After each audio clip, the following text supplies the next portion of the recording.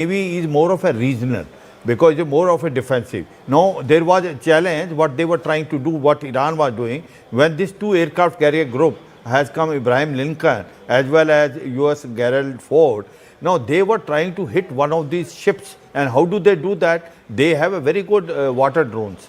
They have got speedboats. That was the challenge which was there with the American, but they have taken care of it. So the point is that as far as Iran is concerned, their Navy is not state of art. Okay, so is that the reason why, sir, the US fleet is sitting in the Eastern Mediterranean and not in the Arabian Sea? Absolutely. So the distance, the range of Iranian Navy to strike, right? If you look at only through the rockets and through the missile system which are on these fast boats, they got a range of moving about 150 kilometers deep and then firing rocket systems or missile systems which are actually flat trajectory, which are much more dangerous because it takes time to pick them up and thereafter neutralize, and they're pretty fast. Yeah. The ranges are about 300 kilometers. So they need, the American carrier group has to ensure that they got a distance of at least standoff distance about 300 to 400 kilometers. While they have the ranges of aircrafts to fly in and carry out the strikes, but they don't have the ranges. They need to protect themselves, and that is why the distances are there. Well, that's roughly how this equation works out on the ground. But let's go back to those pictures, because what we are now hearing, viewers, is that there's a fresh wave of attacks. So at mid-morning point here in New Delhi, we're getting news that we were getting yesterday mid-evening or late evening, weren't we? Sixth wave is what the IRGC is calling it. Doha. A few are landing. These are also activation of sirens that have happened. Now, the only real damage, which I believe has happened via missiles, Rahul, not via drones, is actually in Tel Aviv. There was already a report of some that had landed till last evening, and I think there are more explosions being heard in Tel Aviv. If we have Captain Vinod with us and if we have George with us, I want to go back to both of them. Let's go back to the visuals, Director Saab. Let's go back to the big visuals. And we'll come back, of course, to all these other graphics in just a few moments, because we can discuss the various combat capabilities. But here are the visuals. Captain Vinod, a couple of questions to you. How do these operations take place? Are they difficult to intercept? Why are we seeing so much terror across significant geographies? We are not talking about just one area like Dubai. Now, this is an extended sweep of the coastline of the UAE states of the Gulf. I'll just take the lead from what the General was saying. And like I was saying earlier, the missile technology of Iran is no less. It's very potent. In fact, I feel Russians have helped them a lot. Those, mushroom kind of a missile that you see is very similar to the Oceanic missile that Russia has in its kitty. Oceanic is impossible to intercept for simple reason. Oceanic comes at hypersonic speeds. Your interceptor missile is on maximum trisonic. It's only 3 Mach. So how can you catch up with something which is flying at 5 to 7 times the speed of sound with something which is only flying at 3 times the speed of sound? Impossible. So they are those missiles in numbers is less in Iran. Those are the ones which are making it to Tel Aviv unimpeded. Let's get that part aside. You were talking about the drones, whether it is Shahid drones or Yaya drones or all kinds of drones that Iran has. They are extremely low-cost drones. Like I was telling you, I have seen one physically up and close. In less than Indian rupees, 4 to 5 lakh rupees, you can muster these drones. A point about overlooking the Strait of Hormuz, which both of you were talking about. Iran has a stranglehold from Hormuz down to where Kuwait is, the entire Gulf, because Iran is sitting on a higher mountain. So the north of this particular Gulf, if you look at this terrain in 3 dimensions, it's hills. And from there, more pictures. Have a look at these pictures, Captain Vinod. Look at these pictures. These are now fresh pictures that are coming out of Dubai, I think. And that's the airport. That's that plume. Now we've gone in. We've zoomed in really from a different direction. So we're beginning to see the impact point. This is Bahrain. I'm being told this is Bahrain. Yes. So this is not Dubai. This is Bahrain. And what area in Bahrain is this? Can someone give us a bit of an update maybe from the news pit?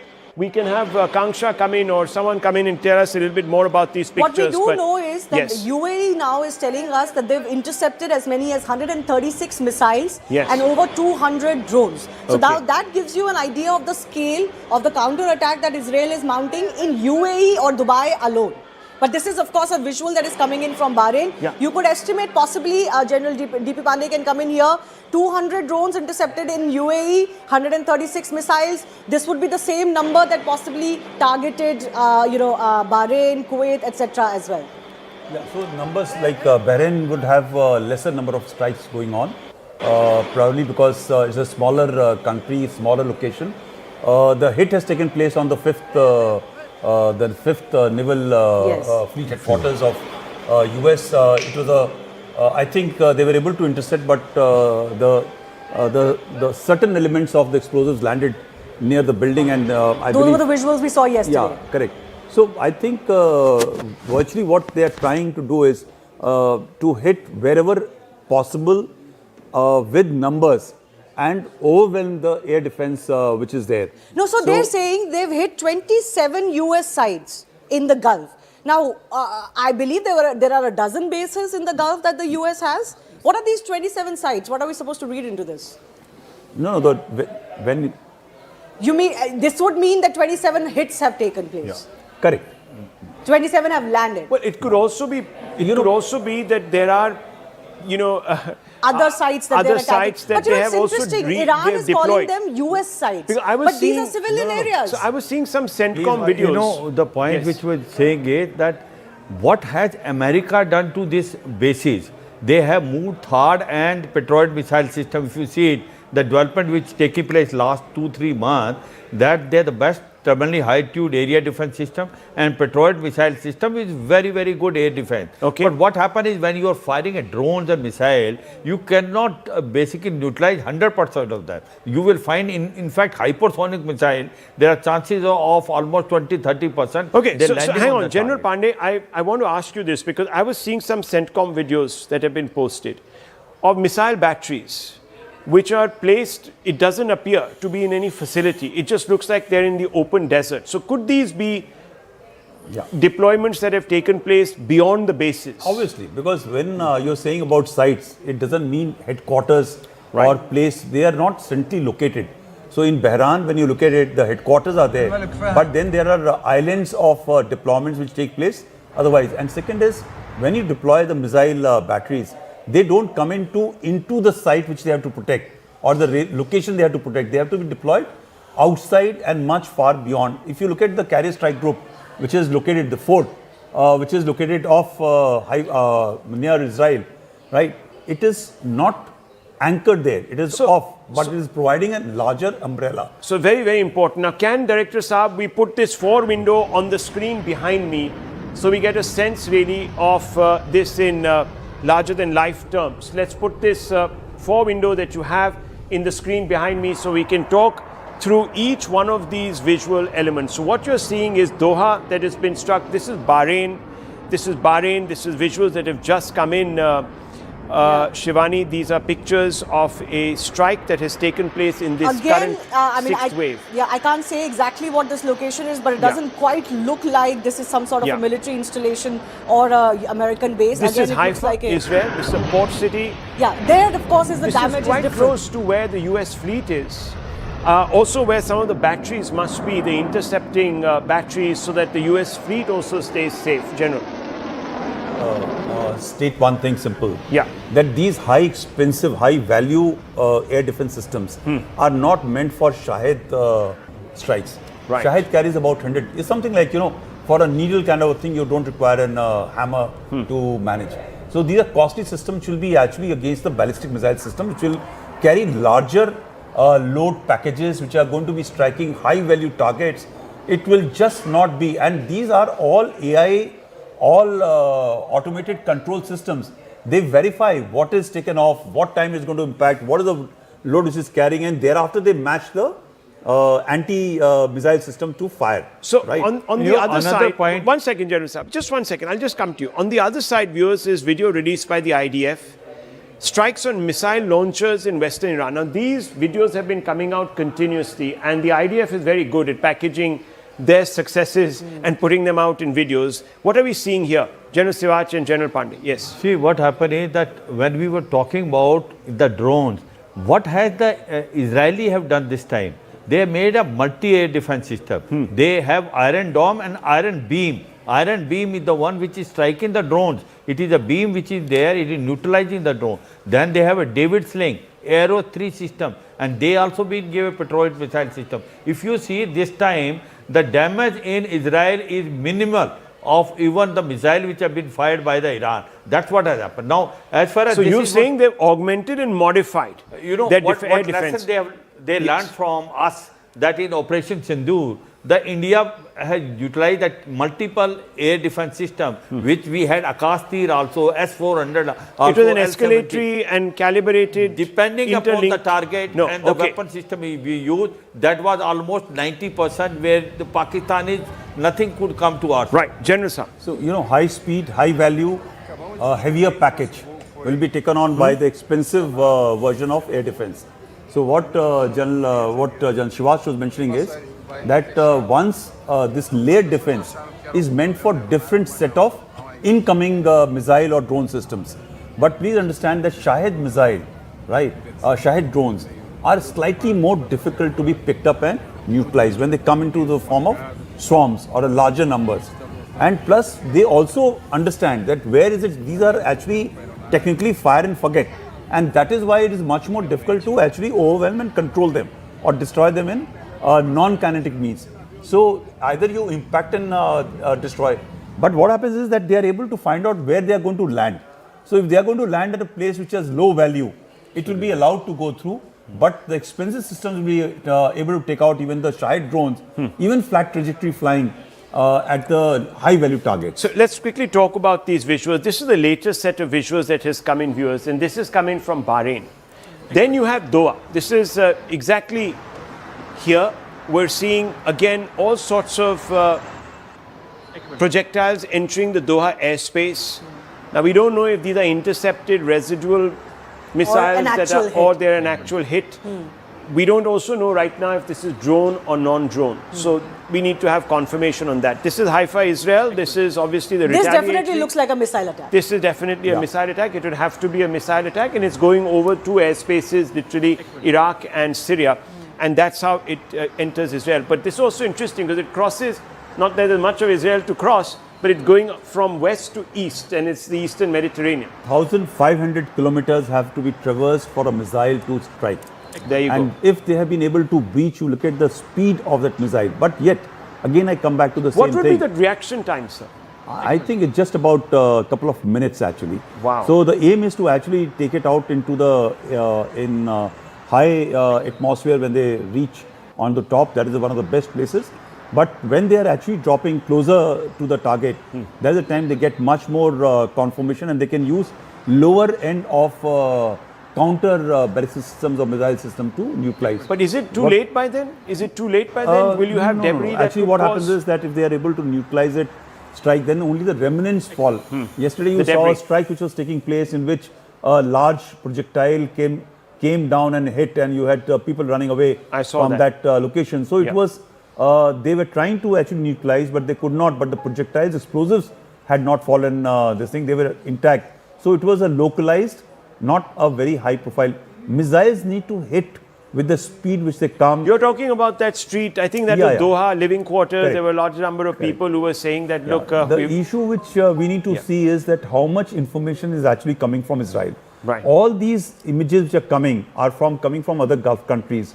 This is again in today's narrative warfare. It is important to show You are that not these being- areas are being hit, Yes. and they need to respond to Iran. Right. Israel is not showing Wow. exactly that. So what there are is coming mind to them. games being played, says General Pandey. Very clever one mind thing games more that in are being this, played. You know, one thing more in that, Yeah. the civilian area do not have that much air defense Yeah. system. Yeah. If you are hitting a civil target, it is very easy to hit the target. And that is where it is making a difference. When you are hitting a military target, it has got air defense system. That's why you find in Israel, the targets are not been hit, they have been neutralized. In the sense, all the missiles drones by and large are neutralized. But when they are hitting Doha, they are hitting other places, whether Saudi, UAE or Bahrain, you are finding hit are coming. Why? Because the air defense system is not there in civil air. That hit in Haifa looks pretty serious. Haifa also, yes. The point is that the swarm system which is there, that the drones or missiles, when they fired together, it is impossible for any air defense system to neutralize. Yes, but you know, we've also got updates that in Tel Aviv there are a lot of interceptor, missile, audio, etc. that can be heard, sound, because of the interceptions that are taking place. Air raid sirens are now blaring in Kuwait, after Kuwait is also seeing possibly a fresh wave of these drone or projectile missile attacks. By any account, Iran cannot keep this up for too long. As far as we know. So this is going to be possibly a last-ditch effort, and I think by what our experts have pointed out, the harakiri that they've committed by attacking all of these Gulf countries. I'm going to show you what is being targeted now. We're going to get the over the shoulder camera very soon onto this map, and if you just have a look, Shivani, these are some of the areas, and we're just going to get the OTS here. These are some of the areas, and this is a map that has been put out by Iranian state media, which is being reported by the Wall Street Journal staff report. So this is a graphic which we will just put out there. You can see the Erbil Air Base, which is in Iraq, Tel Aviv. You have the Ali Al Salam Air Base in Kuwait. The US 5th Fleet is here in Bahrain. You have in Riyadh, you have strikes there apparently. Al Udeid Air Base, which is Qatar. And then you have the Al Dhafra Air Base in UAE. So let's have a look. Let's come in. Let's come into the frame. Let's go into this and let's hang on to this and show these are the areas that we are talking about. Viewers, this is what I want us to focus on. Director Saab, can you please cut to this camera here? Wonderful. There you can see it. Now, if we can just get the resolution a little better on this, you can see the Erbil Air Base, which is in Iraq. That's Iran there. That's Tehran. It's pretty much on the same latitude. So it overlooks the territory of Iran. And this is, of course, you're looking at Western Iran. Here is the Ali Al Salam Air Base. If you can zoom in more, sir, there it is. There it is. And that's Kuwait, just opposite that strait. There's Bahrain, the US 5th Fleet, and there's Qatar, the Al Udeid Air Base, and there's Dubai. So this map we're just going to put out for you, viewers, on the screen to give you a sense of the geography that is right now facing the strafe from Iran. And that is something that, viewers, we're going to be keeping an eye on. That's what we're going to be keeping an eye on. And these are the areas. These are the areas that are being harried right now by the Iranians. Now, whether this will lead to the Americans and the Israelis pulling back or not, we don't know. But clearly, as of now, they are trying to, at some level or the other, saturate the airspace over these areas. Maybe because they are trying to distract General Pandey. The larger weapon systems, the radars of the United States and Israel, maybe they're going to conduct something bigger. Is that possible? Yes. During Lion Royce, one very major lesson which Israel drew, and possibly that led to a certain degree of de-escalation, was Israel's entire air defense systems were actually, they fired the best systems quite early on. And that is why, if you recall, in the later stages, the Iranians were able to breach the air defense systems of Israelis and land quite fatal strikes. And this time, I think that is why they have gone for one simple calculation, that they will firstly surge the production and ensure their missiles are the same. And now they will be only targeting the ones which are relevant, which are going to strike high value targets. So this is a change in possibly a strategy which Israel has taken. They need to conserve, because in last about 7-8 months, Iranians knew that they are going to face this war, come what may, because talks or no talks, they were quite fully prepared. They didn't want to change their strategic orientation, and Americans were going to come after them. And therefore, they have done well enough for themselves. Actually, just because they have taken out Khamenei and the top leadership of this thing, the regime has not changed. The response are going to continue, and this is not going to end very well for either of them as of now. Well, let me also tell you that there are some releases that are now being put out by the MEA. So we're going to try and go out to those. We're trying to get connectivity here in the studio so I can open that link up. But I'm just trying to go straight in because there are updates coming in, advisories mostly, Shivani, that are being put out there by the Indian government, telling various people that part of the diaspora, huge diaspora isn't there in the Gulf. Yes. Millions. Huge diaspora, Millions. millions, They're not, millions of Indians, 90 especially lakhs. in these geographies that we are 90 looking lakhs at right people now. are there. 90 lakhs, which Yes. means 9 million. 9 9 million. million is there, and they are all across. And the All point across is, these countries, all from across. Kuwait to And also Saudi remember Arabia, another UAE. thing: the oil which is coming from this area is about 40%. Now, if Strait of Hormuz is blocked, the India is also going to be hit very hard.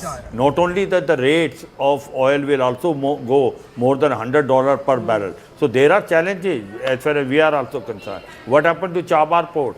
You know, the one which we are operating, that will also be now a question mark. So there are a number of issues which will happen due to if Actually, this the war issue of prolongs. oil is very interesting because what happens to everything that has been going on in context of the tariffs and the Russian oil, given what has now transpired and what with the Strait of So Hormuz I have being to, closed. I have to ask this question now. It was passed off as a preemptive strike, General Saab.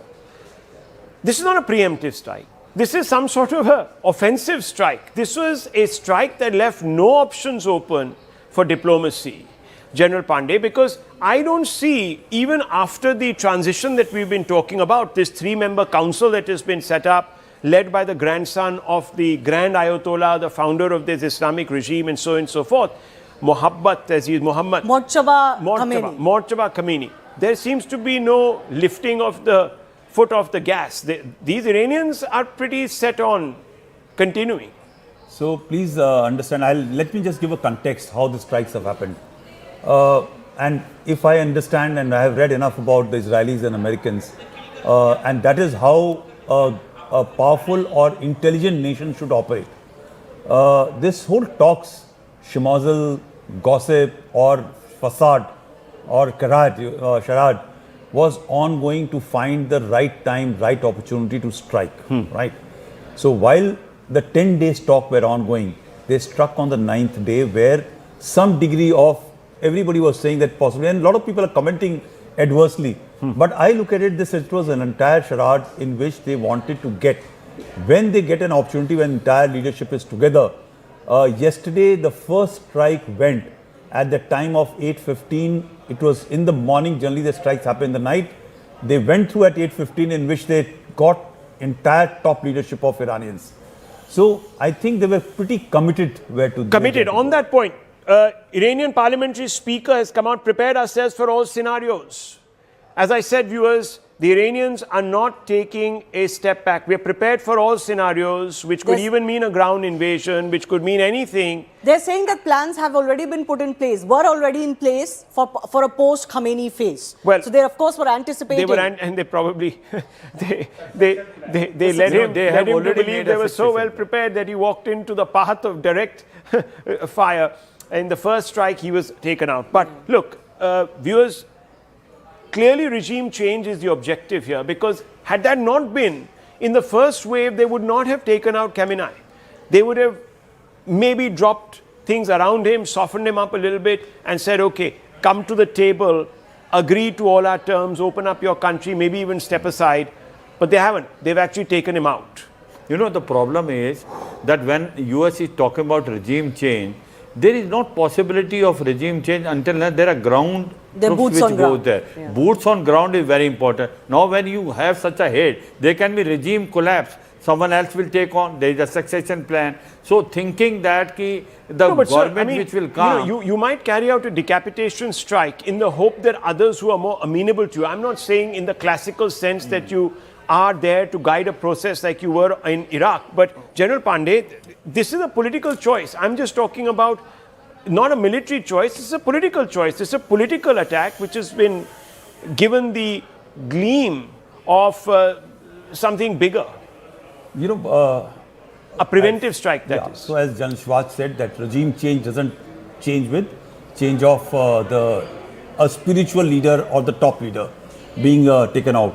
There is a whole structure, there is a whole system which is in place. But what has also happened is, what we are not recognizing is, there is a certain degree of corruption, there is a certain degree of divide which is there already in the country. The people who were supporting the religion, the people with money, the businessmen, business community is not with the regime. While the force power of IRGC continues to remain in the hands of the regime, but yet there is a significant population which is today not with the regime, because after all, they are seeing all this progress and process all across the world, and they were quite unhappy with the falling economy, falling prices of real and stuff like that.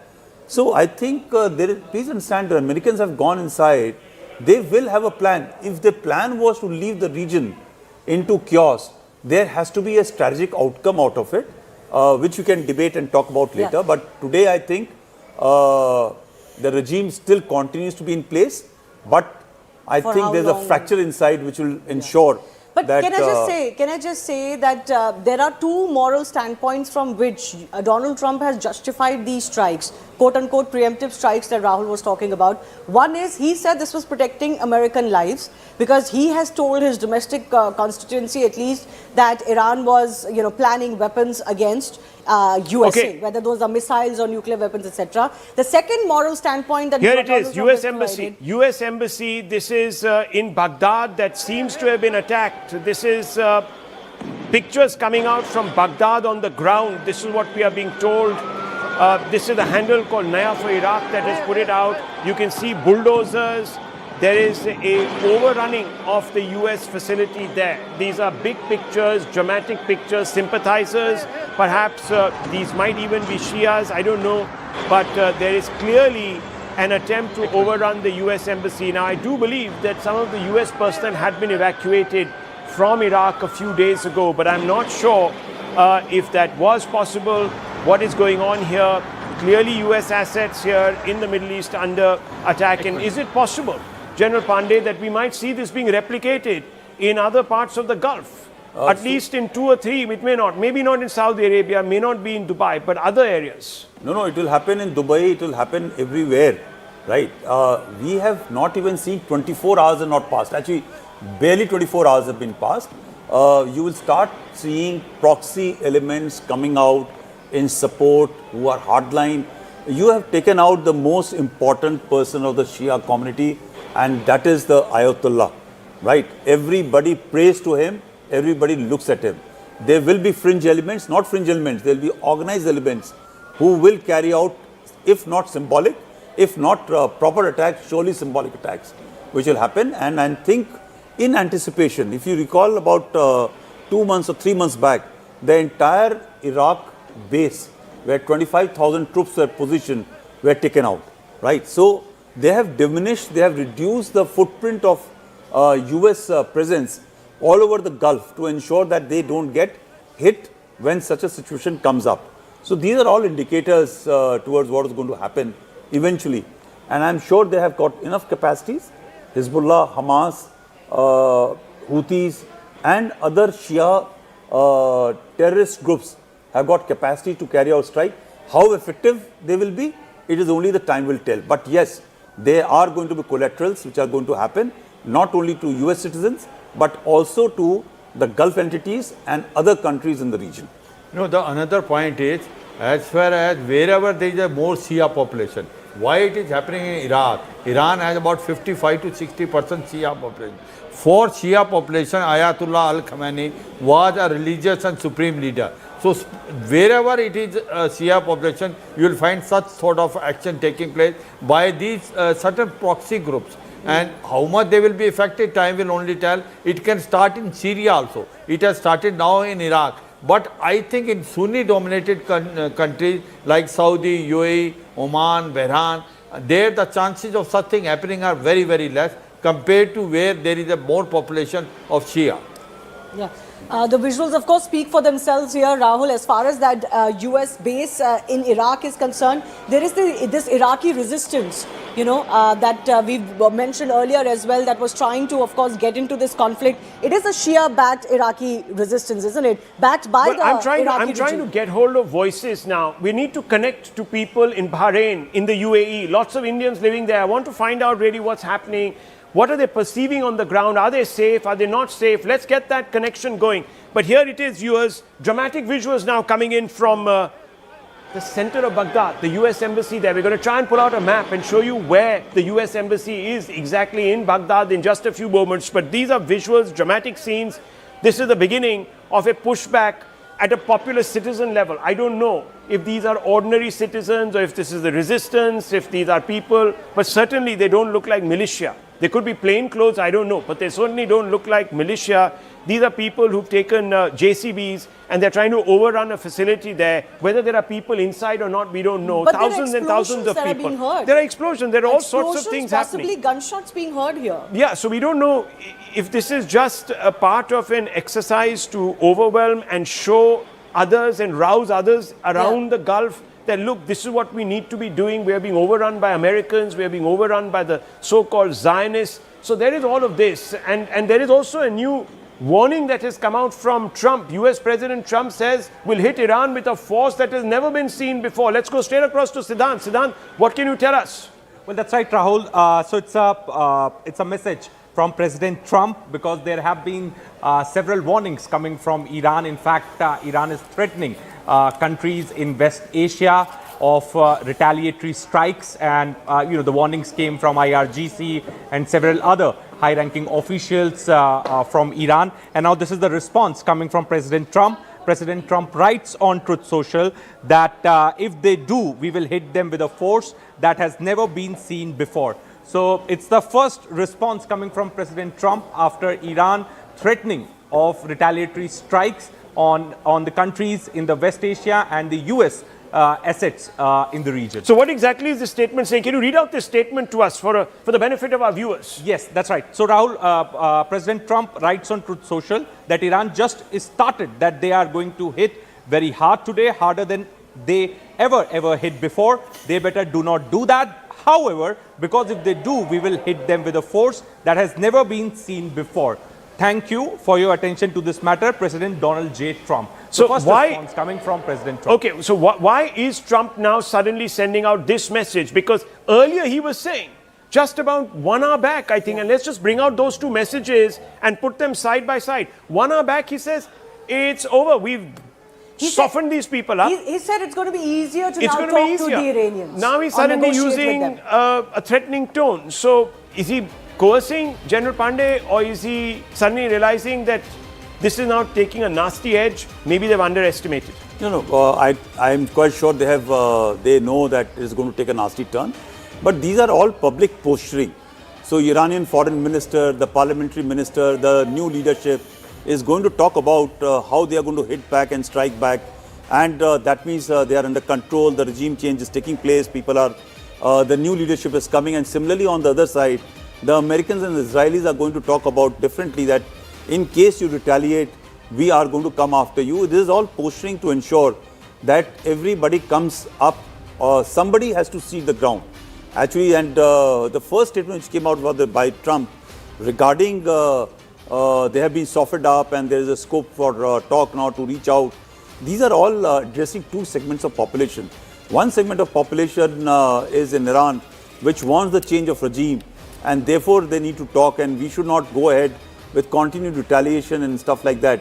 Right now, please understand that while the Shia groups will come out onto the streets and carry out certain degree of strikes, but there is an element which Americans control and they are not talked of very often, and that is ISIS. So let me, right. ISIS. When ISIS is going to be unleashed against the Shia community, wow, that is the time when...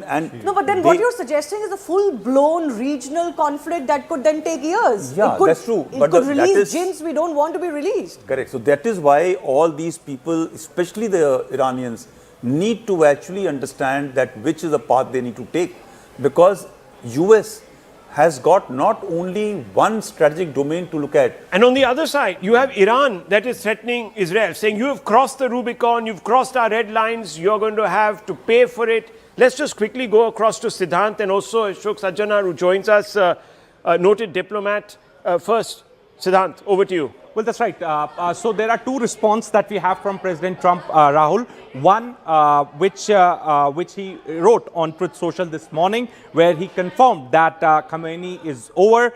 he is dead, and in fact, he says that now they can have immunity, later they only get death. Hopefully, the IRGC and police will peacefully merge with the Iranian patriots and work together as a unit to bring back the country in the greatness it deserves. So this is what President Trump wrote this morning. Now he has come up with a warning. In fact, he is threatening Iran that if Iran, IRGC and the forces decides to attack US interests or the countries in West Asia, then he is now threatening that because if they do, we will hit them with force, and that has never been seen before. So this is the second response coming from President Trump. In the morning, he said that everything is over, everything is done. Now, the forces, IRGC, etc., should support the Iranian patriots and join them. Now he's saying because there have been multiple warnings coming from the IRGC and the other senior officials in Iran of retaliation, of attacking US interests in the region. So now Trump has issued a warning saying that if they will do this, then we will hit them with a force that has never been seen before. But on the other side, the Iranian parliamentary speaker Rahul is saying that the time for final revenge has come. So the tone and tenor in Iran has certainly not gone down any notches. If that is what the American president was expecting, maybe what he said earlier to CBS News about that it will become much easier to negotiate or talk to the Iranians was also giving them a hint that if you tone it down, it will be easier for you. Meanwhile, but that's not happening. Meanwhile, I'm going to show you now visuals. So Lucknow, Srinagar and Kargil now, viewers, Shia as well as other sympathizers of the Iranian regime are out on the streets protesting, and they are protesting loudly because they believe that their spiritual leader is no more. Viewers, this is pan-Islamism of a kind that is completely out of sync with India's secular ethos. The people that they are celebrating are not individuals who in any way represent the ideals of our constitution. So this is a disconnect, viewers, which I feel should not be tolerated. These protests should be actually controlled, shut down, because the last thing we want is a restive population here that is trying to milk this for political gain and create instability in our country. This should be stopped. This should be post-haste put an end to. All of these are pictures now coming from different centers. So you have Kargil, you have Srinagar, you have Lucknow, you have all these centers. General Pandey, what is going on? This is ridiculous. These people These are men and women who are out wailing with the pictures the women of the... who are wailing here are the same women who in Iran were butchered, massacred for standing up for basic rights. What is going on? So Rahul, you are handing me the so-called hot potato to answer. No, we must question. take it but on. To be candid, what has happened is that there are communities within India. It's not only the Shias, but many communities in India who draw their ideological moorings, not only ideological moorings, but political moorings from across the world and not from our civilizational history. This has been allowed to be nurtured for political gains for last about 70 to 80 years in our country, and suddenly for the present government to change that line of thinking is impossible. So I guess it is sporadic. It will blow out. Okay. It should be allowed to be released rather than getting contained. Okay, so you believe let them let off their steam. Okay, viewers, I want to bring in Ashok Sajjanhar. Thank you. Good morning, sir. Thank you for being so patient with us. It's been a crazy last 24 hours to be very honest with you. No one thought we would get up at 3 in the morning. I was woken up at 3 in the morning to be told there's been a decapitation strike on Kamini. Was this really a preemptive strike then? Mr. Sajjanhar, this doesn't look like a preventive strike to me. This looked like something greater. Thank you very much, Rahul, for having me. You know, I compliment you that you've been up since 3 o'clock, but still, you know, your levels of energy and enthusiasm continue to be as strong as ever. So my compliments to you. Definitely not. It was not a preemptive strike. It was an all-out war. It was an all-out conflict. I think the preemptive strike of any nature would have happened last year in June when the 12-day war took place.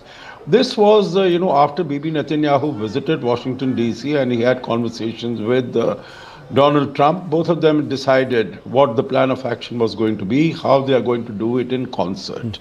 If you permit, I'll just make 2 more points. Number one is, there are three segments who will definitely rise up wherever they are against the action that has been taken by Israel and the United States, particularly in terms of taking out Ayatollah Ali Khamenei. Number one is, of course, the Shiite population, the Islamic population, as far as, those who are extremist Islamic in Iran. They will, of course, continue to oppose whatever is being done by US and Israel, because it is an existential threat as far as their own survival and their own continuity is concerned, because they have invested, they are identified so very closely with the regime that was being led by Khamenei. Second thing, as far as the Shiites are concerned, the world over, you talked about India, we've spoken about, in Iraq, there is a very large, around Basra, at the estuary of Tigris and Euphrates, there is a huge population of Shiites. And that is why you remember even in the Iran-Iraq war that took place from 1979, etc., there was a lot of support for Iran even from those sections of Iraq. So wherever they are, whether it is in Iraq or they are in Bahrain, mind you, there is a significant population of Shiites in Bahrain also. So they will definitely rise up because their supreme leader has been taken out. The third element is the elements of the axis of resistance that have been there, that have been set up by by Iran, whether it is in the Houthis, whether it is the Hamas, whether it is the Hezbollah, or it is in elements of Syria, in Iraq. They will also rise up. So I think we should be quite prepared for that. I'm sure Israel and the United States would have been quite prepared for that, and they will deal with it appropriately. These are sort of, just the changes that are taking place. Now, what Mr. Trump might have expected, that his exhortation to the people in Iran to rise up, but they need a leader who they can come behind. But there is no leader. So that is why if you have no plan for the day after, the situation is bound to be messy. And this is what I had mentioned on your channel yesterday, that this is what we can expect. There is going to be very messy things happening in Iran. Rahul. So viewers, we have a situation now where this is beginning to spread further afield. Now, we're also being told that there are air raid sirens as we speak being sounded in Tel Aviv, and clearly there is a pushback also happening. So we are not only seeing attacks in the UAE and in other geographies of the Gulf, specifically in Doha, etc., but we're also seeing a pushback by Iran over Tel Aviv. And air raid sirens, you can beginning to hear them. Friends, you can hear them in the background. Those are being sounded across Tel Aviv. And we just were speaking with George a few minutes back, whose daughters are in Tel Aviv, and they are still in the bunkers. They are right down there. Sanjay Suri, our man in Tel Aviv, is also in a bunker. We're going to be connecting with him very soon, in another 20 minutes or so, when things become a little calmer there. Right now, all communications cut off. But these are the pictures that we're getting from different parts of the Gulf. And Tom Cooper is here with us. Adrian Fontanellas is here with us. Both of them are military historians, experts. They know this game inside out. So, Tom, what are we seeing? Why are we seeing these geographies being struck? I mean, look at these. These are drone attacks, we're being told. They're causing a bit of damage. Is this psychological damage more than physical damage, or is it both? And why are these areas being targeted? What we actually see is just a little bit of what is going on. We see perhaps one or two drones here and there, but actually there are dozens of drones. We see perhaps one or two missiles coming down, well, actually there are dozens of missiles, but many are shot down before they reach their targets. So what Iran is doing is precisely what Iran was planning to do all the time, in the case that it finds itself at the end, at the receiving end of such an attack like these days. It means for Iranian leadership, all the red lines have been crossed, which is granting Iran the right to strike back with all means at its hands, and this is primarily missiles and UAVs. Therefore, it's now striking on all the countries housing US bases within its reach. It was working, for example, even on a missile to strike Diego Garcia. It hasn't got such a missile, therefore it's striking over shorter ranges. And what is easier to hit for Iran, but US bases or countries housing US military forces within the Persian Gulf, for example, and the Gulf of Oman. So let's have a look at the map here. I'm not an expert at this, but just have a look at this. This is where Iran is, Adrian and General Pandey. Both have a look. This is the Gulf we're talking about. This is the Strait of Hormuz. At some points, it's only 20 miles wide. It's shallow also at some points. It's the mouth of the Strait of Hormuz. All of this has been, according to reports that have come in, blocked off by Iran. And over VHS, they announced VHF frequency. They announced to everybody to keep clear. No ships are coming in and out. Yet Iran is being able to target some of these bases which are in these areas, the US bases. How can they be doing this when it is presumed that the US bases would be well guarded? It is an excellent question. I can explain it very, very easily. Can we zoom in? Yes, we can zoom in. I think I don't know how to operate this very well. I'm not somebody who it's not happening. Okay, it doesn't matter. Let's do it this way. Yeah. If we pay attention at the Iranian geography, there are tall mountain chains, for example, along the coast, which means that the Iranians can hide their missiles behind these mountains from the view of the Americans or the Israelis, which means in order to find them, the Americans have to send UAVs over Iran, which are then shot down by Iranian air defenses. And there are already reports about shooting down several UAVs. So you're saying that these guys here, the Americans will send UAVs across here to find out where some of the offensive capabilities of Iran are. Exactly. Right. On the other hand, the Persian Gulf is so narrow that when you are flying along this side, let's say at 10 or 12,000 meters, you can see all of Iran on the other side and the other way around. So whoever is flying, there are also Iranian UAVs operating over the Persian Gulf, sees what is going on the other side. So it's easy to target each other for both of them. The question is, how long can Iranians hide their missiles or missile launchers and continue striking, continue firing them at targets of their preference? So what we've done also, and we're going to pull out those maps and we're going to project them. And Adrian, I want your view on this. So we're going to put out that map of where Iran has been targeting these Gulf nations. We're going to put that map out in just a few moments. The director is going to do that. These are the pictures now coming out of Bahrain and so on and so forth. And there it is. Adrian, what are we seeing here? Why are countries like Qatar, Kuwait, and of course Israel is back here, so it's obviously being hit, and this is we're talking about Iraq and Syria, so these are geographies that are being crossed. How is all of this happening when you would expect the US fleet, which is somewhere off the coast of there, as well as the Eastern Mediterranean, not being able to intercept all of this? Okay. So I would expect it to be, to me, a matter of size of salvos fired by the Iranian. Since yesterday, because it is important to make a distinction as Iranians have a limited stock of middle-range missiles which are able to reach Israel and Jordania.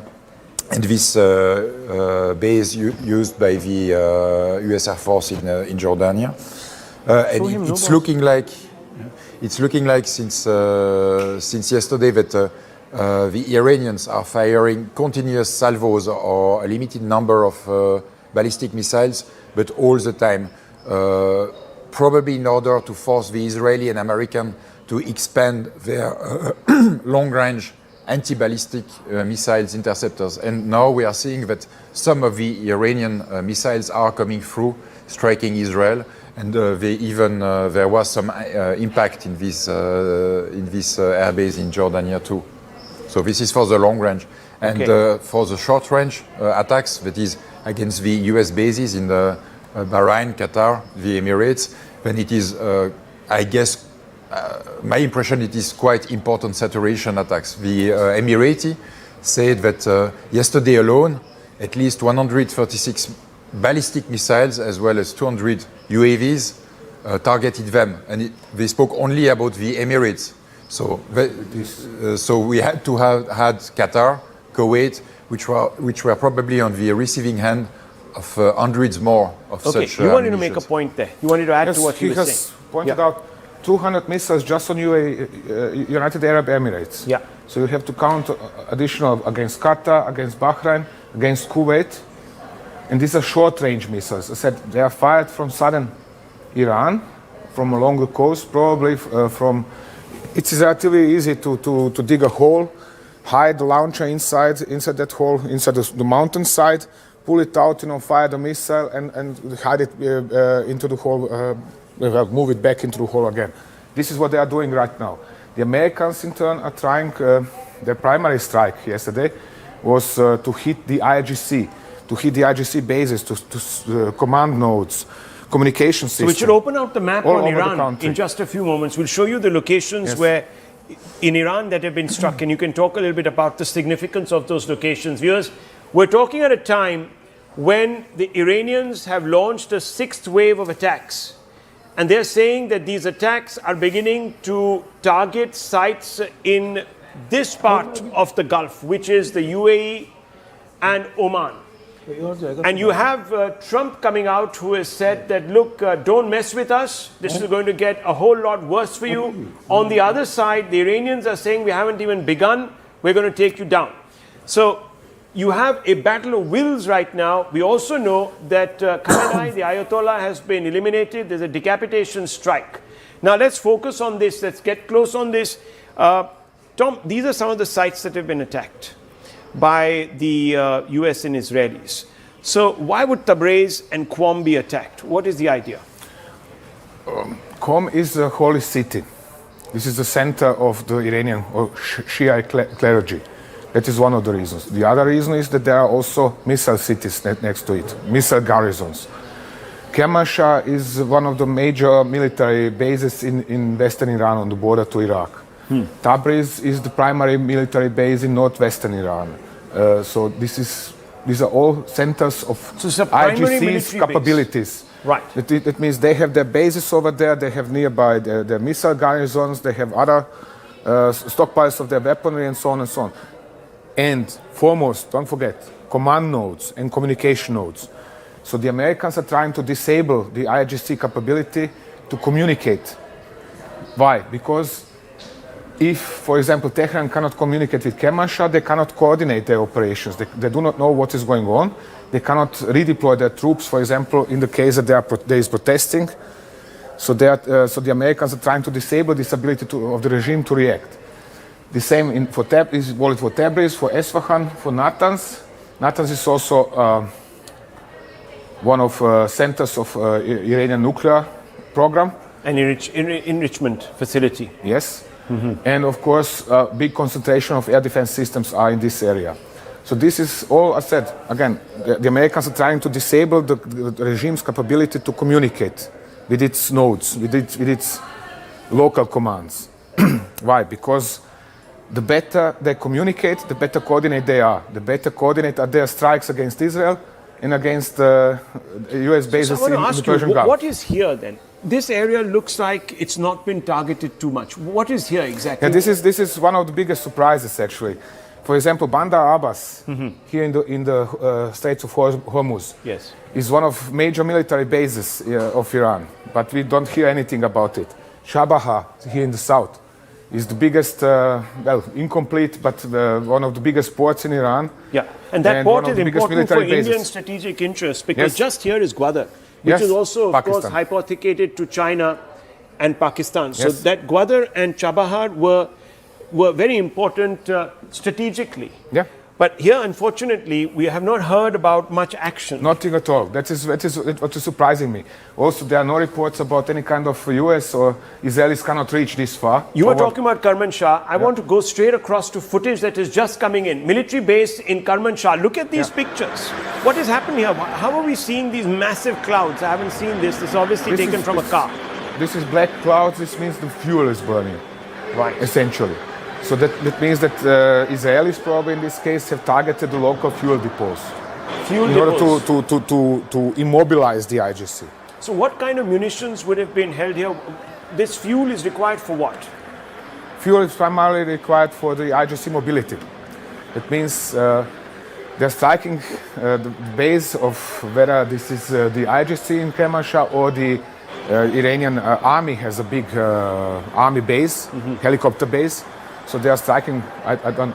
Yeah, we can't to make out recognize because from those this. pictures, as you can see Yeah. on the screen, you can see the big pillars Yep. of black smoke. So Smoke. clearly you're saying that it's a fuel dump. Yep. There are also And that other... behind that could be, for example, could Yes. be one of the military facilities Right. and something else was hit.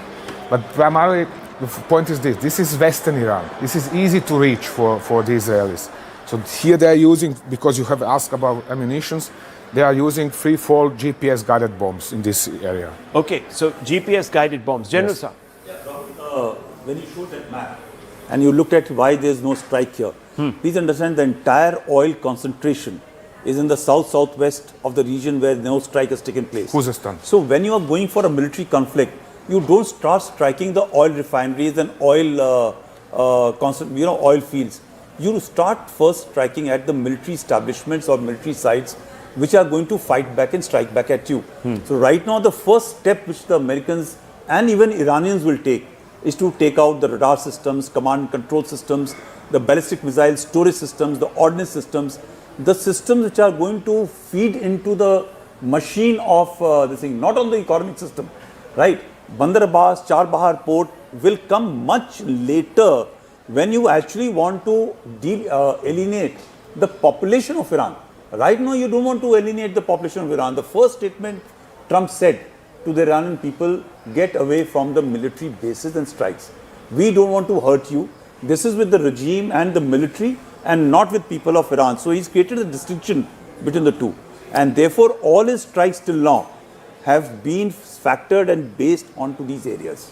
You know, Rahul, just Yeah. 1 minute. Yeah. That I see what happened is that whichever is helping the military capability of Iran, these are the targets which are hit first. IRGC, then the nuclear facility, Natanz, Fordo and Ifsan, they have been hit. Also the storing facility and the military headquarters. Now, as far as the economy is concerned, like southern portion and eastern portion has not been hit, they have got two things. Oil they have got and they have got factories there.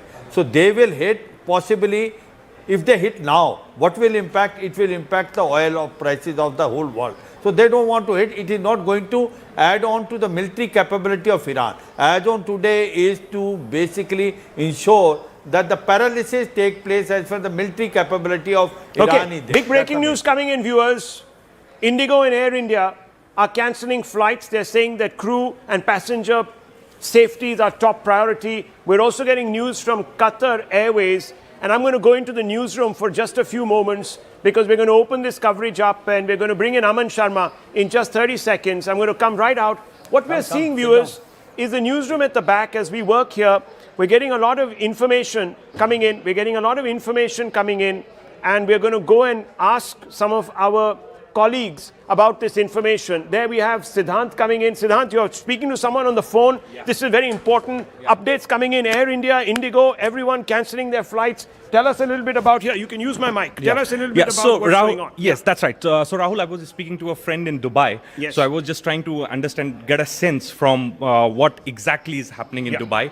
So what I was told is that interceptor actually fell at Dubai airport yesterday. Wow. So it was not a missile, Iranian missile, but air defense interceptor fell at the airport. So in a way, they did manage to stop the Iranian missile to hit the airport.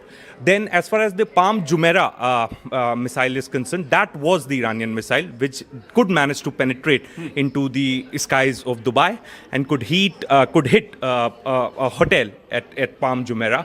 But right now situation is normal. The Indians in Dubai are safe. They are following the advisories.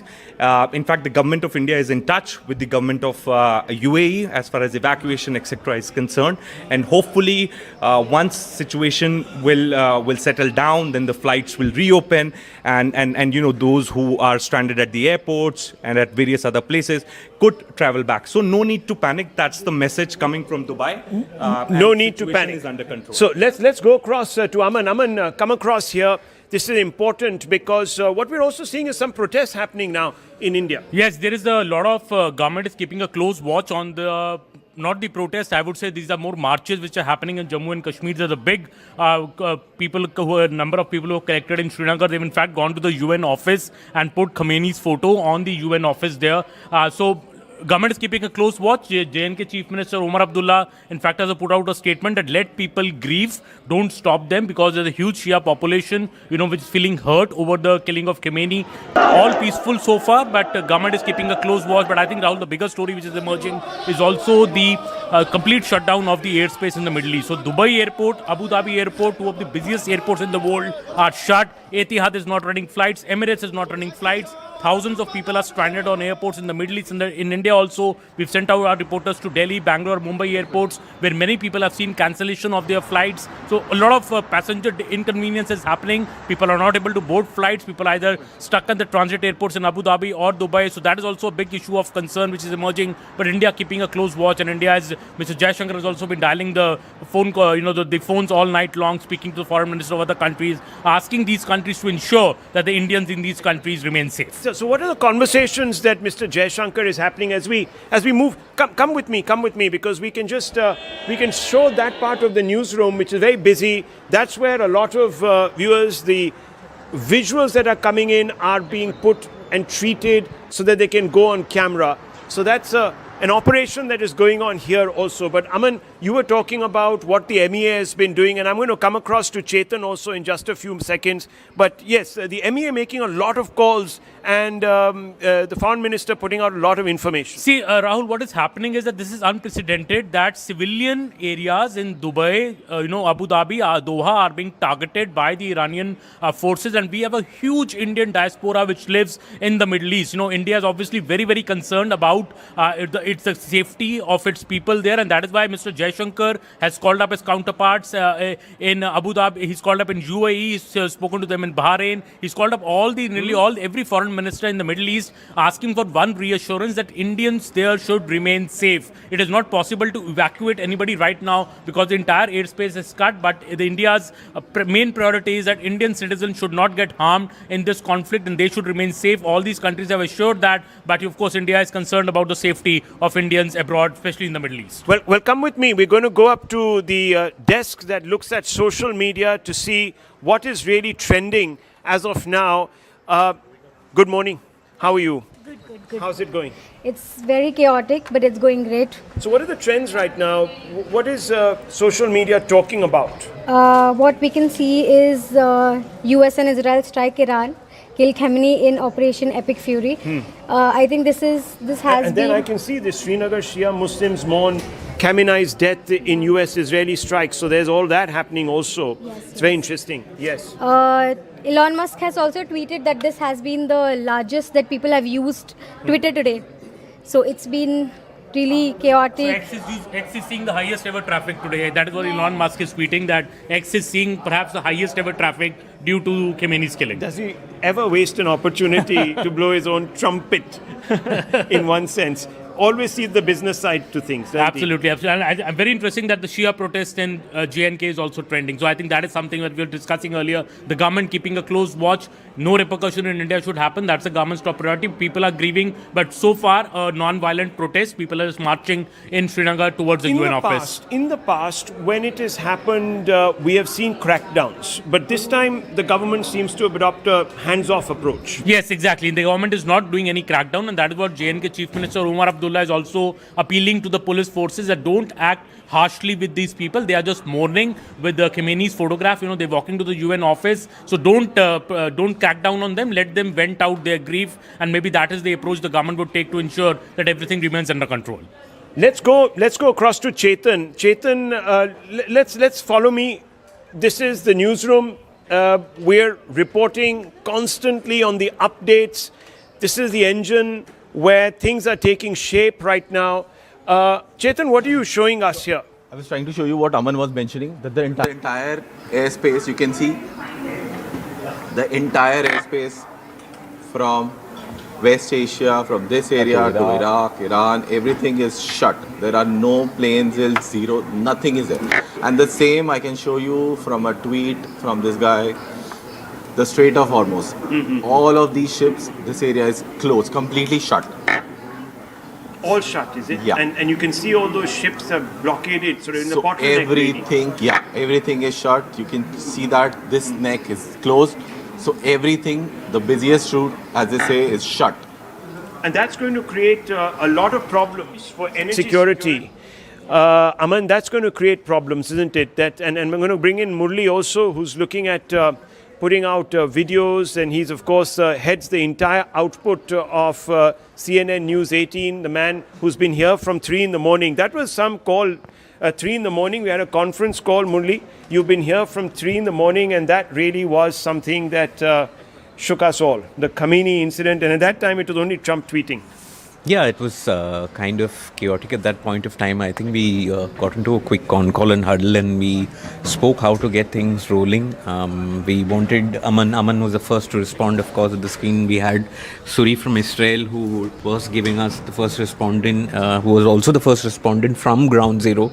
He was giving us all the information regarding the, the elimination of Khamenei. But as it was all building up overnight, and we were just waiting for the confirmation, and eventually, when POTUS tweeted, all hell broke loose. So it was, and it has been quite hectic since morning, and then we've been trying to catch up with a lot of stuff, a lot of things happening on the YouTube front as well. So we're trying to put out everything. Aman, of course, is the guy who feeds the entire back end. So all inputs come through Aman. He's the gatekeeper of news into the channel. Now, Aman, we got to ask you this question. Are you surprised that the Indian government hasn't taken a more assertive stand? And of course, we have with us Siddhant also, who looks after the MEA, so I'm going to bring him into this. But what do you make of the Indian government's posture? I think Rahul, they're just trying to, Indian government is as always, is trying to play a very delicate, fair line. We stand for de-escalation. So we have told both, in fact, Mr. Jaishankar called up his counterparts both in Iran and Israel last night itself and has called for de-escalation. India has also expressed its concern over the situation right now. And I think India is the most concerned about the strikes on the civilian areas in the Middle East, because that is what really directly affects us. As I was saying earlier, there's a lot of diaspora population there. We don't want Indians to get hurt in these strikes which are happening by Iran. We all expected that Iran only will be attacking the defense installations, the US bases in the Middle East, but I think Iran has gone a bit further, a lot further. Is it the case that Iran is turning rogue because their top leader has been killed? I know nobody really is in control, and they are attacking airports. So, Rahul, it's very surprising that they have attacked the Doha airport, they have attacked the Kuwait airport, they have attacked the Dubai airport. Dubai airport, in fact, saw the biggest explosion just a while back. So why is Iran attacking airports is a very, very perplexing thing. Do they want to cripple the aviation sector in this entire region? Because it will also, all the major players, be it Etihad, be it Emirates, all these major world players, if you shut down Dubai airport, Rahul, it's the busiest airport in the world, you're effectively shutting down aviation in nearly half of the globe, because that's a major transit airport. So I think these strikes, that aspect I think has taken us by surprise, because we never expected. Last evening we were talking about that, they will attack the US bases, but now I think it's expanding even further, and God forbid if the NATO gets involved in this. Breaking news coming in. Fresh explosions have been heard in Dubai, and that means, viewers, that this crisis is deepening and widening as we speak, because there is no let up. We were just showing you how the Strait of Hormuz. Let's go back into the studio to look at the big visuals there. We're going to go back into the studio. This is the newsroom, viewers, and I'm going to go straight to Tom Cooper and get a sense really of what is happening. General Pandey is there with us. You can see them in the background there. General Sivach is there with us. Adrian Fontanellas is there with us. We're all trying to cover this. Let's go in very quickly. Big breaking news coming in now, viewers. Dubai hit once more. So this would be the 7th or 8th wave, and Dubai bearing the brunt. And we've shown you how Dubai is really just across from the Strait of Hormuz, from the coast there of Iran, and it's easy to target them. and they obviously are in the direct line of fire. Lots of Indians there. The airspace shut. We just showed you all of that. I want to go straight across to Tom Cooper and General Pandey to get a quick update from them on how this is going to play out. So Tom, this is looking a little more intense than we thought yesterday, because these Gulf nations are pounding, and they're small, they're tiny. This city was part of a big transformation to move away from the oil economy, to move away into the services economy, to move into the AI and technical economy. And if these engines, these were the tigers of the Gulf, the new tigers economies of the Gulf, if they're beginning to take a pounding, this is going to have a new implication, isn't it? Well, obviously, yes. I mean, it is an ironic situation that the US and Israeli government have had it easy to start a war, but have no idea how to end it now. And obviously, most of the local rulers didn't expect this to develop this way. Therefore, they have granted bases to US forces. And of course, now they are at the receiving end of Iranian retaliation. This is, from my point of view, absolutely logical and to expect. But apparently nobody over there expected it. So the question is, how responsible are they for defense of their own states? Why ignoring what is obvious? Why not taking care to protect the people who are living and working there? Sort of widen the theater, stretch the capacities of Israel and the US to try? They do not care. They do not care. They do not care because they have their own aims. One of these was to start this war. And what happens after, they are going to blame somebody else. So are you saying to me that the regime there is so pushed back to the wall that they are prepared to go the extra yard, even alienate? They have always said so. They had always said so. This was never a secret.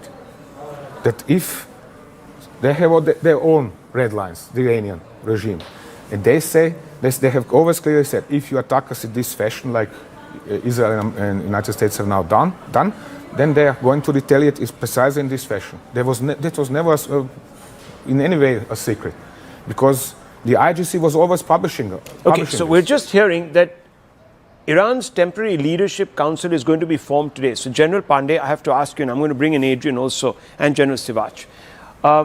General Pandey, we knew that the Iranians were not going to give up as easily as perhaps the Venezuelans or even the Pakistanis is, to be honest, during Operation Sindoor. So we knew that. Now, are you surprised that these individual Gulf states have been caught so flat-footed? This is damaging optics. This is also going to shake public resolve, and it could also turn public opinion. After all, there is, to some degree, a pan-Islamic brotherhood. And we've seen what is happening in Baghdad on the ground there, where the US assets are being overrun, the US embassy has been overrun. Yeah, okay. I will not like to call it as overrun, but yes, they have been targeted. I think the Gulf countries had thought that in case they don't allow their airspace or bases to fire missiles or carry out operations against Iran, they will be left untouched. Unfortunately, I think, and I disagree with my fellow panelists on this, that this is a strategic biggest blunder which Iran has done. While they have an affinity in terms of Islam in the region, but larger number of people have understood that they can't continue to live off the oil economy, they cannot continue to live off the petrodollars, and there is a requirement to move away to a well integrated modern systems which was drawing the world towards these few countries like the Gulf countries like in Doha, in Dubai. And there was a transformation which was taking. While I am sure the leadership in these countries were well aware that the environment is not secure, but they have sold the pitch. And if you recall, even in India, the communities were saying that it's far safer to go to Dubai in terms of not only investment, but in terms of street violence, in terms of safety of women and but men. Now all of that is going to be sort of up in the air. Absolutely. People are going to be sort of looking over their shoulders, this unpredictability, who was instability. not happy about what was happening in the Gulf country. There was only one element which was not happy, and that was Iran. Well, in that, the US is surely complicit by ensuring the sanctions, getting on to the economic, making them economically so down that Riyal has got just no value.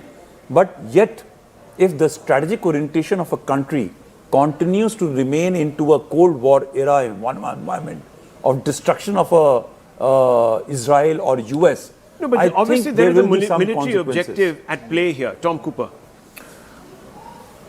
Military objective. It is a clash of ideologies, actually. You have in India here an ideology of dialogue, of meeting people, talking with each other, communicating.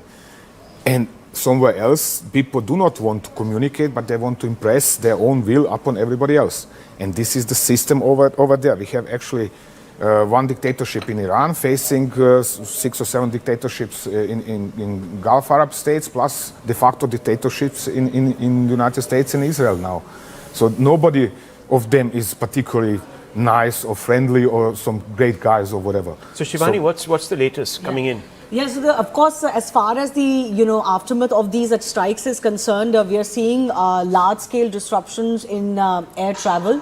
So not just in India, where a lot of flights to and from Middle East, and obviously those that go across the Middle East, all of those have been either disrupted, cancelled till tomorrow, till March 2 already. Disruptions and cancellations have come in. But you also have a lot of Indians, particularly in the Middle East, who are now stuck in those countries. Many of them were actually trying to fly out till before these strikes happened, and airports have been struck. So therefore, they just cannot fly out right now. Think about the economic costs here. Now look at this footage that is coming on IANS. And Adrian, I'm going to come out to you. Listen, you're going to start hearing, viewers, sirens going off in Tel Aviv.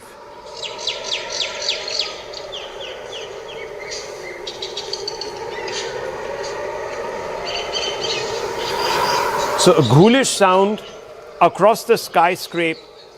This is what you're hearing if you are on the ground in Tel Aviv. And we were speaking to one of our panelists whose daughters are in a bunker right now. Our own reporter is in a bunker. This is not a one-way war at all. There is obviously a state of emergency in Israel also. How well is Israel prepared to weather this storm? Because I've heard somewhere that they are quite well prepared in the sense of they have a very dense anti-ballistic missiles umbrella with Arrow and David Sling systems. And what is more, last year they managed to have a very limited number of civilian casualties, because almost every recent apartment flat has a protected safe house. So in that sense, they are well protected. However, what is extremely difficult to assess when Israel is on the receiving end of ballistic missile strikes is that they are never communicating about hits on their military bases and installations or in unpopulated area. So we have to keep in mind that we have only a very limited view of the effect of the Iranian missile impacts in Israel. It is very difficult to know, for example, if any Israeli airbase were touched, especially those in the desert. And what I can say, because in our jargon, whilst targeting military installation, we speak about counterforce. And when you begin to start to target civilian infrastructures, it is counter value. So the indication that we can have is if we are seeing more and more impacts in downtown Tel Aviv, then the Iranians are switching to counter value strikes in retaliations for Israeli strikes against Tehran. Okay, so let me bring in Sajjan Har. Mr. Sajjan Har, we know that the Israeli government is not very popular. We also know that there have been protests against Netanyahu and the wars that he's prosecuting. Some people believe that he wants to entrench himself in power, Shivani. That's something that has been talked about, that he is doing all of this to keep himself in power. There's an election looming in the next few months in Israel, and he wants to consolidate, he wants to build public and rally the public opinion behind him. He's a war prime minister. Since October 7, 2023, I think things have changed as far as Israel's mindset is concerned. And since then, we've heard about it for the last 2.5 years. Netanyahu has pockets of, dissatisfaction and opposition. We recently saw that play out when the Prime Minister was set to speak in their Knesset. So, that has not gone away. But I think in all of this, what we've noticed is, and our military experts can possibly point out to it more, that the resolve that this is not going to stop at Gaza, in Palestine alone, but they want to take care of the entire region, which they think is the problem. Is that actually a fact, Mr. Sajjanhar? We're coming to you, and I'm really, really thankful to you for being so patient with us. We've got a lot of inputs and a lot of ground to constantly cover. Larijani says US-Israel seek to denigrate Iran, and we are not giving up. And just a short while back, we were being told by Trump that he softened up the Iranian leadership enough for them now to be amenable. It looks as if we can actually have a conversation. He's looking for an off-ramp. It's not coming, Mr. Sajjanhar. Yeah, thank you very much, Rahul, for getting back to me. So let me make 2 points here. Number one, what you've been discussing in terms of the fact that Iran has been going out and hitting out at UAE, at Dubai, and all the other places. In my view, Iran is hitting, shooting itself in the foot by doing this. Because the understanding was earlier that when this conflict starts, and Iran had threatened that the American bases in the region are going to be hit.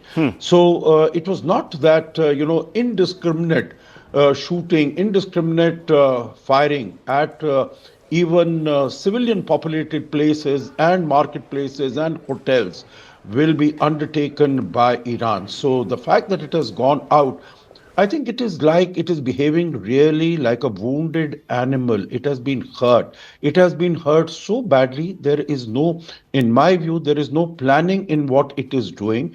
It is lashing out indiscriminately wherever it can. But I think we also need to keep in mind, Rahul, that Iran has been really a pariah state as far as this region is concerned for much of the 47 years. It's only the last few years, 5, 6, 7 years, that relations have started mellowing, relations have started improving between Iran and Saudi Arabia, Iran and the United Arab Emirates, etc. And by acting like this, it is again taking itself back out of the relationship that had come. The second point here is, I don't think there is going to be any softening as far as the current regime, the question you asked, current regime in Iran is concerned, because they owe their existence to the infrastructure that has been created by the Islamic Republic. First Imam Khomeini and now Ayatollah Ali Khamenei. So I don't think that they will find any takers, unlike Venezuela, who are willing to work with them. The day after what Israel and US have done, they will have to look for a new leadership. Now, they don't seem to be very convinced that Reza Pahlavi, the son of the former Shah, that he fits the bill. But then they'll really have to come up with another leadership. This leadership is not going to cooperate with him. Having been in Iran in the earlier years of the establishment of the revolution in the early 80s and till recently, I know that those people are inveterately opposed to anything coming from Israel and the United States. Even today, you hear chants of Marg bar America, Marg bar Israel, that is death to America. And they call America Shaitane Buzurg, the big devil, and Shaitane Kuchek, that is Israel, that is the small devil. So, they are not going to compromise. You don't think so? You don't think, Mr. Sajjanhar, that you're going to see some pragmatists and realists coming now into power, seeing that, look, we could be the next Gaza. You could turn Tehran into Berlin of the World War, of the Second World War. It could be completely reduced to rubble. Do you not see these people sort of realizing that this is a one-way street to Armageddon? No, they don't. You see, you must also understand, Rahul, in Shiaism, martyrdom is a very big objective. Being martyred to the cause is something that you aspire for. And that is why you will not find any one of them backing out. You have to look at the ideology also.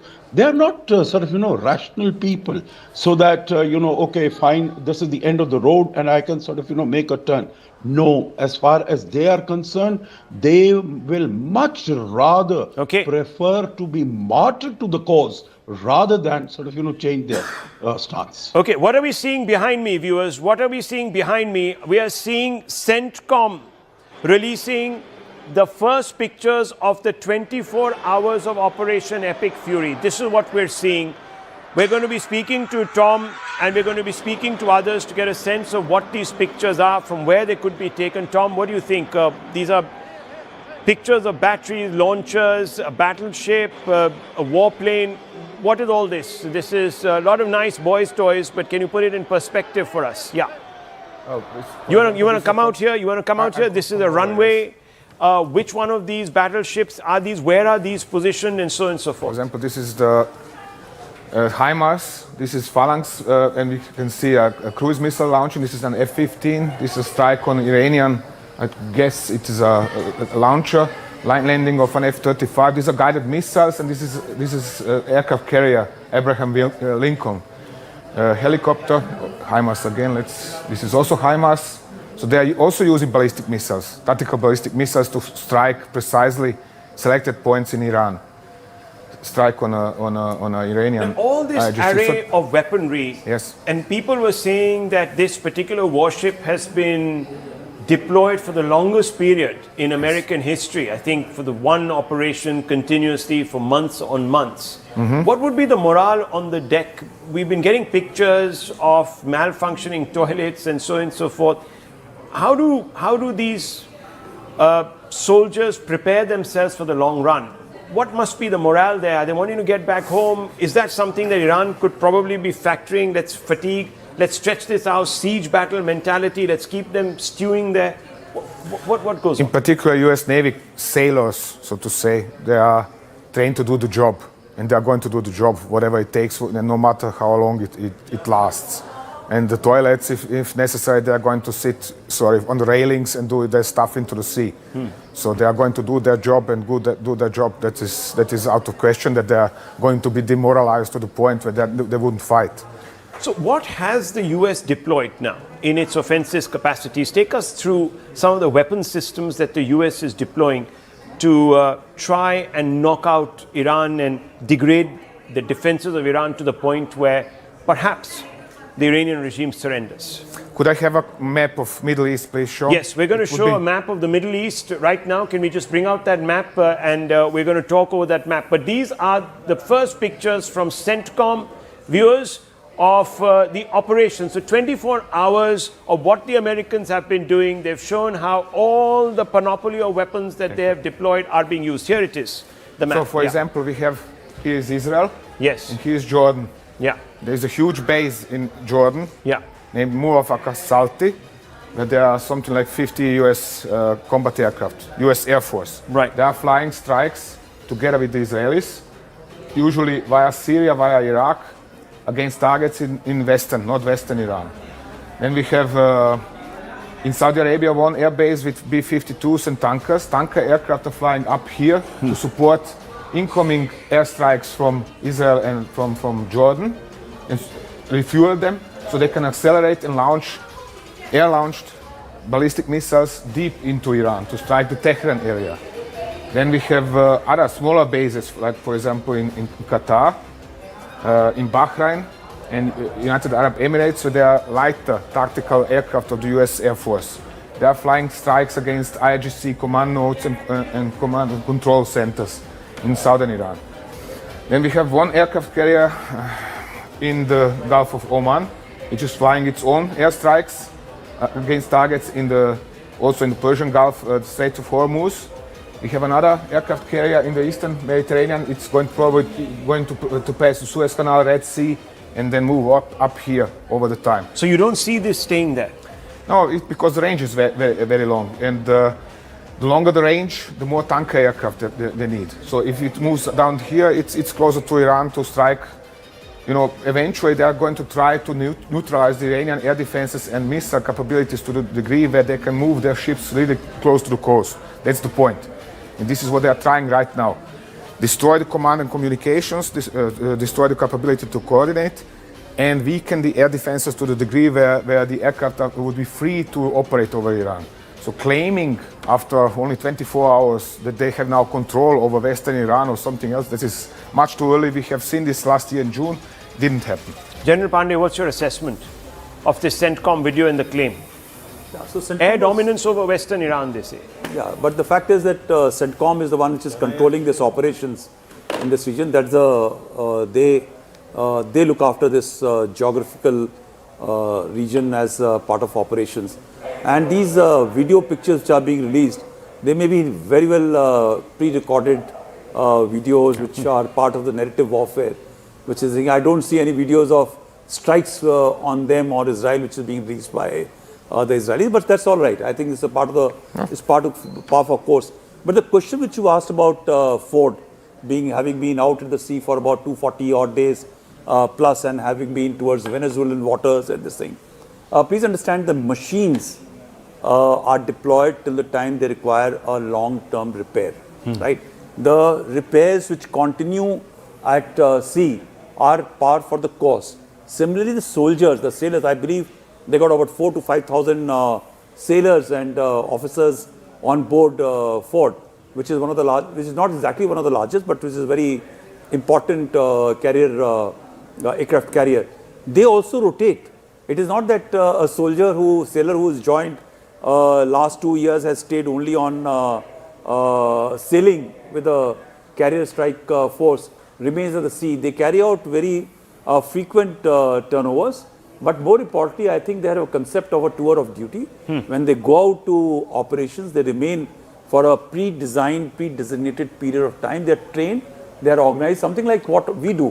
When we go for an operations, we are out for a year off and thereafter we get a break or something like that. I think it should not be a big issue for the sailors on. No issue at all. Okay, General Sivach. Remember that, Rahul, once you are at sea, you are at war. In the sense, Indian Navy also, when it goes, it does not mean that they are working 24/7, 365 days. That system. Now remember, the troops which are deployed on line of control, on line of actual control, on high altitude, that does not mean they remain throughout the year there. So there is a system in place.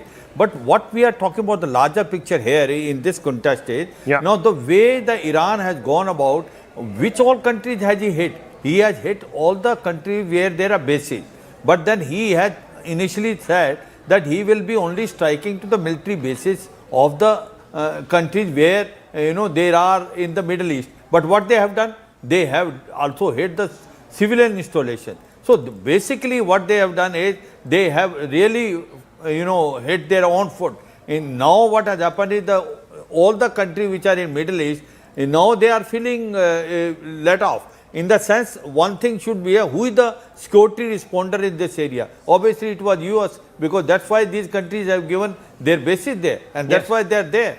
And Bahrain and Qatar, if you see it, they have hit them. Bahrain is where there is a 5th fleet, and Qatar is where there is a central command headquarter, and also the air base Al Udeid.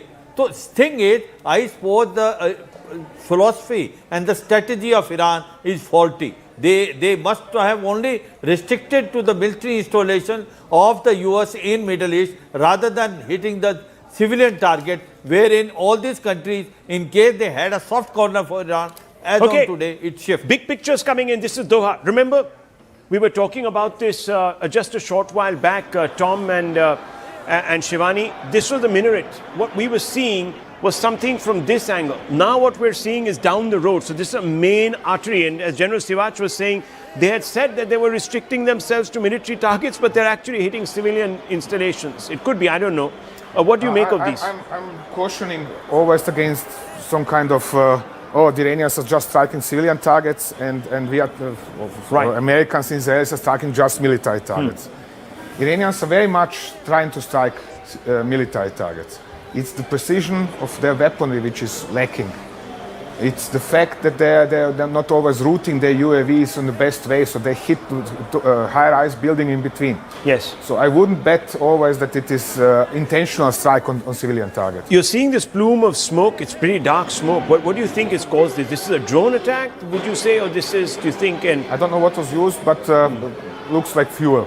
burning. Looks like fuel. Fuel or burning again. Some plastic or something like that, because it's dark. It's dark. So maybe there was some sort of a storage facility, or it could have been even a factory making some materials. Factory unlikely, but storage facility in the headquarters of the. I want us to go straight across to Sanjay Suri, who joins me from Tel Aviv. Remember, viewers, this is the only network that have their own man in Tel Aviv. So we're going to go straight across to Sanjay. Thank you very much, Sanjay. I know it's been a long night for you and you took a cat nap, but you're standing there against what looks like bright skies. Is it really as tranquil as it looks in your background, or is it true that there are continuous air raid sound sirens that go off every so often? Well, looks can be deceptive, particularly momentary looks. It's not calm here at all. There have been sirens going all night. We've been hearing a number of blasts, and a lot of these are certainly anti-missile launches, interceptor launches. And we have reports of one ballistic missile that has hit central Tel Aviv. It got past the defenses. A number of injuries have been reported. A residential block has been damaged. There are also reports coming in, unconfirmed yet, of one death in this ballistic missile attack. And these attacks are continuing as we speak. There are sirens going on here all the time. Clearly, the Iranians are hitting. They're hitting with all they've got, and they've hit Israel at several places. Haifa, Jerusalem, and here in Tel Aviv. The question is how far they can continue to do so. And when we are thinking of that kind of scenario, it's a question of how quickly and how extensively the ballistic missile system in place in Iran can be neutralized by Israeli and US forces. Because as long as that is in place, and as long as you have at least some working remnant of authority in Tehran continuing from the Khamenei setup, these attacks are certain to continue to hit Israel, continue to hit Tel Aviv, and also hit across the Arab world and causing the disruption we've already seen. Stay on with me, because we're doing what is known as a joint broadcast. So from I-24 News, we've got Natasha Kirchuk, who's joining us straight from Israel.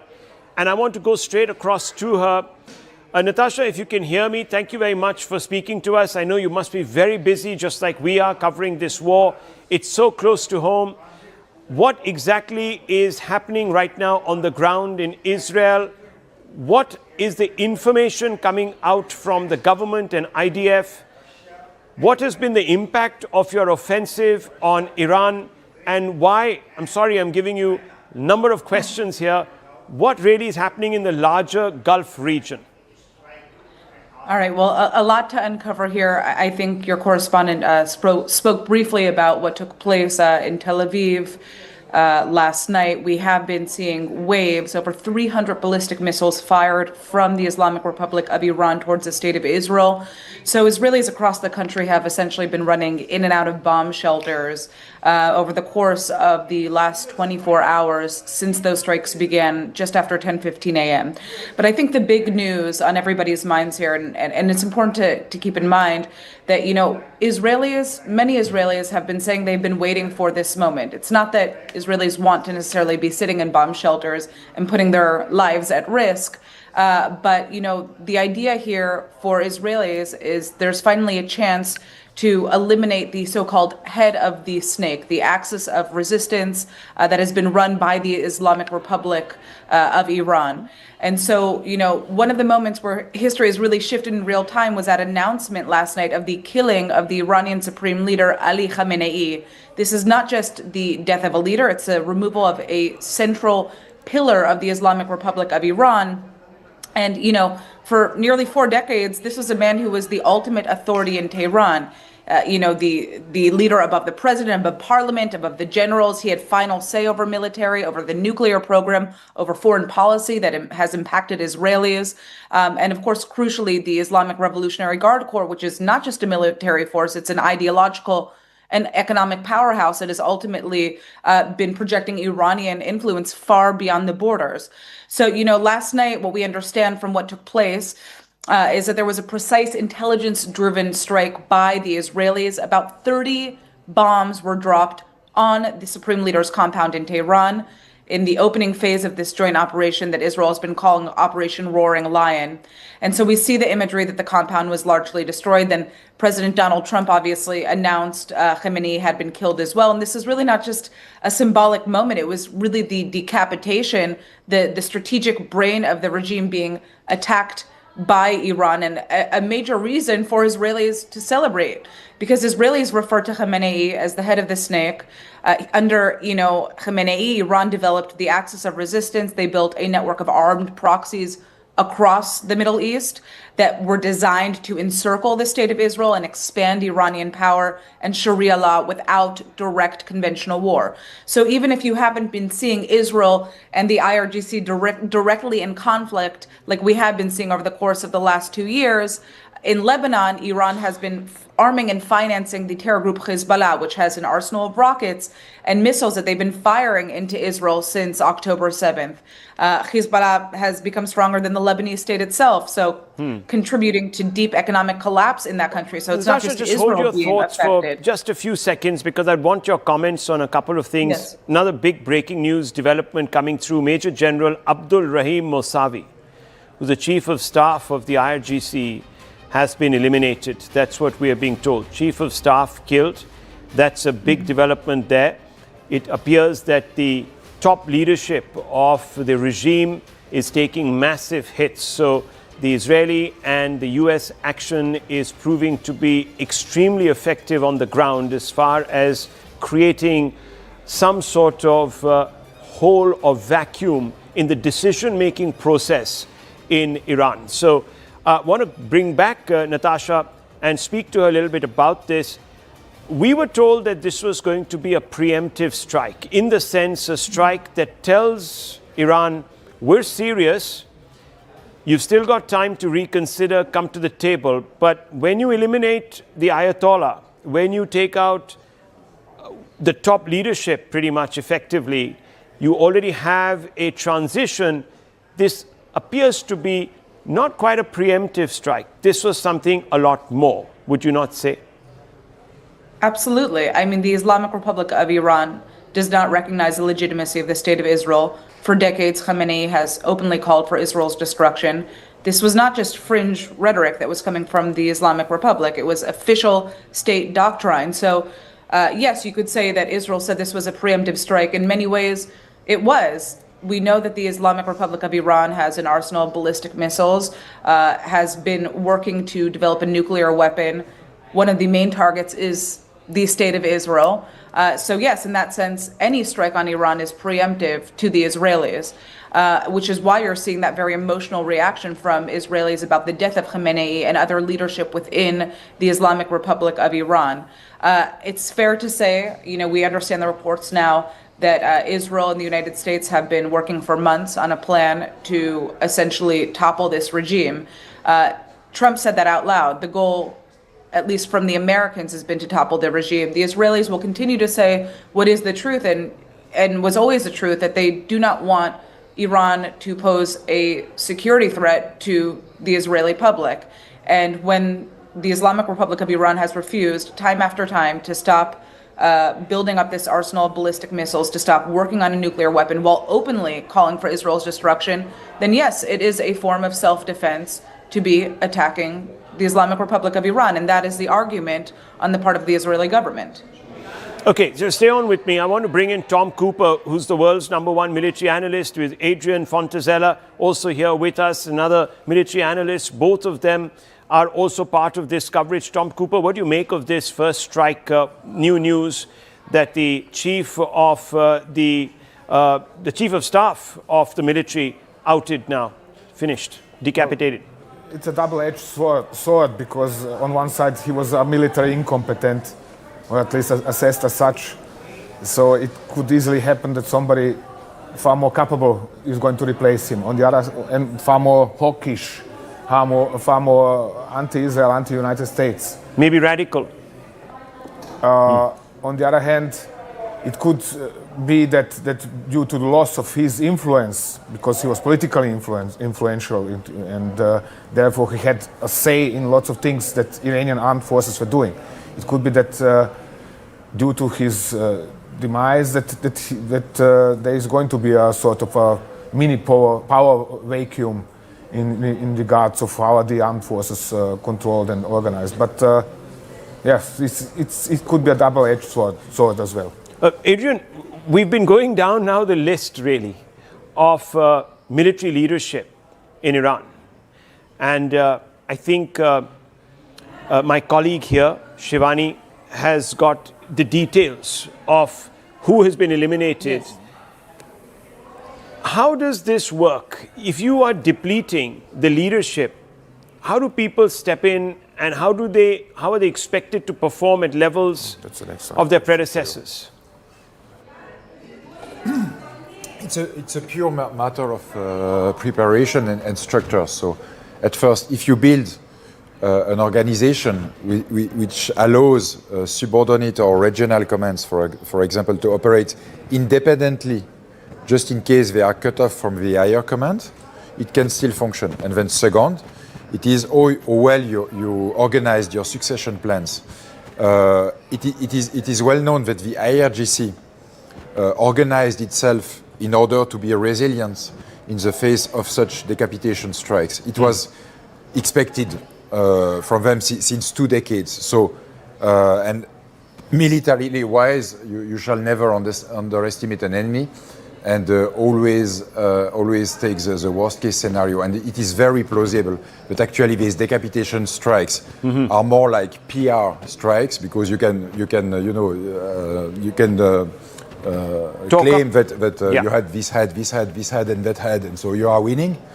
But at the end of the day, if you are facing an organization which is which has built-in redundancy, then it is not very efficient. And this is demonstrated by history, because it was the case with Hezbollah, with Al-Qaeda, with Hamas, and all these organizations managed to survive decapitation strikes. Shivani, more news coming in. Yes, so we've got a confirmation now, and I think these are confirmation coming in from the Iranians themselves, that Aziz Nasridzadeh, the Minister of Defense, has been eliminated in these strikes. So I'll just give you a list, Rahul, and for the benefit of our viewers just joining us, these are just the first set of strikes. 24 hours have elapsed since the first strikes began. So you've got Ali Khamenei, the Supreme Leader himself, taken out in those first set of strikes. Ali Shamkhani, Advisor for Security Affairs and Secretary of the Defense Council. Mohammad Pakpour, who was the commander of the Iranian Revolutionary Guard Corps. Mohammad Shirazi, head of the Military Bureau. Aziz Nasridzadeh, who was the Minister of Defense.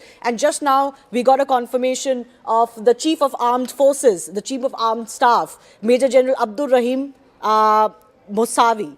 These have all been eliminated. So this is, of course, the top rung. And as our experts have been pointing out, Tom wants to come in, there will be possibly a secondary and a tertiary level of targets that would have been identified. There's some big breaking news coming in. Locals protesting strikes on Iran have stormed, we're being told, the US Consulate in Karachi. Yes. Now, this is Pakistan, viewers.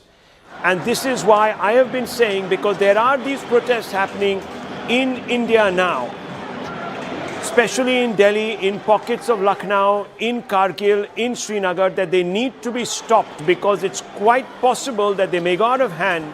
Yes, you can allow for a little bit of what is known as the release of the pressure valve, but if it becomes too much, it could lead to this. Look at the outcomes. Now we have 2 consulates, one in Baghdad, one in Karachi. Both, as you can see, let's go full frame to these pictures. These are dramatic pictures coming out. You can see the American flag, so quite clearly this is not an abandoned premises. You can see it. You can see it's a low building with a single story. It's very well fortified, but somehow these protesters have got through, and they're not 1 or 2, there are hundreds of them.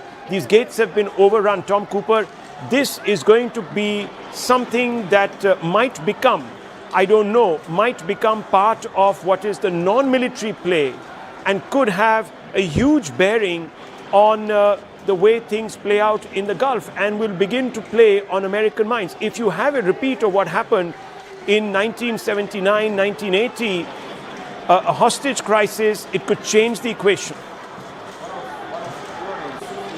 That the Americans very good at recalling the occupation of the embassy in Tehran in '79, but they do not recall the all-out attack by a mob in Islamabad on the US embassy there at the same time, in which at least 4 people were killed. So they are not recalling something they don't like to recall, and they're recalling something they do like to recall.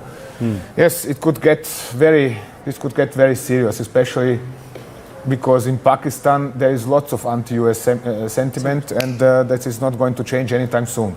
This is despite, of course, the leadership causing up to the American leadership. Yes, this is not looking good, viewers, from an optics point of view. You can have very many different ways of exerting pressure. Let me bring back from I-24 News in Israel, Natasha, who was with us. Natasha, these pictures are coming through. It's quite clear what the Iranians are trying to do. They're trying to rouse sentiments amongst Muslims in the Gulf and in perhaps even the subcontinent.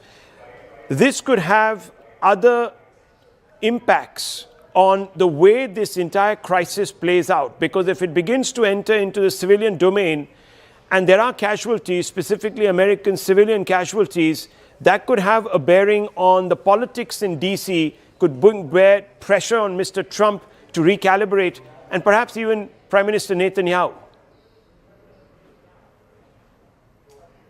Yeah, I mean, absolutely. We are now in a direct state-on-state missile exchange. That is what is happening. We've been seeing Iran try to fight these strikes from both the United States and Israel, both militarily and also through rhetoric. We've seen Iran fire over 300 ballistic missiles, but you have to remember, they've not only been firing at the state of Israel, they've also been firing at nearby Gulf states. We are talking about strikes in countries like Kuwait, in the United Arab Emirates, in Qatar.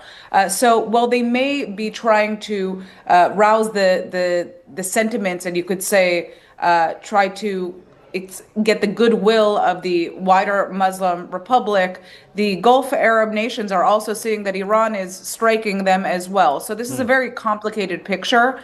You know, obviously we know that in Iran, the picture is complicated. The state TV has declared these 40 days of mourning.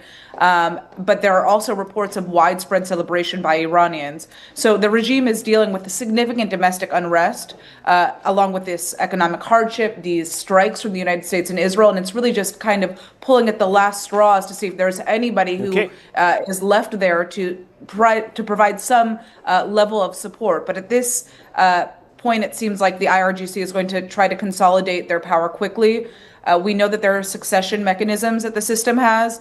The big question, of course, is whether this is a moment that is just going to totally fracture the regime or somehow harden it. And it seems, you know, for the broader Arab world, the implications are really just massive, because if Iran's ability to coordinate and finance Hezbollah and the Houthis and all these other militias is now disrupted, we could see major shifts in Lebanon, in Yemen, in Syria, in Iraq. Some governments in the region are definitely quietly welcoming the weakening of the network, even if they don't necessarily love that it's the United States and Israel that were the ones to initiate these strikes. So I think, you know, instability is definitely looking like the strongest possibility right now for the Islamic Republic of regime. And I think everyone here is kind of just waiting to see how long this is going to last and what it's ultimately going to mean for those who end up succeeding Khamenei. Well, as of now, the Iranians don't seem to be backing down. Of course, it's only been 24 hours, early days, and they're taking a lot of casualties. Thank you, Natasha, for joining us. I want to go straight across to Raj Shekhar, who's joining us live from Abu Dhabi. He's a resident there. Abu Dhabi saw some strikes yesterday. What's it like, and what are you hearing? Because we're getting news that there are more and more strikes now in Dubai also. So what is the information that is coming to you, Raj Shekhar? How secure are you? How secure do you think you will be over the next few days? You're just across from Iran. Yeah, hi, sir. Actually, like before launching any missiles, we are getting some alert messages in mobiles. They are telling us to not to leave our camps or workplaces. They are telling us to stay wherever we are instead of roaming in open areas. Because we, before getting alert messages, we can see missiles flying. US, we stay here near 2 kilometers away from Al Dafra US airbase. We see US airbase people are counter-attacking those missiles with their missiles. So those counterattacks happening and debris is falling down. Because of the debris only, civilians are dying. Some civilians are dying, and it's danger to roam outside. So it's better to stay in our camps or in our workplaces instead of roaming openly. Rajshekhar, stay on with me. Stay on with me, because you said that you are close to a US airbase. How far is the airbase from you, and what's the activity around the airbase? I don't want you to reveal anything. I just want you to tell me if it looks like there has been preparation made to counter strikes. Yes, we stay 2 kilometers away from US airbase. We can see here above the sky missiles roaming here and there before getting alerts. So after getting alerts, we can see missiles flying on the sky. Wow. But for civilians, it's not a problem if we stay in workplaces and also in our camps. But we should not roam here and there. Okay. If we roam here and there, it's very dangerous. So we're going to come back to you and check back with you in just a few moments. Stay on with us. You can disconnect, go back into a safe shelter. We don't want you to expose yourself or people around you. So thank you very much. We'll come back to you in just a short while. But viewers, there's also news now coming out of both Baghdad and Karachi. And this news is of massive, and we just showed you that attack that has just taken place on Karachi. Let's go to those pictures, Director Saab. Let's go full frame to those pictures. There you can see those pictures. Those are coming straight out of... Now just go to the picture to the right of your screens, Director. Let's have a look at the Karachi pictures only. Those are the pictures to the right of your screens. There are many more pictures coming in from Karachi. There you can see. Let's just only focus on the Karachi pictures. Can you hear me? Yeah. Let's open this up. There you can see it. This is now quite overwhelming, Tom Cooper. This is something that has happened. The security wall perimeter has been breached. Are you seeing this as part of a unorganized public reaction, or could there be an element of sabotage, military sabotage? It is simply a prevalent public feeling, so to say, outburst of public feelings in Pakistan. Okay. So you don't attribute bigger motives. Now I want to go across to Dr. Anand Ranganathan. We also have with us Abhijit Iyer Mitra. Dr. Ranganathan, this is happening even in India now. And I certainly have been saying over the last 3 hours, clamp down on this because it could lead to much more. And you know where we have been with this in the past. We've seen Srinagar overrun when Nasrallah was killed, because there are a bunch of people in this country who think that they can get away by eulogizing bloodthirsty patriarchs who have imprisoned half their population and committed war crimes and all sorts of other horrible crimes against the rest of humanity. Good afternoon, Rahul, and good afternoon to my fellow panelists on a day with the incredibly fast-moving developments. I have very quickly 2 points to make before others come in. Number one, thank you for saying what you have said. You know, the irony is that the Iranians are celebrating the deaths of the despot on their streets, and the Indians are marching in support and crying. This is unbelievable. And as you said, this has to be stopped. I mean, let me give you a background. This guy who's been eliminated called India an oppressor state. He was the one who's killed tens of thousands of his own people. He's sponsored large-scale international terror operations like, funding Hezbollah and much worse. And here we have tens of thousands of Indians marching onto the streets in Kashmir, in Lucknow, and in other parts. This has to be stopped by the Indian government. And number two, very important point. The way this conflict moves forward is completely independent of what Iran does from here on. It is totally, overwhelmingly and wholly dependent on how America and Israel look at this, because please remember that a long drawn-out war will not be acceptable to America, because America has traditionally lost any war that has been long drawn out. Vietnam comes to mind, Afghanistan comes to mind. So the fact is, Americans entered into this war very swiftly, knowing that they need a regime change as soon as possible, because Russia, on the other hand, does not care. It may be a decade before its conflict with Ukraine ends. It doesn't care how many body bags of Russians come back. America, on the other hand, is petrified of that scenario. So it is not going to be a long drawn-out war as far as America is concerned. They want to end it as soon as possible, and the results were shown on the first day itself when they eliminated the supreme leader. From here on, it is not on at all on what Iran does. Oh, you think so? Let me bring in Zvika Klein, editor-in-chief of the Jerusalem Post. Thank you very much for being patient and waiting for us. We're also joined by Adrian Fontanellas, and of course there's Tom Cooper. And we also have with us Dr. Mordecai.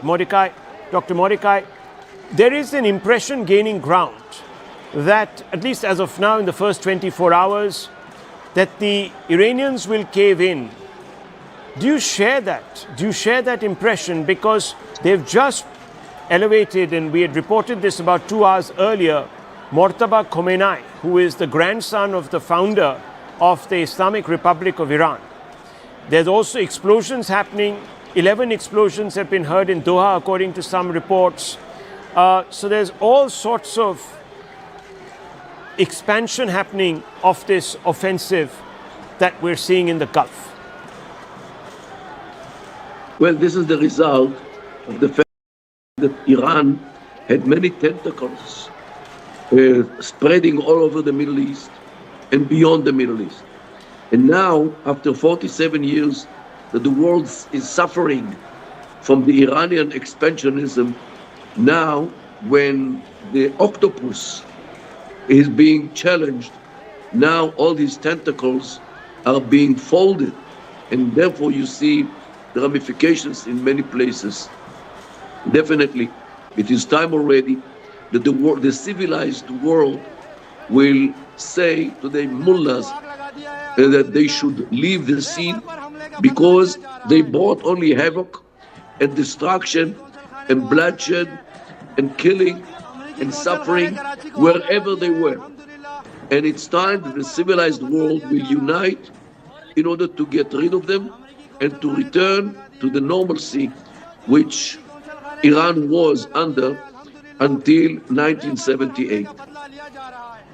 Okay, let's boost the gnat on those pictures. And Abhijit Iyer Mitra, I'm just going to come to you. Karachi को आग लगा दिया है अल्हम्दुलिल्लाह रहबर पर हमले का बदला लिया जा रहा है अमेरिकी कौंसल खाने को आग लगा दिया है अमेरिकी कौंसल खाने कराची को आग लगा दिया है अल्हम्दुलिल्लाह रहबर पर हमले का बदला लिया जा रहा है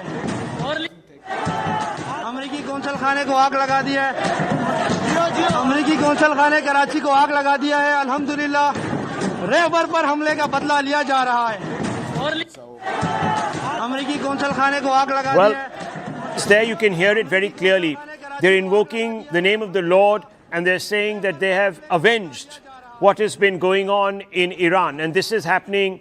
US Consulate in Karachi, the flag, according to the person that's speaking, has also been set on fire, at least at the lower level. The consulate has also been set on fire. You can see the flames. I don't know if they've been able to breach and go into the consulate. Certainly they've been able to breach the perimeter fencing and gone into the compound. So Abhijit Iyer Mitra, what are we seeing here? There are also celebrations, of course, that are taking place. Videos coming through from Iran and the diaspora that are thrilled and ecstatic at the fact that the top leadership, so Khamenei, the defense minister and the chief of staff, all eliminated. So there's also that happening. Which way is this going to go? I'd also urge you to look at the massive protests for the regime mourning Ayatollah Khomeini that are happening in Iran as well. And there are people there who are not hijabis. They're modern secular Iranians also mourning. Let's remember that.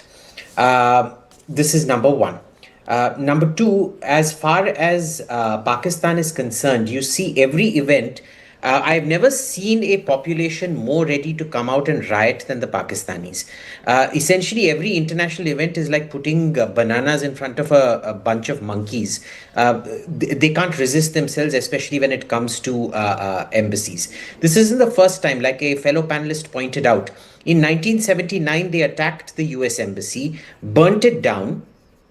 And what I want to know is, where is the security around this consulate right now? The external security is meant to be provided by the host country, which is to say Pakistan. After an attack has happened, which you know can inflame tensions, where is the security around it? Where are the, the barricades and so on and so forth, the concentric layers of security that should have been provided? I don't know if you've gone past the American embassy in Delhi today. I'm not in Delhi, I'm in Madras.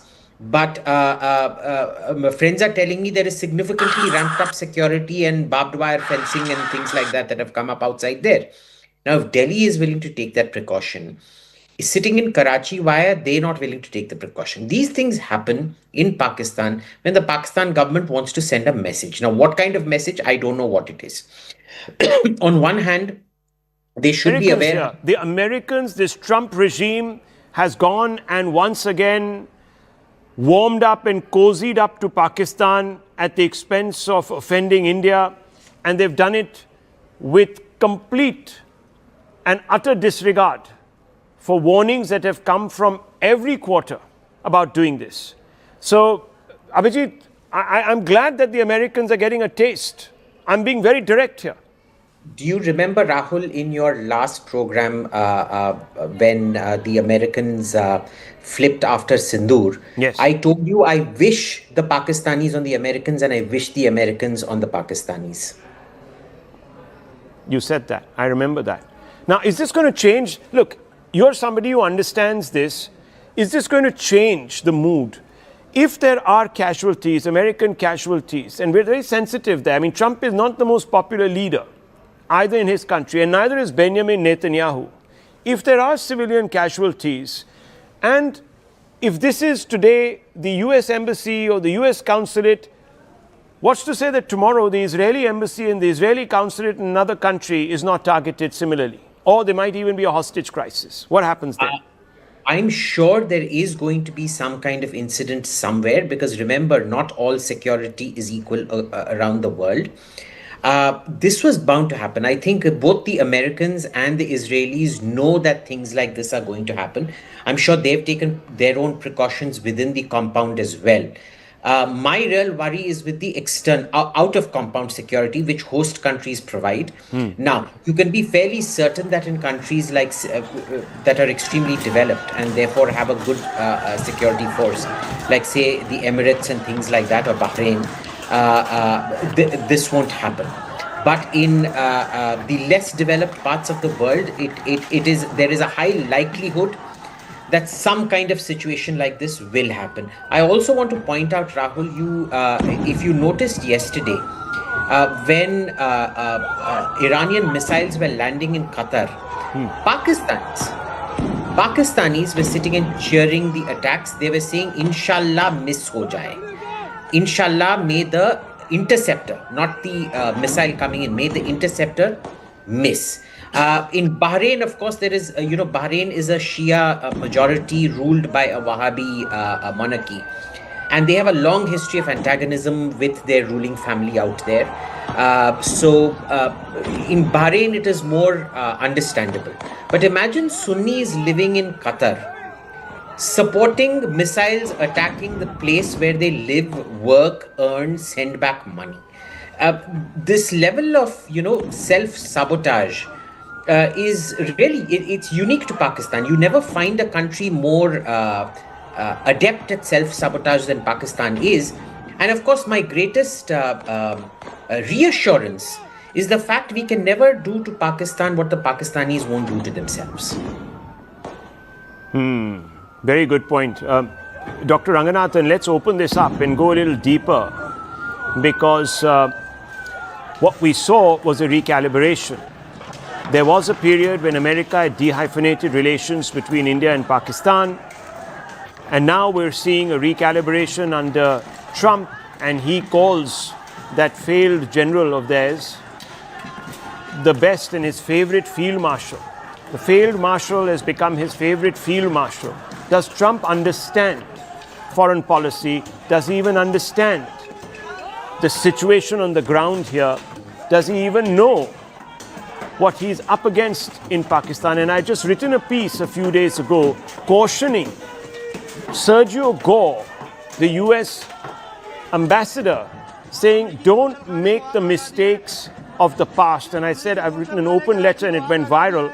So I want you to comment on this, because this is something which I think the Americans deserve to know, discover for themselves. A couple of points out here. You know, when that rogue Kissinger said that to be America's enemy is dangerous, but to be America's friend is fatal, I think he can also include Pakistan in there. And I think Trump, but you know, there are two ways of looking at it. One, Trump was wholly ignorant about the history of Pakistan and the way Pakistan behaves. Or two, he knew exactly how Pakistan behaves. And I'm inclined to believe, I think the latter, because Pakistan, let's take it, is a vassal state, is at the beck and call of America. And any state that is in that situation, it is up to America to dictate what goes on internally inside Pakistan, because they know very well they control everything that Pakistan is going to do externally. So if this is happening, and if the security that at all times has to be more heightened than anywhere else, any other US consulate around the world, and they let the mob in, you have to accept the fact that this is all premeditated, that this has been done in consultation with the states. What could be the repercussions of this? Number one, America is trying to assuage the situation, maybe put pressure to, as I said, it is in America's complete interest to end this war as soon as possible. In their interest, they will go all out to do that. They are petrified of body bags, and you know, then the entire insinuation of Epstein will, you know, it's already bubbling in the American Washington circles that all this has been done, like what Clinton did, you know, years ago in Somalia. So to kind of put that at bay, America is trying at least 3 or 4 things, yes, on the ground, but more so diplomatically as well, and also conniving this kind of thing to happen in Pakistan. Now, let me tell you, viewers, the psychological optics and the impact of this on American diplomats and perhaps even Israeli diplomats in different capitals of the world, especially in those, as Abhijit Iyer Mitra was telling us, not very developed. And Chief, I'll just come out to you in a few moments, and thank you for being so patient. But I'm also going to show you pictures now from Dubai, viewers. The streets are emptied out. It's a ghost town. This is the marina. This is overlooking where all the hotels are. This is the marina where you can see all the big billionaire boats. Not a soul.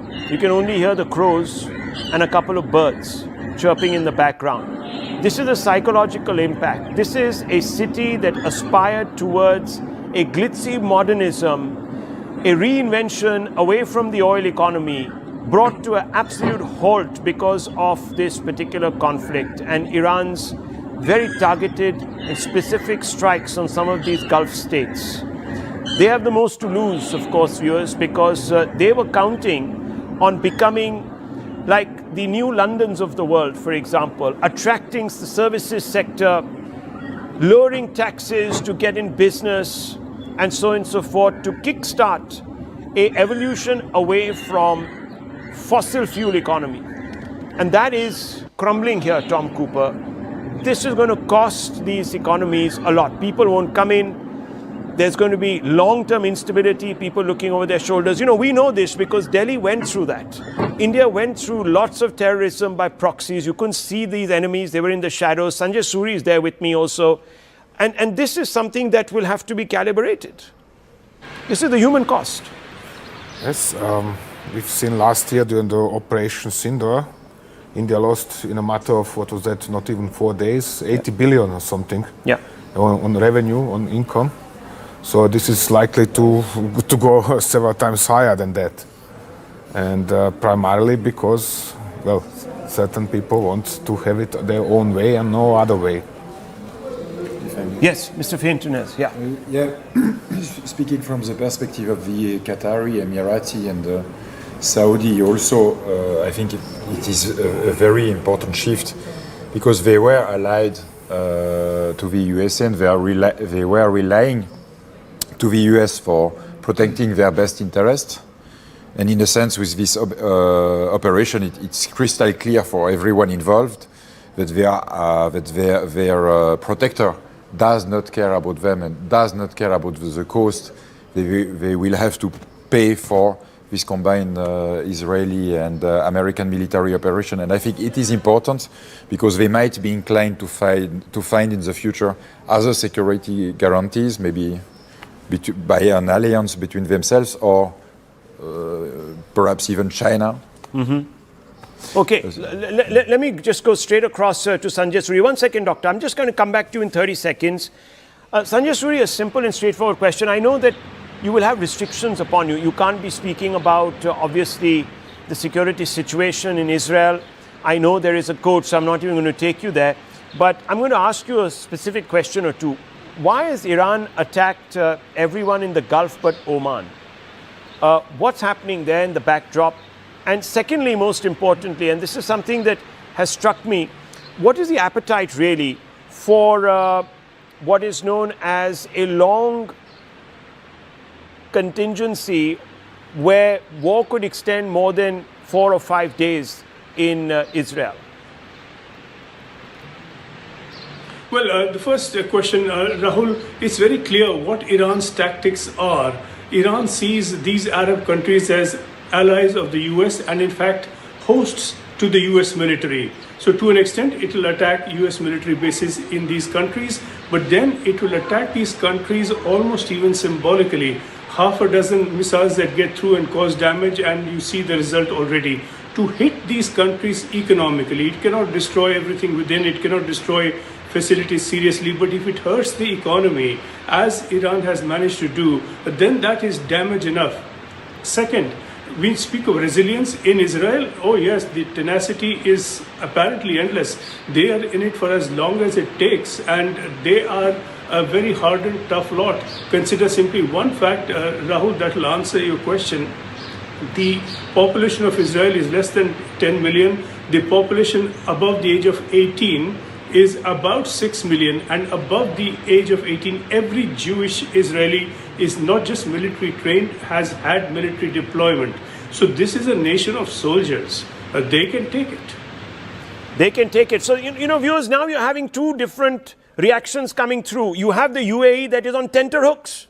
Viewers, on tenterhooks because they don't know what's coming from across the ditch, so to speak, from across that strait. And you can see pictures on the right where Pakistan is erupting in fury.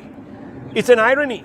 The Americans have called their Operation Fury, and the fury is erupting where? In Pakistan, viewers, where the Pakistanis, the great new friends of the United States, are turning on their benefactor, the man who gave them billions of dollars. These Pakistanis are shameless, viewers. They have no loyalty to anyone. They have no loyalty to their own people. They didn't show any loyalty to the Bangla friends across the subcontinent, viewers. They betrayed them. They betrayed the Iranians. They betrayed the Afghans. Now they're betraying their only benefactor. Remember, that state is held up by the 3 A's: Allah, America, and the army. One of them they have betrayed.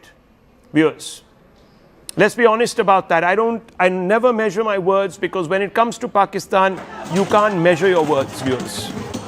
But I want to go straight across very quickly, once again, back to Sanjay Suri and also to Anand Ranganathan. Anand Ranganathan, first to you. You were raising your hand. You wanted to make a point. No, very quickly. Look, I speak as a layman. I've already said you're amazing experts on your panel, and Tom is one, and I really latch on to every word he says. But may I slightly disagree with him when he talked about rightly that India lost billions during Operation Sindoor? Well, you know, those billions were lost and then, of course, subsequently recovered. But that's the way stock markets react to every war. You're going to see that tomorrow. I mean, stock markets are going to crash the world over. But the fact of the matter is, today we see after a couple of missile strikes, Dubai has emptied out. We never saw such scenes in Delhi.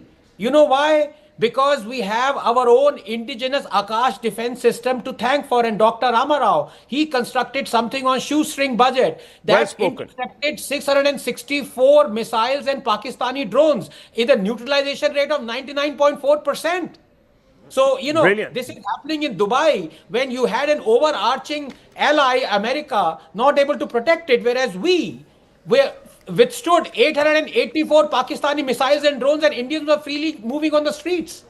Well, Air Marshal is here with us, and Air Marshal is also going to give his little input. So, Air Marshal, you keep sitting there, please. I'm just going to ask you a couple of questions. How is this happening? How are all these Gulf states that thought that they were very secure under the American-Israeli umbrella, getting reminders every so often, every couple or 3 hours, that they're not safe. The last, see, we don't look at this operation which began on 28th February. In my appreciation, the planning must have started after 7th October 23. Right. And if you go to 26th October 24, when the massive Israeli strikes took on the key air defense verticals in Iran. Top it up in June 2025, when the US and the Israeli forces struck, called the Operation Rising Lion, they took out the key elements, though they said that they will strike the nuclear facilities, but in short, they crippled. The Israelis and the Americans are threatened, in my appreciation, of the ballistic missiles which the Iranians now possess. The advanced missiles which the Chinese have given them can target even the mainland America. The fissile material, as I was listening, has, with the deal with Oman, the Iranians had agreed that they will, put a stop to it. But that is not the whole aim. The whole aim of this present strike, in my opinion, is twofold. One is to checkmate China. If you see, the January action in Venezuela was related to oil, and this strike also is related to oil. The Chinese get their maximum oil from Venezuela and Iran. So with this strike, what happens now? The prices of oil will shoot up. The supply through Gulf of Hormuz.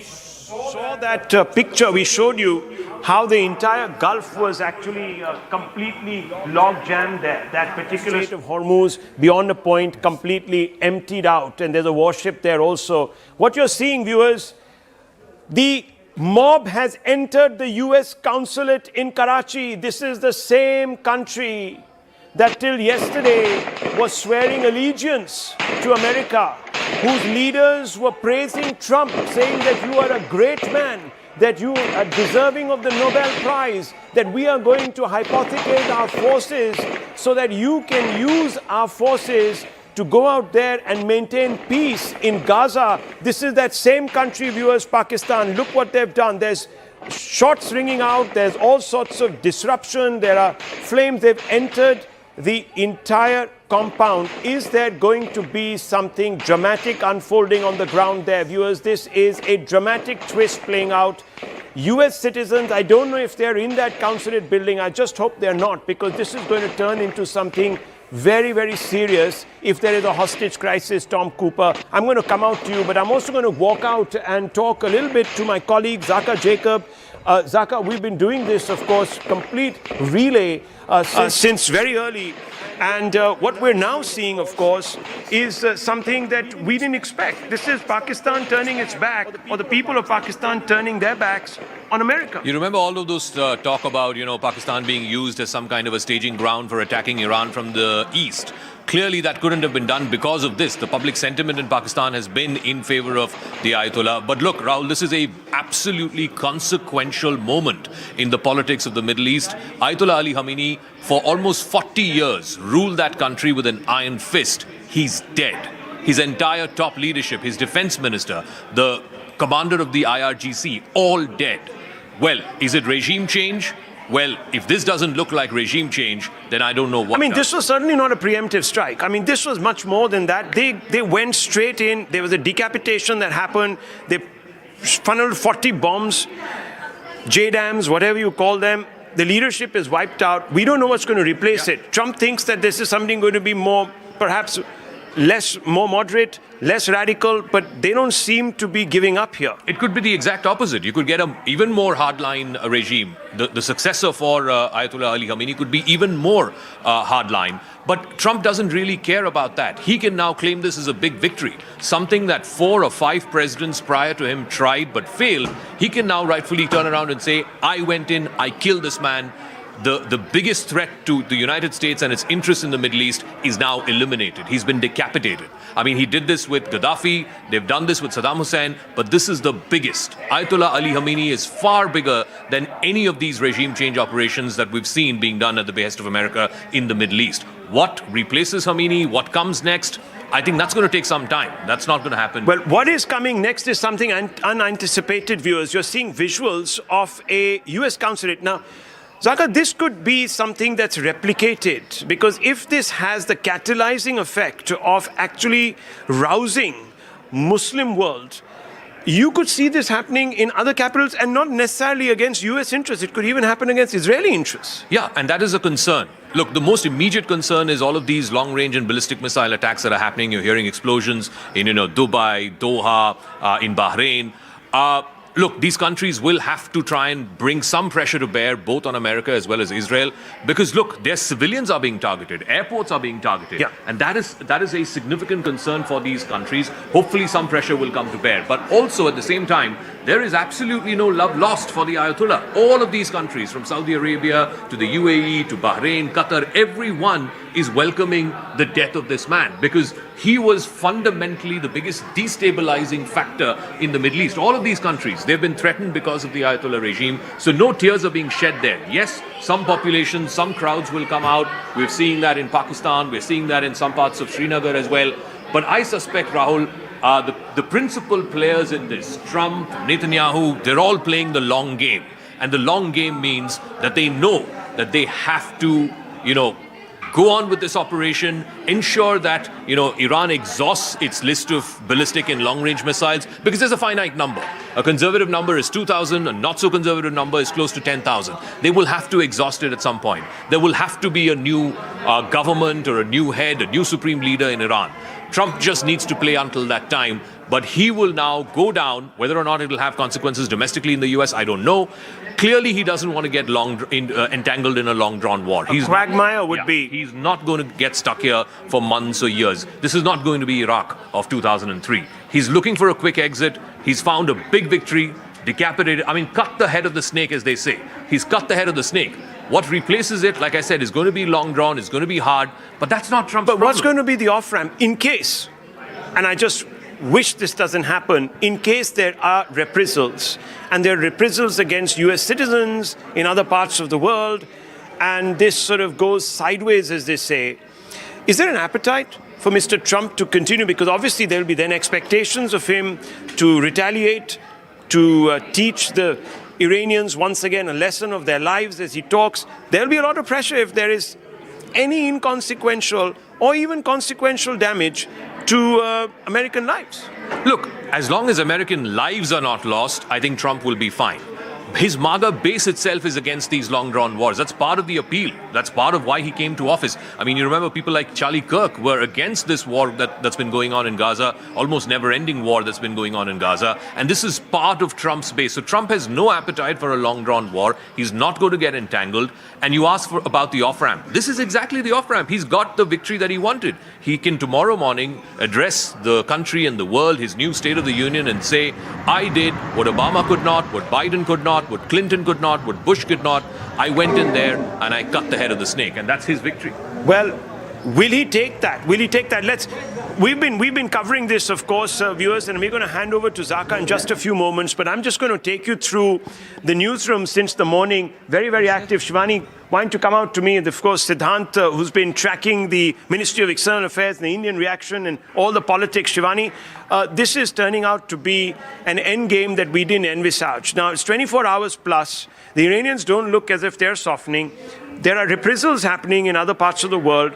You can see what's happening in Doha. Can you see those pictures there on your screens? Fresh visuals of strikes that have taken place in Doha. We're bringing you visuals from Karachi. But can I just say, the US and the Israeli army had already said at the start of this offensive that this is going to take at least a week. So they have a week-long plan. What happens beyond that, we don't know. But can I also tell you, even as we were keeping a watch on what's happening in Karachi, we had a few visuals come in from the Iranian Culture Center at Tilak Mark in the national capital. We saw a few people arriving in autos and getting off there. Ladies with their headscarves, etc. Some Iranian cleric also seemed to be going inside. So I don't know whether we could see a repeat of some sort of a protest. If not what we are seeing in Karachi, but maybe some assembly outside inside the Iranian Cultural Center in New Delhi to also voice their opposition. Well, what you're seeing on your screens, viewers, are those pictures coming out of Doha. I'm telling you, the Middle East is looking over its shoulder. We just showed you pictures from Dubai, completely a ghost town. That's going to cost it economically, as I'm saying, at a period of transition. Siddhant, what's the response coming out now from the Indian government? We had one statement. This is a sort of statements expressing serious concern about the situation. There has been a decapitation strike. We have historical ties, civilizational connect with Iran. We haven't got a comment really on that development. Well, that's right, Rahul. In fact, there are more than 2,000 Indian medical students stranded in Iran. There are more than, if I'm not mistaken, 9 to 10,000 Indians in Iran at present. In fact, I have managed to speak to many Indian medical students there. They are sending me their sound bites, urging Indian government for evacuation, etc. They're saying that their passports is with the university. They cannot move out. They're writing letters. Even their association here in Kashmir has written to EM S. Jaishankar for the evacuation. But right now, it looks like that it's going to be very difficult for the Indian government to evacuate students from Iran. These visuals from Doha, I just want to give our viewers an update. These are visuals of thick smoke that are erupting from the Doha's industrial area. This is earlier today on Sunday. Multiple explosions rocking Doha for a second day. These are Iranian-launched missiles. Obviously, the target is the US's Al Udeid Air Base in Qatar, but a lot of the industrial and civic spaces being targeted as well. Well, Oman is the one country that hasn't seen any action, and there are lots of questions being asked as to why. Here is what is also another aspect of this. The airspace, Chetan, you've been showing us this. I just wanted to show you that most of the traffic passes through this area. Yes. And now look at this airspace. This is completely wiped out, blank, nothing, zero plane in this area. Also, so I wanted to just flying over the Caspian and the Black Sea corridor. Yes, and almost across India, around 440 flights were postponed. I also wanted to show you across this image from the Israeli commentary Twitter handle. This shows you the complex of Ayatollah Khomeini before and after. This is the before and after. This is a dramatic picture. Just go back to the before. This there it shows That's you what it looked like. Orchards in the middle, beautiful garden, and there, this. Massive, This massive is what hole, a crater.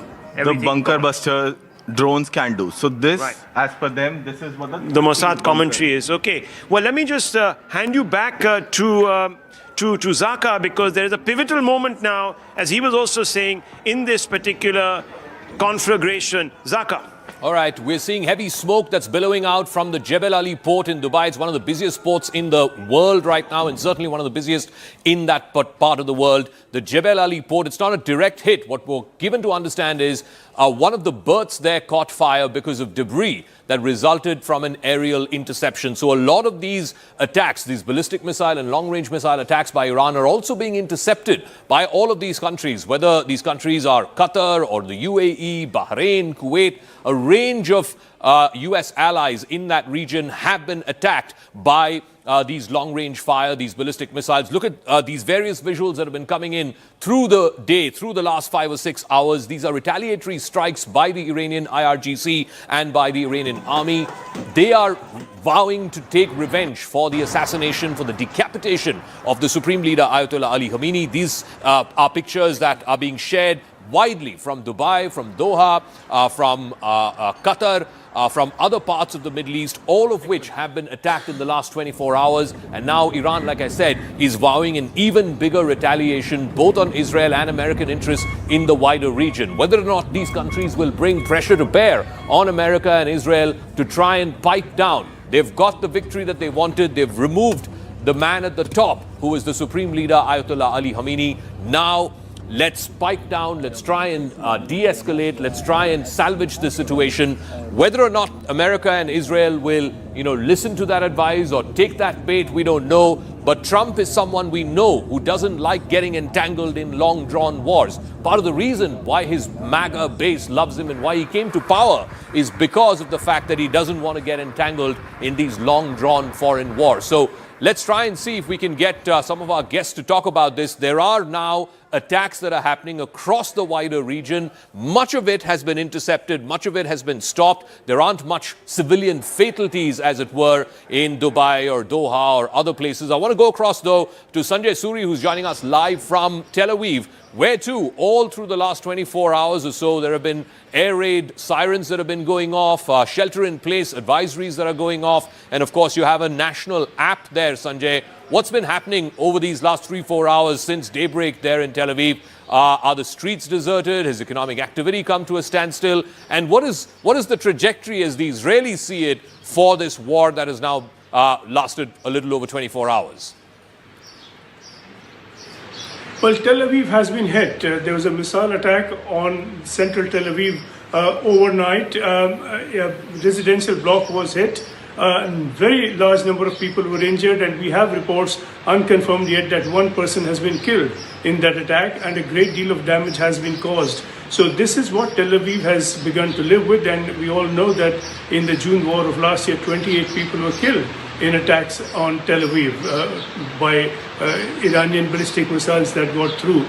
So there is no foolproof defense, and the most sophisticated defense that we have in place from Israel and from the US, the Gerald Ford is here supporting protection of Israel, is not foolproof at all.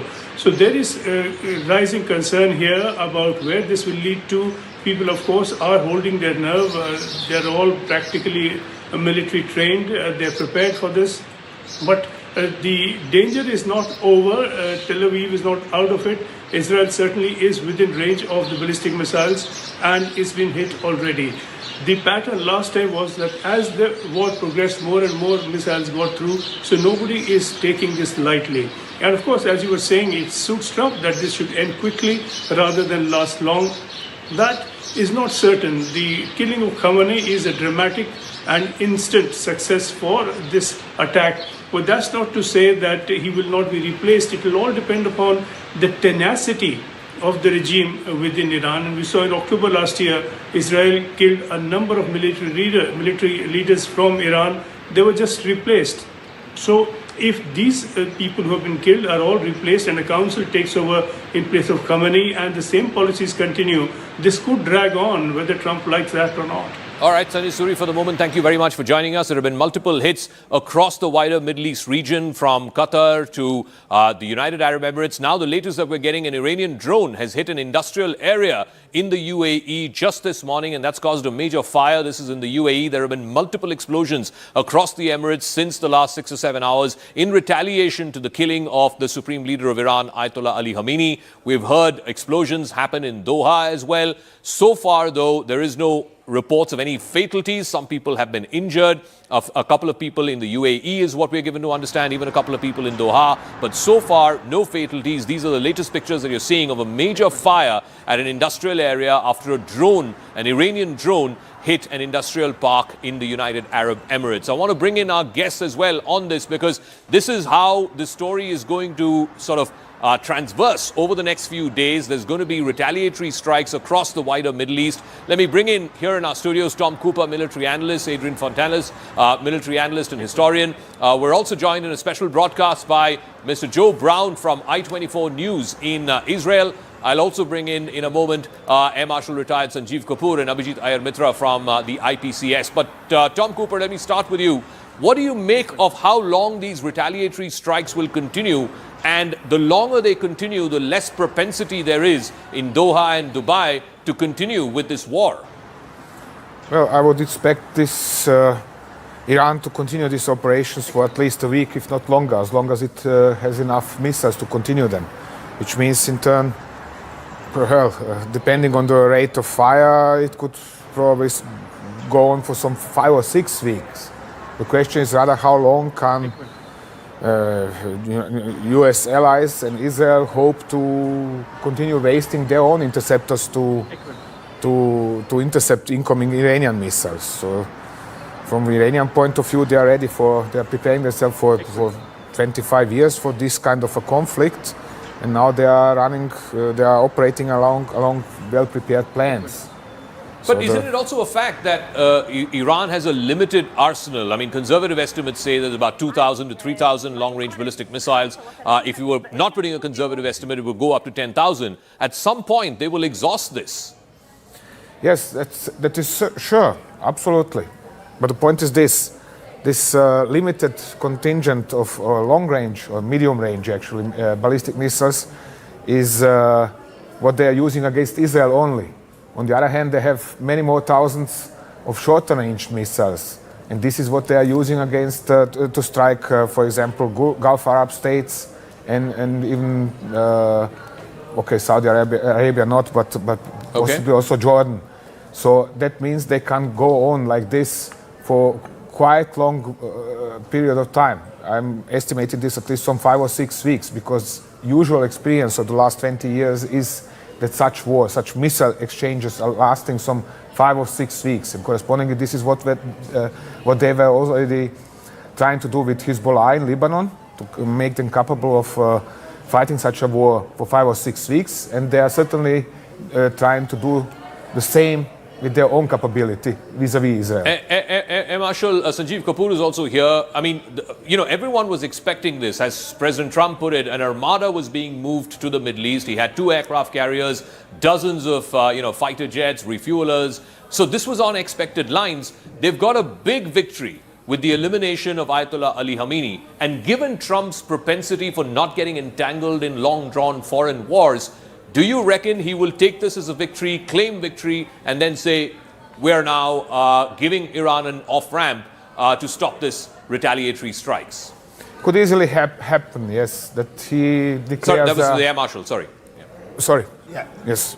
The airstrikes must have been planned well in advance. Yes. And like I just covered a little while ago, the major damage, in my opinion, was done in October 24, when Israelis struck Iranian targets. They took out the key air defense installations, their ballistic missile dumps.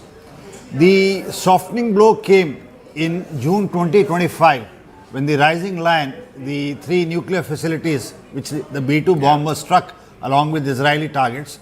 So they had weakened the air defense and generally the air fighting capabilities. But the threat now came when the Chinese started to supply long-range missiles to Iranians. Now these missiles were the whole talks in Oman between, as a mediator, along with the nuclear, was on containment of these ballistic missiles which the Iranians have and have possessed now.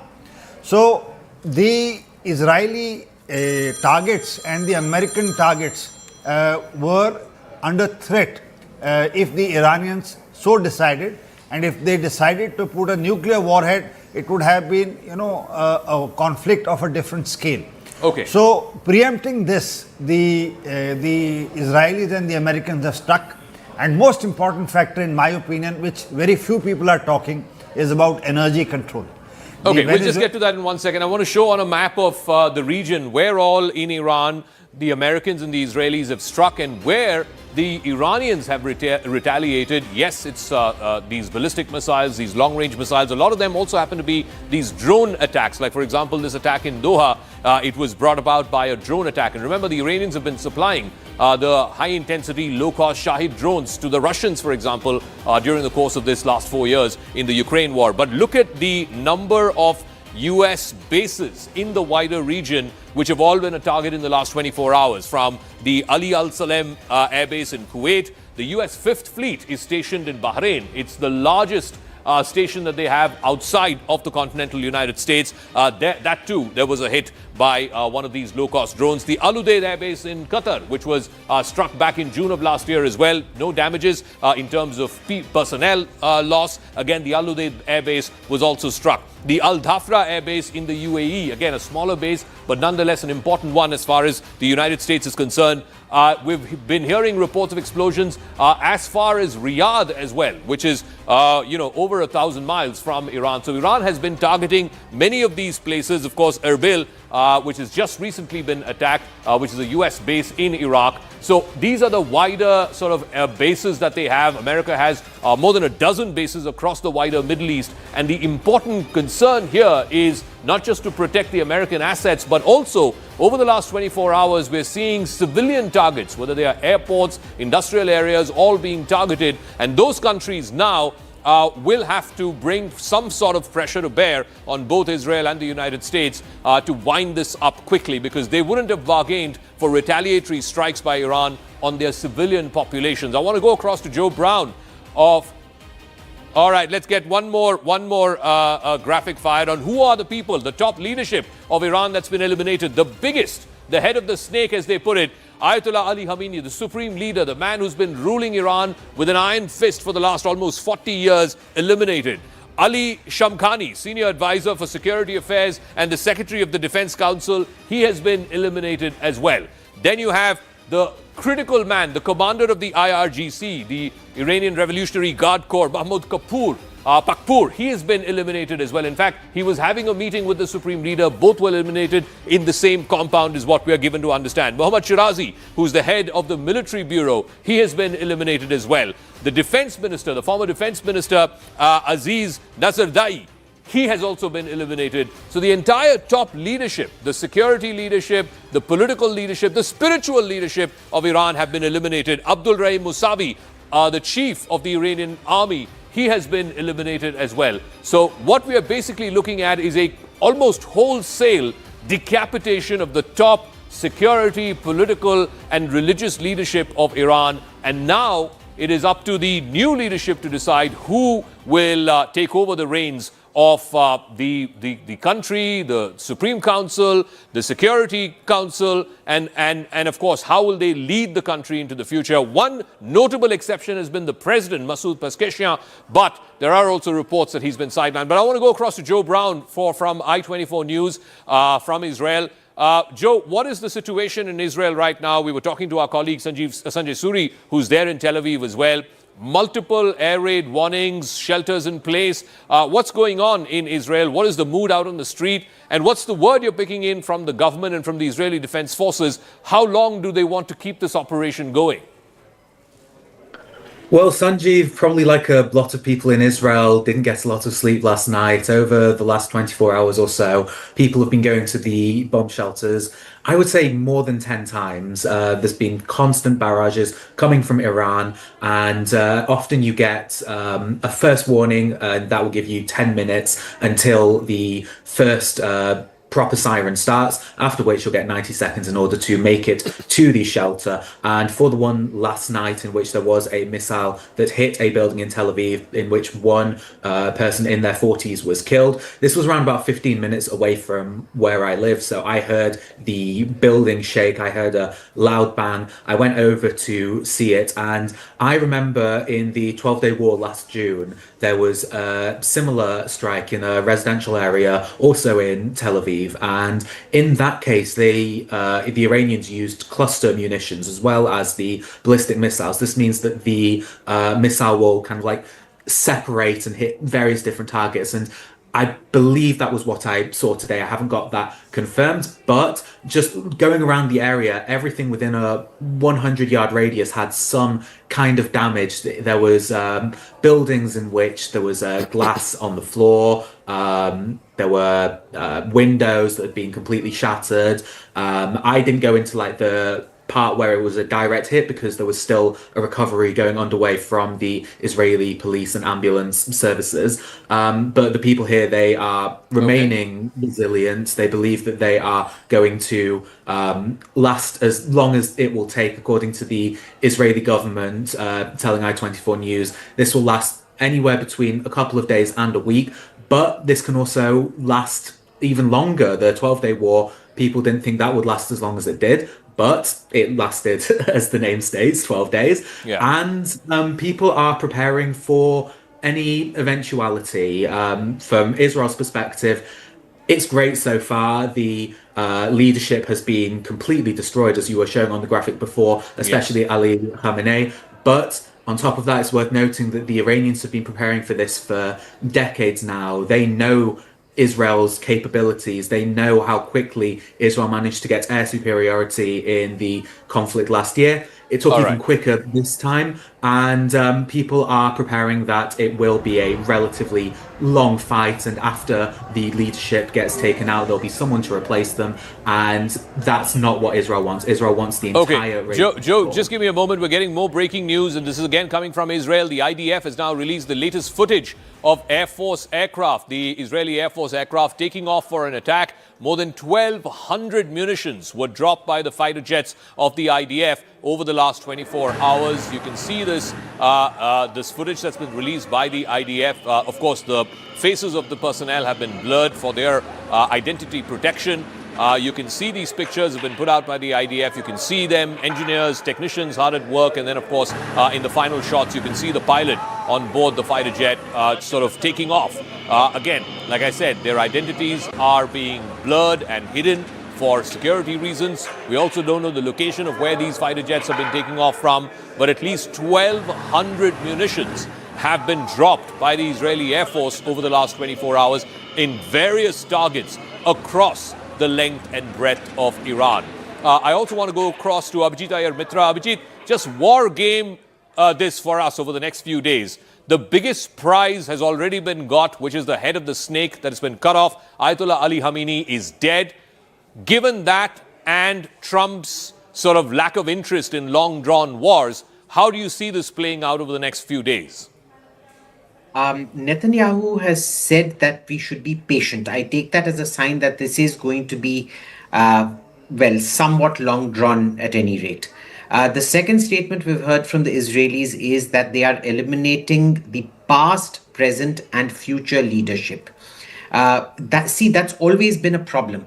If you eliminate the upper echelons of the leadership, it goes down to the colonel and junior level people who are usually much younger and usually much more radicalized as well. Now, unless the Americans and Israelis have a plan where a deep mole is in the line of succession, I don't see Iran capitulating in any form or way. If anything, it will get even more regressive and revanchist. Number one. Number two, let us assume for a minute that the regime change plan is still on. I fail to see how it's actually going to happen without boots on the ground. There have been examples of, say, getting Serbia to change course over Kosovo purely through an air campaign. There has been Libya, where a government was changed by a Western air campaign, but Libyan ground rebels. I don't see how that's going to happen out here, given, and you know this very well, Zaka, that, one AK-47 with, say, about 10 to 15 cartridges can kill hundreds of protesters when required. If you remember, the West imposed no-fly zones in northern Iraq and southern Iraq. There were limits on the number of tanks also that could be accumulated out there. And Saddam Hussein still managed to crush both the Kurdish rebellion in the north and the Shia rebellion in the south, and the Marsh Arab rebellion as well. So I'm not seeing how that plays out. My real worry is, with the civilian targeting that has happened. Yeah. Sure, a lot of it we can say was missiles gone wrong.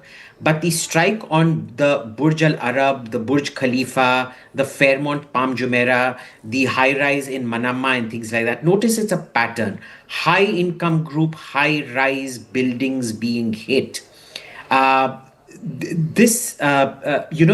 It shows desperation at some level. It's a use it or lose it kind of a dilemma that they face. Now, what if somebody then decides that they're going to put they don't have a nuclear bomb, but say a dirty bomb, lots of dirty radioactive waste into a warhead and detonate it over the interception range, right? What happens then? Yeah. Are you going to push them to that level of desperation? I'm cautious. We've never seen the Iranians target civilians in the Gulf. They keep targeting Israeli civilians.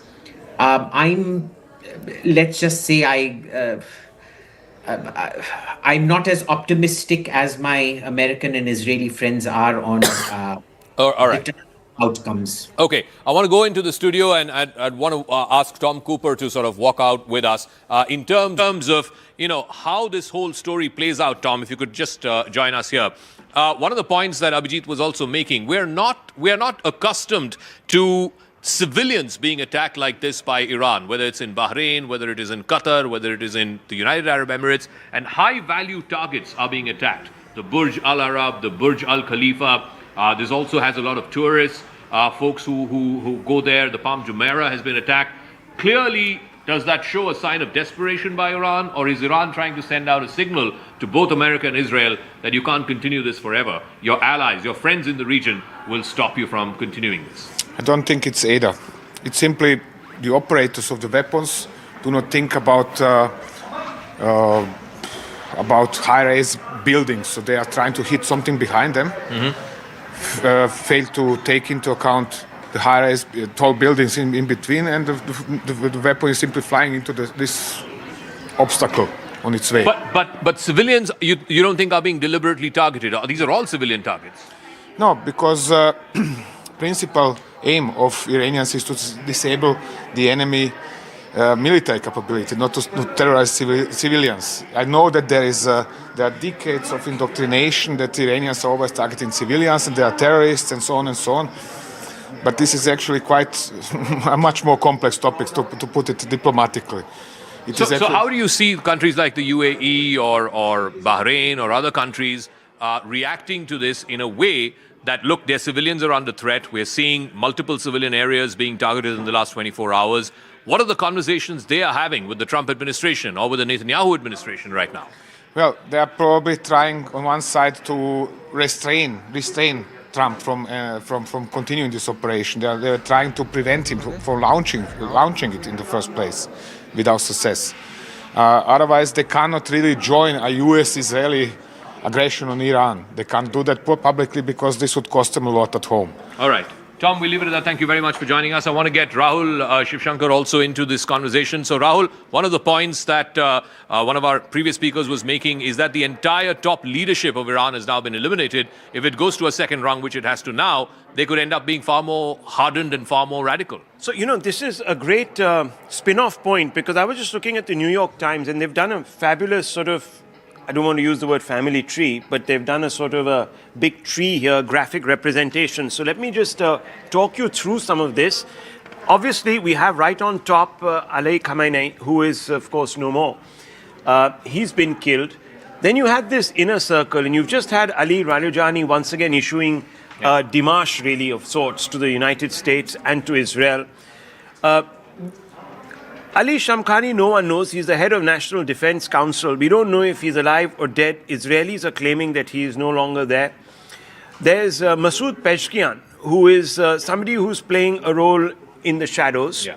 They've also set up this 3-person committee now that's going to look after the transition and the decision-making. There's Mohammad Pakpur and Amir Nasirazeh. He's gone. This is what we've been told.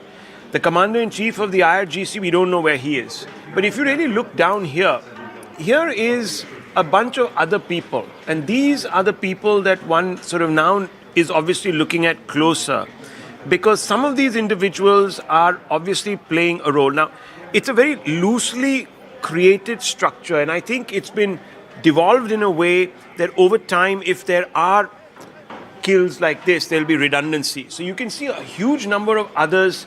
And if you look at this, article, it's very interesting because it gives you a moment by moment how the CIA helped pinpoint a gathering of Iranian leaders when Israel struck. This is really something very, very interesting because we knew this offensive was going to take place. Why would the Ayatollah be holed up in a compound which is associated with him? No one quite knows the answer to that. Was there a tip-off? Yeah. So you don't really know what led to. Maybe they were all thinking that the talks were going smoothly, that Trump was, you know the phrase, TACO, Trump always chickens out, this is bluster. But it's quite clear they were caught off guard, and this was not a preemptive strike. So obviously something changed in the calculation, where they said, let's just go for the jugular. And the point that you were making, now he's got his off-ramp. Yeah. He's got this bragging right to say that, look, I've cut off, as you were saying, the head of the serpent. But I don't know if the Iranians are going to fold. And as I said, if there is, and look at these pictures. I mean, I'm astounded by these pictures. This is, these were the tiger economies, the new economies. They had transitioned. They were moving away from fossil fuels, oil.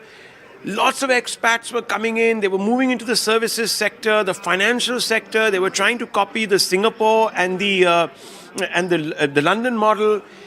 And this whole renaissance is premised on stability.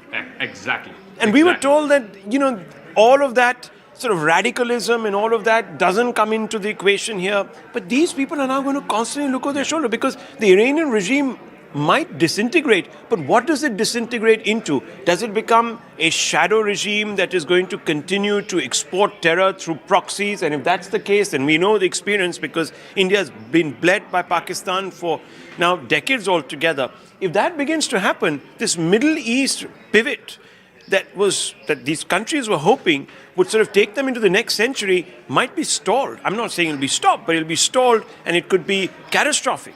And I don't know how that's going to work into the larger calculus because then over a period of time, people are going to turn around and tell Israel and the Americans that, look, you were responsible for this instability which is now left out open to restive populations who want more once the oil begins to dry up. So this is a long-term game. I think the Iranians are playing this with a view to try and embroil America and Israel into a quagmire. Yeah, and that is, I think, exactly what Trump wants to avoid. He doesn't have propensity for getting stuck in long, endless wars. America was the main security guarantor in the Middle East, whether it's for Saudi Arabia, the UAE, tens of allies that America has, Jordan, Bahrain. America was underpinning and underwriting their security. Now, if their civilians are being targeted, unfortunately, there are no reports of any fatalities in any of these countries, but if their civilians are being targeted, you can be rest assured the Crown Prince of Saudi Arabia is right now talking to Trump administration officials and saying, get the Iranians to stop doing this. Get the Iranians to stop targeting our civilians. You can be rest assured the president of the UAE is having those same conversations. India also has skin in the game, and I want to ask Siddhant, my colleague here, there are 9 million Indian expatriates who are living and working in the region. Siddhant, what are you picking up from the MEA? Is there any additional assistance that they're giving to Indian expats who are living and working there? Well, that's right, Zaka. There are 9 million Indians living in the region, and the top priority for Indian government is safety and security of these Indians. In fact, Satish is joining us live from Kuwait right now. Satish ji, Zaka हैं यहाँ पर मेरे साथ. बताइए इस वक्त Kuwait में क्या स्थिति है? बताया जा रहा है कि कुवैत एयरपोर्ट, दोहा एयरपोर्ट सब बंद है और इंडियंस वहाँ पे फंसे हुए हैं. थोड़ा विस्तार से बताइए. हम लाइव हैं इस वक्त दर्शकों के लिए. जी नमस्कार. जहाँ तक सूचना मिल रही है कि आज मॉर्निंग में 8 बजे एक सायरन बजे थे रेजिडेंशियल एरिया में, जिससे कि लोग बैठ के, जिससे कि लोगों में थोड़ा डर का माहौल था. इसके अलावा कल 10th क्लास के CBSE के एग्जाम्स भी हैं. बच्चों में थोड़ी चिंता का है कि एग्जाम्स होंगे या नहीं होंगे, क्योंकि ऑलमोस्ट जितने स्कूल से वो आज बंद है और सीनियर क्लास का ऑनलाइन का अरेंजमेंट किया गया है. और सुपरमार्केट और फूड में तो अभी इस प्रकार प्रॉपर इन्वेंट्री है. इस प्रकार का कोई ज्यादा चिंता की बात नहीं है.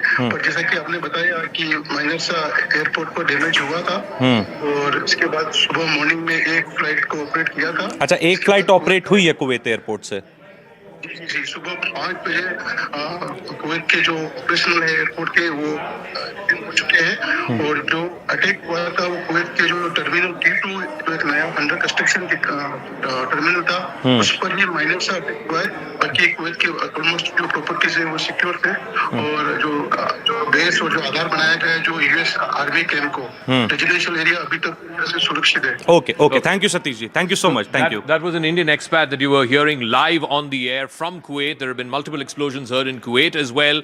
So the fact that these civilian areas are being targeted in these Gulf Arab allies of the United States, how much pressure will they bring to bear on the Trump administration to quickly wrap this up, to get the Iranians to come back to the negotiating table, agree to a nuclear deal, and then put an end to this war? Those conversations are happening right now, even as we speak. It's also a sign of desperation by the Iranian regime. I think Abhijit Iyer Mitra was making that point. They are absolutely sending out desperate signals to the Americans and to the Israelis also to wrap this up quickly. The question is, will Trump take that big political victory, that big political moral victory of the elimination of a man who has threatened death to America for the last almost 40 years? Will he take that as an off-ramp and say, I'm claiming victory, it's now up to the people of Iran to decide who they want to get this to be led by for the next 20, 30, 40 years. So is that a political victory that Trump is going to take? We'll try and talk about all of that in a moment. We have our guest, Air Marshal, is here with us as well. Air Marshal, again, I come back to that point that Abhijit was making, which is a very valid one, that if Arab civilians in many of America's allied countries in the Middle East are being targeted, that is not something that the Crown Prince of Saudi Arabia or the President of the UAE has too much propensity to defend or to continue, because we've not seen anything of this sort in the Gulf for these last many 30, 40, 50 years. United Arab Emirates and the complete region has been marketed in the last few years, a few decades, as one of the safest places in the world. Be it investments, be it trade, be it commerce, be it all kind of tourism and hub and spoke concepts. Dubai and the adjacent areas have been transformed by the money that has come in. But now with the strikes at these areas in last 24 hours, they are waking up to a new reality, a reality which the locals had never anticipated. Iran, in its desperation, because the Arab nations have provided safe haven and the basis to the Americans for a very long time. On the sidelines, the Iranians have conveyed their displeasure for the same to all the Gulf countries, but to no avail. Now, this is an opportunity for Iran to convey through military means that we have been telling you for years together that we do not like your bases to be used against us. Okay. Under American pressure, the Gulf countries have provided all support, and that includes Pakistan. Now look at the irony.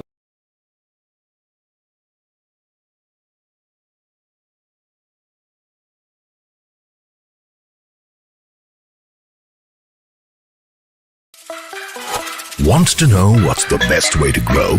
Let's go. Go farther. So far ahead that the competition was used by the drones for strikes last evening. And the same regime is propelling up the riots in Karachi against the consulate. So on one hand, the security that was being discussed to be provided around the vicinity of that consulate, which is a state responsibility, was missing. But on the other hand, you open the doors for the same oppressor and to say that, okay, please use my facilities. To hit and at to your a common enemy. man, Okay. they will say... Just give me a moment, Marshal. Getting another piece of breaking news. There are strikes that have been continuing for the last 24 hours across the Middle East region. Dubai has been badly hit. One of the people who've been stranded there in Dubai is ace Indian shuttler PV Sindhu. She's been stuck in Dubai over the last 24 hours. She's in fact spoken exclusively to CNN News 18 and reacted on the story. Let's just listen in to what she had to say. Firstly, thank you all who have been reaching out and checking on us. And well, I was transiting from Bangalore, where I train and live full time now, to Birmingham in the UK to compete the All England Championships. And once our flight landed in Dubai, events beyond our control began to unfold. And shortly after, the airspace also was shut down. And the last few hours have been extremely tense. We could hear the sounds of interceptions overhead, and a few hours later there was explosion very close to where we were holed up at Dubai airport. My coach was barely about 100 meters away where it happened, and had to quickly move out of the area. Experiencing something like this in such close quarters is truly, it truly shakes the very, foundation you're built on. And you never expect these things to happen to you or anyone close to you. But sometimes situations are beyond your control, but they do. So, I feel incredibly blessed to have such a strong and united team around me, and everyone had stayed calm, supported one another, and shown real strength during a very frightening situation. And currently we are safe now and have been moved to a more secure place. I'm deeply grateful to the Dubai authorities and the staff at Dubai airport also, who's been incredibly and tireless in ensuring everyone's safety. We're also truly grateful to Emirates and the airport staff for being incredibly kind and supportive with so many passengers stranded. Their hands were understandably tied, but they showed genuine empathy and care towards everyone going through this difficult experience. And I would also like to sincerely thank the Indian High Commission in Dubai for their extraordinary support. And when I reached out requesting assistance, the High Commissioner immediately responded and on high super priority notice deployed his team to help us. They have been incredibly supportive, not just to me but to everyone stranded here, ensuring safety, coordination and constant communication during a very difficult time. And anyone currently stuck or needing assistance is encouraged to reach out using the official helpline numbers shared by the High Commission. And of course, we are truly blessed to have such a sensitized and incredible team looking out for Indian citizens here. And for now, we're trying to get some rest and remain hopeful as the situation continues to unfold. So thank you all for your prayers, messages and concern. Well, it truly means a lot to all of us. And stay safe. I want to go across to Shivani, who's spoken to PV Sindhu. She's been stuck there for the last 24 hours en route to a tournament, as you heard her say a moment ago, in Birmingham. Shivani, what is the latest? Will she be able to make it for that tournament? Of course, we've been talking about the number of Indian expats who live and work in the Middle East. But specifically in the case of PV Sindhu, what are you hearing? Have there been conversations with the Indian government? Does the Indian government plan to evacuate some of these individuals from these areas, from these regions? So what we know right now, Zaka, is that they're safe. As you could see in the video, they're in a hotel right now. And the current situation is that the team is safe. They have been helped by the Dubai airport authorities, the Dubai authorities, but also, of course, the consulate services there. Sindhu thanking them for the effort that has been made, because they were at the airport transiting to Birmingham for the All England Championship when actually their flight had landed first in Dubai. And I think they were going to take on a connecting one to later. And then that's when the airspace is closed. Initially, they could hear a lot of sounds above, but then there was very close to where they were at the Dubai airport, an explosion as well. And we have been bringing those visuals of the one strike that has taken place close to the airport or in the airport compound. So we, currently across the sports world, there is a lot of uncertainty. We don't know exactly when this airspace will open and when they can proceed further, or will they have to come back to India? Would the Indian government would have to be involved? I think tournaments will also look at maybe re-looking at some of their tournament dates. They might be pushed back a little bit, because this is not just a scenario for an Indian team traveling. There would have been teams from many countries traveling to this particular tournament, but also other tournaments that will start or are going on across the world. We do know, for example, that ICC, which is headquartered in Dubai, is also looking at what their staff is going to do, many of whom are in India currently for the World Cup, etc. So situation is very dynamic, but safety, priority is safety currently in Dubai while they are holed up in Dubai, and then we wait and see when the airspace opens up. All right, Shivani, many thanks for that. Let's also go across to this other piece of breaking news. Now, lots of curiosity as to how the Americans were able to pinpoint the compound where the Supreme Leader Khamenei was holed up in and hit precisely and eliminate him and some of the other generals and top military leaders who he was holed up with in that building. Now, this is the other breaking story that we're reporting. The US media are reporting the CIA helped pinpoint a gathering of top Iranian leaders. This intel was then shared with the Israelis, and it's the Israelis who struck that particular compound where the Supreme Leader of Iran, Ayatollah Ali Khamenei, was having a meeting with his top military leadership. And that is when the Israelis pounced in and hit that particular compound. Let me go across to Aman, who has more details on this. Aman, so clearly the Iranian intel seemed to have been compromised. The Americans knew precisely down to which building the Supreme Leader was holed up inside.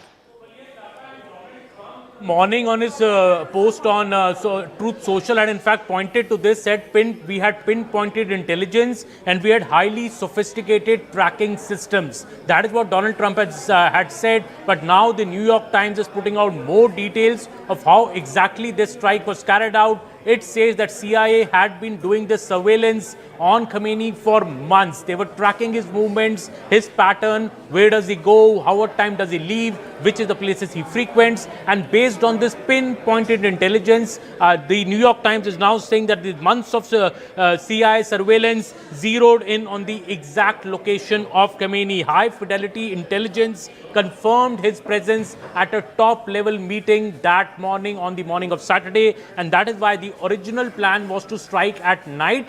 But the New York Times is reporting, but that plan was changed to early morning because of this pinpointed intelligence. What they are saying, that the attack was rescheduled to Saturday morning to exploit this real-time intelligence window. So again, it's showing the hallmark of CIA, that they are able to zero in on exact location of such high-value targets. They also said that a decision, New York Times is saying, is taken jointly by Washington and Tel Aviv. They had a joint operation and it was a joint decision to strike in the morning. What more are we being told is that the CIA had clear intelligence that the meeting included Iran's most powerful military leadership and that Khamenei will be present at this particular meeting. That is the intelligence that they had.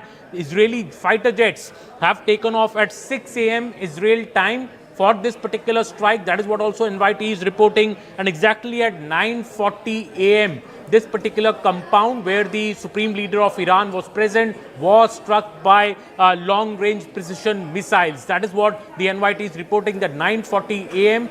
local time is the exact time when this strike was carried out, after the Israeli jets took off at about 6 a.m. and took about a 2-hour journey to their ultimate target. Also, what this particular the NYT report, Zaka, is saying that the strike hit multiple buildings respectively. So while Israel claimed it achieved complete surprise with this particular strike, they are also saying that this was real-time actionable intelligence passed off to Israel, and Israel carried out this strike with great precision. Also, this reflects the unprecedented, intelligence sharing between both the nations for over a dozen years now, and this particular operation has become a hallmark of that. Also, it raises big question marks on whether there was a big strategic slip-up by the Iranian leadership, because despite clear signals of an impending war, the leadership gathered at a central compound in Tehran and became a sitting duck target for America and Israel. All right, Aman, we'll leave it at that. I also want to go across to Fleur Hassan Nahum, who's an Israeli Special Envoy for Trade and Innovation. We'll also be joined by Adrian Fontanelles and Tom Cooper. Sushant Sareen is also joining us. But let me go to the Israeli guest, Fleur Hassan Nahum. The big question now, ma'am, is how long does this continue? Of course, what has been happening in Israel over the last 24 hours in response to the killing of the Iranian Supreme Leader Ayatollah Ali Khamenei? There have been multiple air raid sirens, shelters in place, people being asked to go to the bomb shelter at least about a dozen times in the last 24 hours or so. How long is their propensity to continue this war? Iranians are retaliating. We're seeing civilian targets being hit in Dubai, in Doha. How long, how much propensity is there in Israel to continue this beyond what we saw back in June, beyond the 12-day war? Is Israel, is America, is the rest of the region, the Gulf Arab allies of America ready for a long-drawn war? Well, we hope it isn't a long-drawn war, and I think it's a very good sign. In the first 5 minutes of this war, we managed to get rid of the supreme leader who's caused so much suffering and pain and so many deaths in the region for decades. And so we will have to see if the Iranian military structure can hold. We'll have to see, and we pray that the people of Iran are strong enough to start taking over the government institutions, and perhaps the crown prince can be restored and brought back. It's all very volatile, but all I can tell you is that Israel is taking the hit for saving civilization from the Islamic regime in Iran, which has been the chief exporter of terrorism around the world, and especially in our region. When you talk about people in the Gulf running for their lives, this has been our lives for decades. We left Gaza in 2005 to get rockets from Gaza in the south of Israel. We've had rockets from the north, from Hezbollah, for decades. And then from October 7th, we had an intensity of rockets from both the north and the south, and twice in 24 attacks by Iran. So this is Israel's daily life. And this is because the Islamic Republic of Iran has been let loose and let to do whatever they wanted with the region and the world. And it's about time to bring them down. I don't think that going back to the negotiating table should be the aim here. The only aim that makes sense is regime change in Iran. How concerned are you that, yes, the top leadership has been eliminated, the IRGC commander has been eliminated, the defense minister has been eliminated, in addition to the supreme leader. But if you were to completely eliminate the entire regime of the Ayatollahs, the Islamic Republic, which has held for the last 40 plus years, how confident are you that that will happen? Or is it only going to be that the figurehead at the top has been changed and whoever is number 2 or number 3 then takes over and could perhaps be even more extreme and even more radicalized? Well, that's always an issue. But look what happened with Hezbollah. Israel took out Hassan Nasrallah, and there has been no real credible leader that has come in his place. Hezbollah has been weakened to the point that they're not even responding. They are Iran's major proxy, and they have not entered this war because Israel has weakened them to the point that they are concerned for their own survival. And so, no, I don't believe that when you get rid of the top, somebody else can come in his place. Yes, it can. But when you've gotten rid of the head of the IRGC, when they've gotten rid of the defense minister, when you've gotten rid of the entire leadership of the IRGC, and at the same time, and this is crucial, you have people, millions of people on the streets of Iran begging and protesting to get their country back. This is the recipe for regime change. Also, very quickly, the fact that civilian targets are being hit in Dubai, in Doha, in Manama, these are all US allies in the region. How concerned are you that they will now be right now having conversations with the Trump administration to try and quickly end this war? Well, it's absolutely awful that there have been civilian attacks. There shouldn't be civilian attacks anywhere. In Israel, that's been the major focus. Look, I actually think that Iran has made a strategic mistake, because if they wouldn't have hit these other Gulf countries may have stayed out of the war, may have even prevented the United States from using the bases in order to attack the Islamic Republic of Iran. But now what they've done is they've made themselves the victims of the Islamic Republic of Iran. And in my mind, that means that they are now more intent than ever to make sure that there's regime change in Iran. All right, Fleur Hassan Nahum, thank you very much, Israeli trade envoy. Thank you for joining us here on News 18. I also want to go on to more breaking news that's coming in. It's been an intense, absolutely intense 24 hours in the Gulf region after, of course, Israeli and American joint strikes eliminating the supreme leader of Iran, Ayatollah Ali Khamenei. Now, reprisal attacks that are being seen across the wider region. There are reports emerging that 10 plus people have been killed after soldiers opened fire on protesting people at the US consulate in Karachi. Remember, this was an important story that came through just a few hours ago. There were mobs outside the US consulate in Karachi. The police and the army had to open fire, and we're given to understand that at least 10 people have died after soldiers were forced to open fire because a mob was trying to ransack the US embassy, the US consulate building in Karachi. I want to go across to Siddhant with more details on this. Siddhant, so this is going to lead to further skirmishes, not just in Pakistan, as we are seeing outside the US consulate in Karachi, but perhaps in the wider region as well, because the Iranian regime and the Shia connection, there is still some residual support in that region for Ayatollah Khamenei.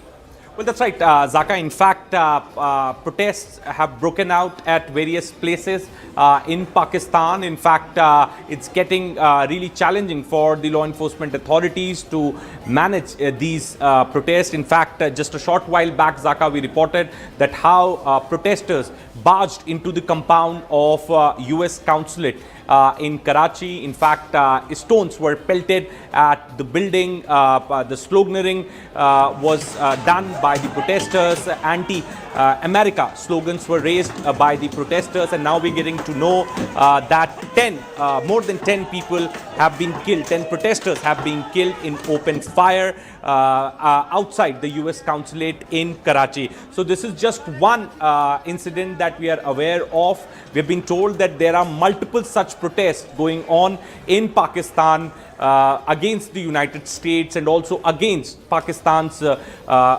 friendship with the United States. All right, Siddhant, we'll leave it at that. We're getting more breaking news. The Iranian state media is now reporting at least 148 people have been killed and 95 wounded in Shahjareh Taib Girls Primary School in Minab.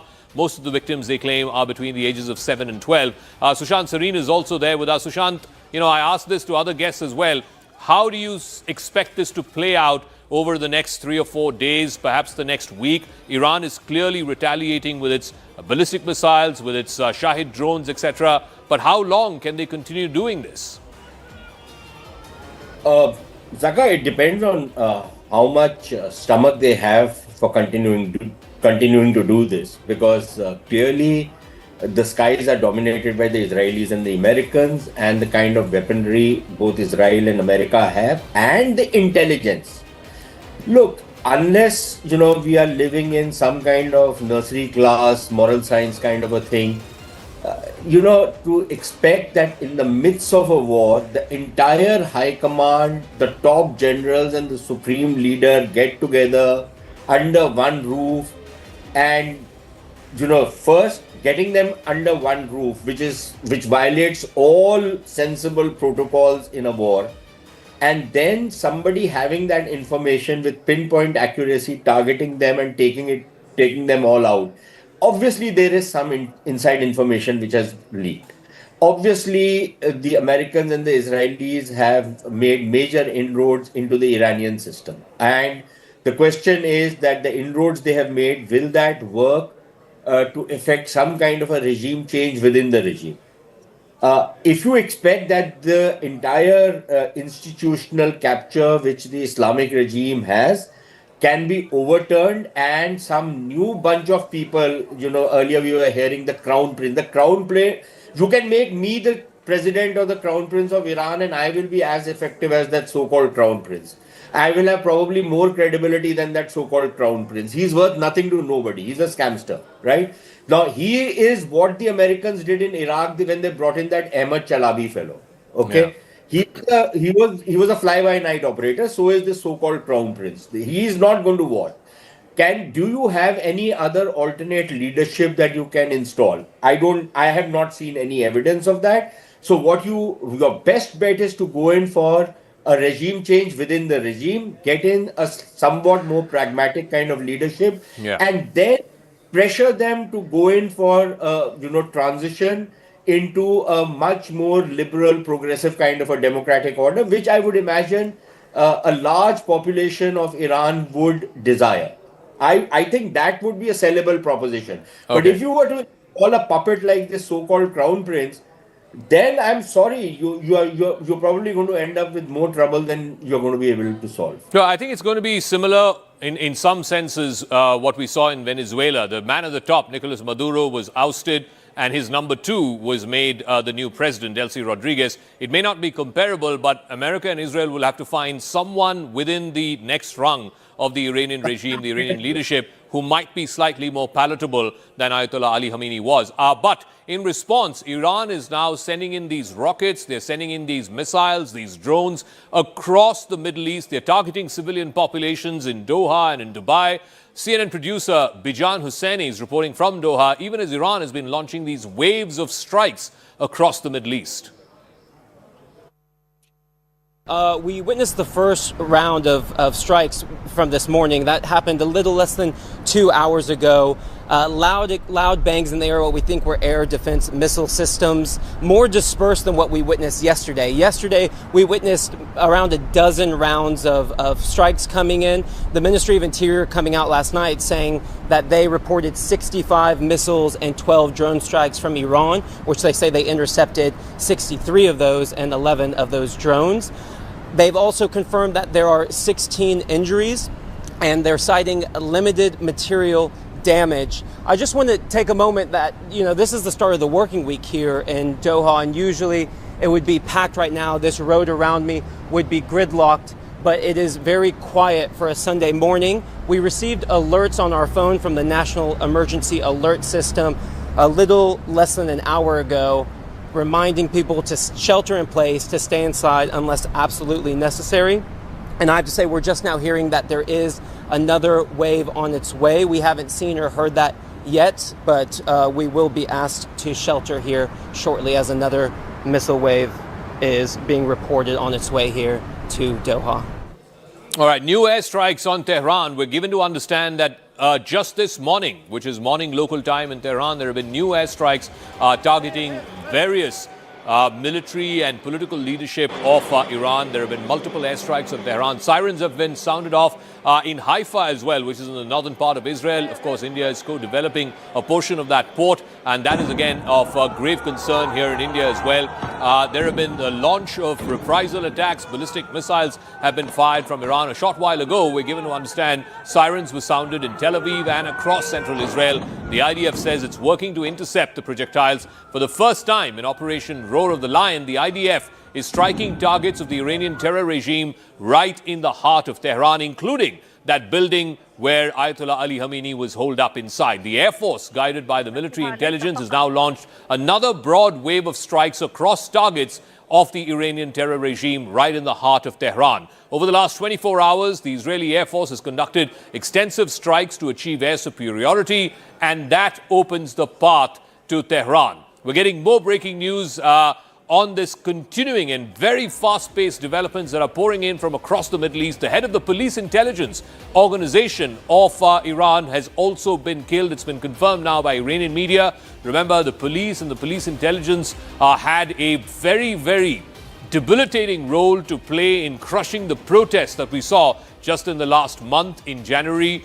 By the most conservative estimates, more than 6,000 Iranian protesters had been killed. By the not-so-conservative estimates, more than 10,000 Iranians had been killed in what was a brutal reprisal by the regime. I also want to bring you up to speed with what Tehran is doing. These are the latest pictures that we're getting. I believe this is the latest from this morning, just a couple of hours ago in Tehran, where there have been multiple airstrikes undertaken by the Israeli Air Force. And it's very, very clear Tehran is under fresh attack. These are the latest pictures that we're getting from the morning hours that are emerging from Tehran. So this operation, Lion's Roar and Operation Epic Fury, are far from over. I want to go across to Sanjay Suri, who's joining us live from Tel Aviv. Sanjay, so the IDF now confirming that Operation Lion's Roar is going to continue because they're not stopping just yet. They are now going in for the kill after cutting off the head of the snake, as it were. That is the Supreme Leader, Ayatollah Ali Khamenei. What next? Well, they certainly are not going to stop. They've launched this. They've hit a number of targets. They've hit their prime target, and this is all within the first 24 hours of this operation. They're not going to stop. There are three targets in sight for the Israelis and the U.S. forces. First, of course, the regime, and Khamenei has been killed, as have a lot of other leaders. Nuclear sites, they are being targeted. They are being bombed now. And then missile launch sites, because that is the immediate threat, not just to Israel but to the entire region. And we've seen what's been happening around the Arab world. And overnight, a missile got through to hit Tel Aviv here. A number of people were injured. One person was killed, and there was considerable damage caused. So Iran is hitting back, and the first aim at the military tactical level would be to try and blunt this capacity of Iran to launch missiles. That's not going to be easily done. There are a few thousand missiles that Iran has, and they're scattered all over the place. So if there are independent remnant units, even if there were to be a transformation at the center in Tehran, it's quite possible that these missile launches will continue. And as long as just the threat of these remain, this is going to affect air travel and sea travel through the Strait of Hormuz. Already we are seeing that coming to a near standstill, in fact, an entire standstill. So this is now what Iran is hitting back with, but Israel and the US, no way they're going to stop, not on the intervention of any government, no diplomatic efforts possible anymore, certainly not the United Nations that can stop this war, if it ever has stopped any. All right, Sanjay, we'll leave it at that. We'll come back to you as and when there are fresh and further developments in Israel. Remember, there have been multiple air raid warnings that have gone through the night in Israel, multiple instances where people have been asked to rush to the nearest bomb shelter. By law in Israel, every building is mandated to have a bomb shelter. We'll leave it at that. I'm going to come back to Sanjay in just a second, but also try and get some of our guests. Adrian Fontanelles is here in our studios. I'm also joined by Sushant Sareen and Abhijit Iyer Mitra. Let me ask Adrian Fontanelles, in terms of how this story is likely to play out next, one thing we have not talked about is who could likely succeed Ayatollah Ali Khamenei. I believe, Adrian Fontanelles, that the Guardian Council will be meeting as soon as later this day, and they're going to appoint an interim leadership. Who are the front runners you reckon are in the race to replace Ayatollah Ali Khamenei? It won't be easy. He's ruled the country with an iron fist for nearly 40 years now. Adrian. It's difficult to say at this stage because they perfectly know that as soon as they provide the name of the successor, then they are providing a target for the Israeli and the Americans. So I think it is in their best interest to let the worldwide opinion and foremost the enemy into as much uncertainty as they can about their chain of command. As they perfectly know that it is standard operational procedure for both the Israeli and the Americans to try to kill the leaders in charge. So, all right, Adrian, which is getting more breaking news. Iran's Air Force is now claiming, it's a claim by the Iranian Air Force, that they have successfully bombed an American base in the Kurdistan region, which is in the northern part of Iraq. That they have hit an American base in the Kurdistan region as well as in other regional countries around the world. This is as per the IRGC-affiliated Tasnim news agency. We'll try and see if we can get some kind of pictures to confirm that, but this is a claim by the Iranian media that they have hit an American base in the Kurdistan region in northern Iraq. This is on expected lines, Adrian? The Iranian Air Force is quite in a sorry state. So it has as best a few dozens combat aircraft operational, and these are obsolete. However, it is, this must be confirmed, but it is possible for the Iranian Air Force to dispatch, for example, a pair of F-4 Phantoms or F-5 Tiger II, and to use the mountains of Kurdistan to ingress at the bottom of valleys and to try to avoid detection. But I'm a bit, it must be confirmed because Iraq is covered by American Air Force combat air patrols all the times.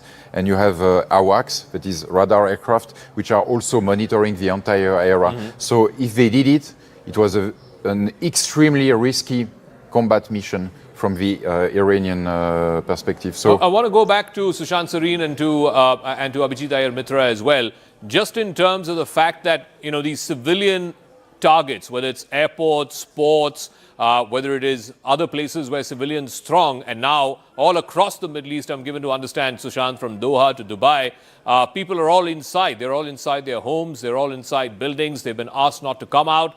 How do you see, whether it's the Crown Prince of Saudi Arabia, the President of the UAE, the President of Bahrain, what sort of conversations are they having now with the Trump administration? How long and how much propensity do they have to take these hits? Clearly, the Iranians seem to be sending a desperate signal by targeting some of these Gulf Arab countries. Yeah, I think it's a strategic mistake for the Iranians to target the Arab states, the Gulf states, for a very simple reason that these were states who were taking a kind of hands-off approach. They may or may not have been sympathetic to Iran. They may be probably on the side of the Americans because they felt some kind of a long-term strategic threat from Iran, but they would have preferred to stay out of the fray. By attacking them and not just attacking American bases. This is the normal Pakistani propaganda, these ISPR Havaldars who are spreading this propaganda on Pakistani television that the Iranians are only attacking American bases in, these Gulf states. No, they are not. They're attacking civilian targets. Airports, hotels, all kinds of other places. Now, this is certainly going to incense the Gulf states, and for them, I very much doubt if they're going to turn around and tell the Americans that, listen, you guys need to stop it because we are being targeted. Because if you read the statements being issued by, for example, the Crown Prince of Saudi Arabia, MBS, some of the other Gulf state leaders, their foreign ministries, it is very clear that they are furious with Iran for targeting them, targeting their economies, targeting their civilians, and destroying their brand images. Okay, So, Sushant, give me a moment. We're joined by two students, Indian students who are in Iran. Muskan Shabir is joining us and Pathan is also joining us. आप कहाँ पे हो Iran में और वहाँ पे क्या स्थिति है पिछले 24 घंटे से? Okay. My name is Musa Rauf and I am joined here with Muskan Shabir. And Aisha as well. Yeah. And we are currently in the city of Urmi. Go on. Which city are you in? What is the situation there? We are in the city of Urmia currently right now, and the situation here, at least, it has started to deteriorate as well.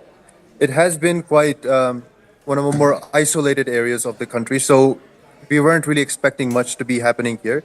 But unfortunately, as of this morning and last night, there have been quite multiple strikes that have hit the city of Urmia in the past 24 hours. Can Just you morning also by ask 9 your a.m. friends what they are hearing and feeling about what has been happening in the last 24 hours? Hi, I'm Aisha Mir, and it's very disturbing situation here. We are just seeing bombing from our windows. It's very disturbing to see everything. How many explosions have you heard in the last 24 hours, and what is the mechanism there? Are there bomb shelters? Where are you seeking refuge? We are at our hostels, and it's not safe. We are living at 4th floor, 5th floor, so it's not safe at all. Are your college or hostel authorities giving you any instructions? They are not giving any instructions till now, but yeah, they are cooperating. They have cooperated well enough. They have provided us the service of bus, given that we have proper evacuation measures, and we have contacted and communicated with the Indian embassy, which have told us that by tonight they will give us proper instructions as to what to do so far. How many such Indian students are there in your university, in the college that you're studying? 9. So far, 109 approximately. 109. Yeah. And what's the word Yes. from the Indian embassy officials or anybody who you've contacted from the Indian government? Indian embassy is totally cooperating with us. Like they are in contact. We are calling them. They are in contact with us. They are cooperating, but they are also helpless because all airspaces are closed.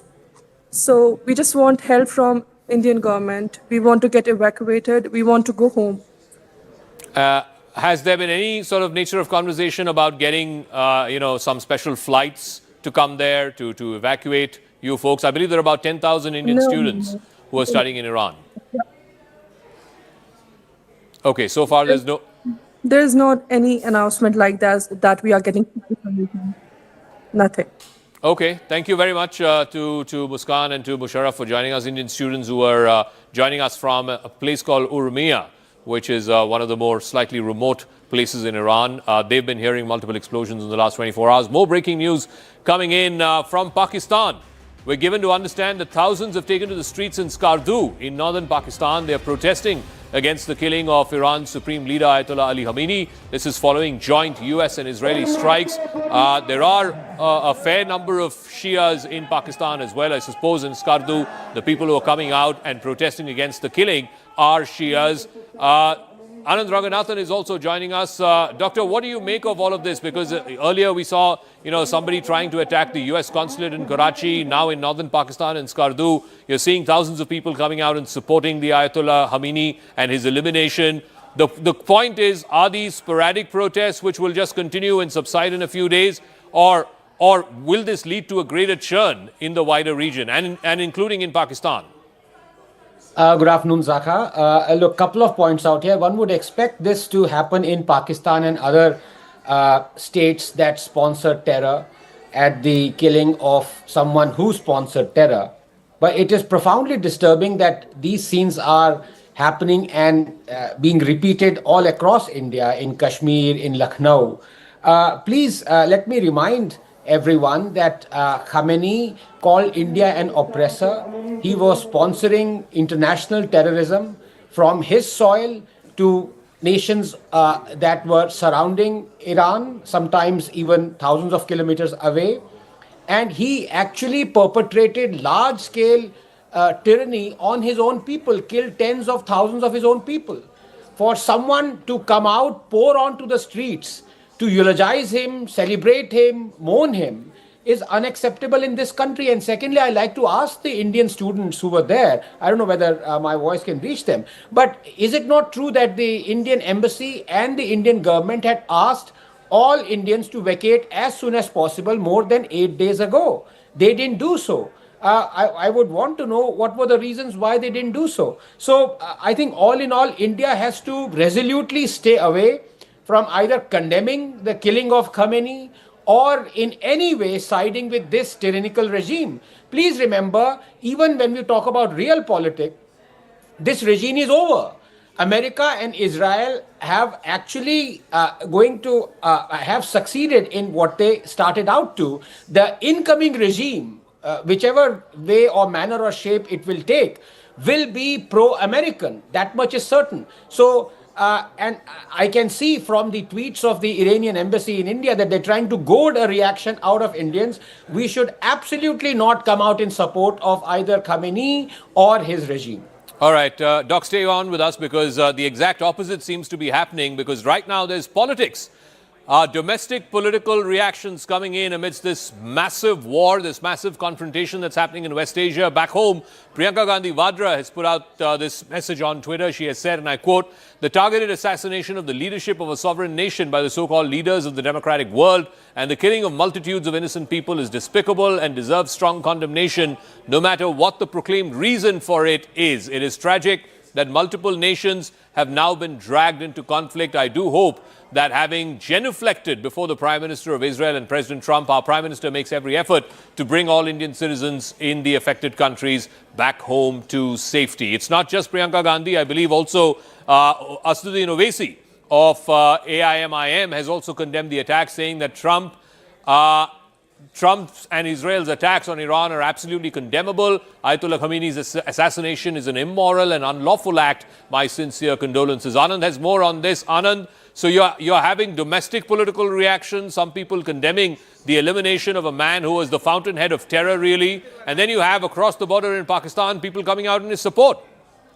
Well, this is also the largely not just support, because there's a huge Shia population in Pak-occupied Jammu Kashmir and also in Pakistan, just like there is a huge Shia population in Bharat, which is very, very upset because for them, the spiritual head, the clerical head, the religious head for the Shias, Qom being a very, very sacred place and the seat of the Ayatollah. So his death is going to cause a certain amount of angst, also perhaps in certain cases anger, and we are getting pictures at Skardu, where the UN headquarters have actually been committed to fire, and there is a lot of violence that's seen there because this entire Skardu region is largely Shia dominated, and these Shia have been also persecuted by the Pakistani military and the Pakistani army. So they are upset and angry, but the anger is also directed towards the US embassy present there and the UN headquarters present there, because that's the focus. There's no US embassy or consulate in Skardu, but there is a UN headquarters,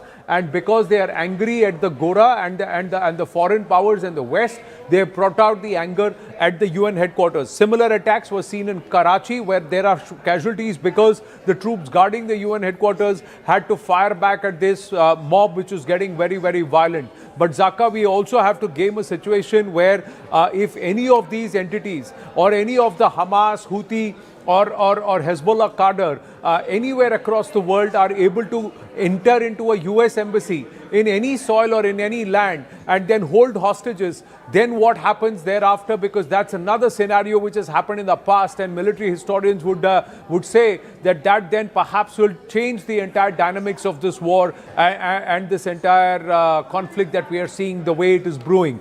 So maybe that there are entities who will be on high alert even closer home in Bharat, with the US embassies, the UN headquarters in Delhi and in Mumbai, etc., and various other places being under very, very close watch. Even in Srinagar, there were protests, but they were peaceful. But in POK or POJK, that is in Skardu, we see that it's turned violent, and the UN offices there have been set on fire. Okay, Anand, thanks for that. Like I said, there's also political churn happening domestically in response to the killing of Ayatollah Ali Khamenei. Both Priyanka Gandhi Vadra of the Congress Party and Asaduddin Owaisi of the AIMIM have come out and said and condemned the killing of Ayatollah Khamenei. This is what Mr. Owaisi has said. He has attacked Trump, and Israel's attacks on Iran are absolutely condemnable. Ayatollah Khamenei's assassination is an immoral and unlawful act, Mr. Owaisi says. He has put this out on social media, and so has Priyanka Gandhi Vadra of the Congress Party. She too has come out and said that this targeted killing by the so-called leaders of the democratic world, which includes President Trump of the United States and Prime Minister Netanyahu of Israel, is condemnable and is absolutely illegal and immoral. Aman Sharma has more details on this. Do you expect this to have political legs, as it were? Aman, will this continue? Are they playing to what kind of domestic political constituency are both Priyanka Gandhi and Mr. Owaisi trying to appeal to by seemingly backing a man who was a brutal dictator? All right, we'll try and get Aman Sharma, a political editor, in just 1 second. But you can be rest assured you will see a domestic political reaction to what has happened in Iran, the killing of Ayatollah Ali Khamenei. You will hear more and more such voices. You've just heard from two prominent voices in the opposition, Priyanka Gandhi Vadra of the Congress Party and Asaduddin Owaisi of the MIM party. Aman has more on this. Aman, do you expect more in the opposition to continue singing this tune? And what sort of constituency are they appealing to? Well, clearly, Zaka, Priyanka Gandhi Vadra and Asaduddin Owaisi have both put out statements slamming Donald Trump as well as the Israel establishment. They are saying and they are condemning the assassination, what they say, of Khamenei. To quote Priyanka Gandhi, she has called it a targeted assassination. She's saying the targeted assassination of the leadership of a sovereign nation by the so-called leaders of the democratic world, and the killing of multitudes of innocent people is despicable and deserves strong condemnation, no matter what the proclaimed reason is. So Priyanka Gandhi Vadra is very, very clearly saying that the world needs peace, not unnecessary wars. This was completely not required. She has condemned the assassination of Khamenei and also saying that it is tragic that multiple nations have now been dragged into this particular conflict. So that is the Congress MP now clearly saying that why is this happening, and also saying, also bringing in the Prime Minister of India, saying that the Prime Minister of Israel and the President Trump, I do hope that our Prime Minister makes every effort now to bring all Indian citizens home safely. So the Congress party is also now putting the onus on the BJP, on the Modi-led government to ensure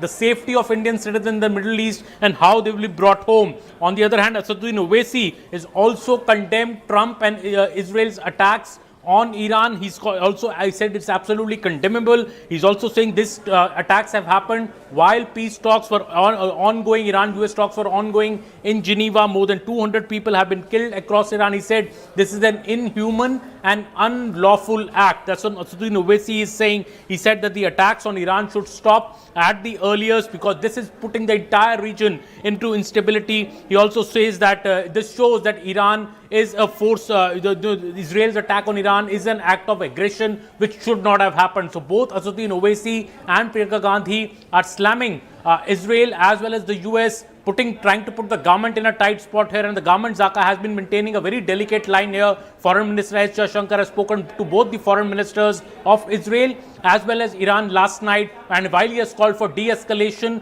on both the sides, now the opposition in India is trying to put the BJP government in the corner and saying that Prime Minister Modi should exercise, his relationship that he has with Israel to bring this conflict to an immediate de-escalation level immediately. All right, Aman, we'll leave it at that. I also want to go across to my colleague Anand Narasimhan, who has the various sites and more than a dozen sites across Iran, from the north to the south, and of course Tehran, which is bang in the middle of the country, have all been hit, including the top political leadership, the top military leadership, and also the top spiritual leadership. We're also getting in visuals of protests that are happening in Lahore. So in multiple places across Pakistan, we saw locals trying to trying to ambush the US consulate in Karachi, massive protests in Skardu. Now we've got the latest pictures from Lahore as people there try to attempt to lay siege to the US consulate building there as well. So the US buildings, diplomatic compounds, wherever they are in Pakistan, seem to be coming under attack.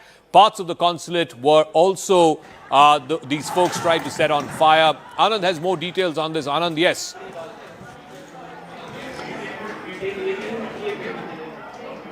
Well, sorry, Zaka, I missed you out there. What we're going to do to our viewers, bear with us. I've got Tom Cooper here with me. We've got the wall and we've got the map. Let's try and understand how this entire strikes. How did 200 Israeli aircraft fly over the Tehran airspace, drop those bombs and then come back? So let's game this and understand, does Tehran have no air defense system? And that too, you had the Israeli aircrafts take off from here, Tom, correct? So tell us, and how did this happen? How does this work? Yes. Yeah. Thank you. It's like this. You have the Iranian air defense system is approximately here, around Tabriz, around Tehran, and you have Qom and Esfahan and Karaj. So this is the principal area that, sorry, I forgot further south here, another one. This is the principal areas that are covered by Iranian air defense system. The Israelis now come up from Israel, fly over Syria and Iraq. Right. Like this.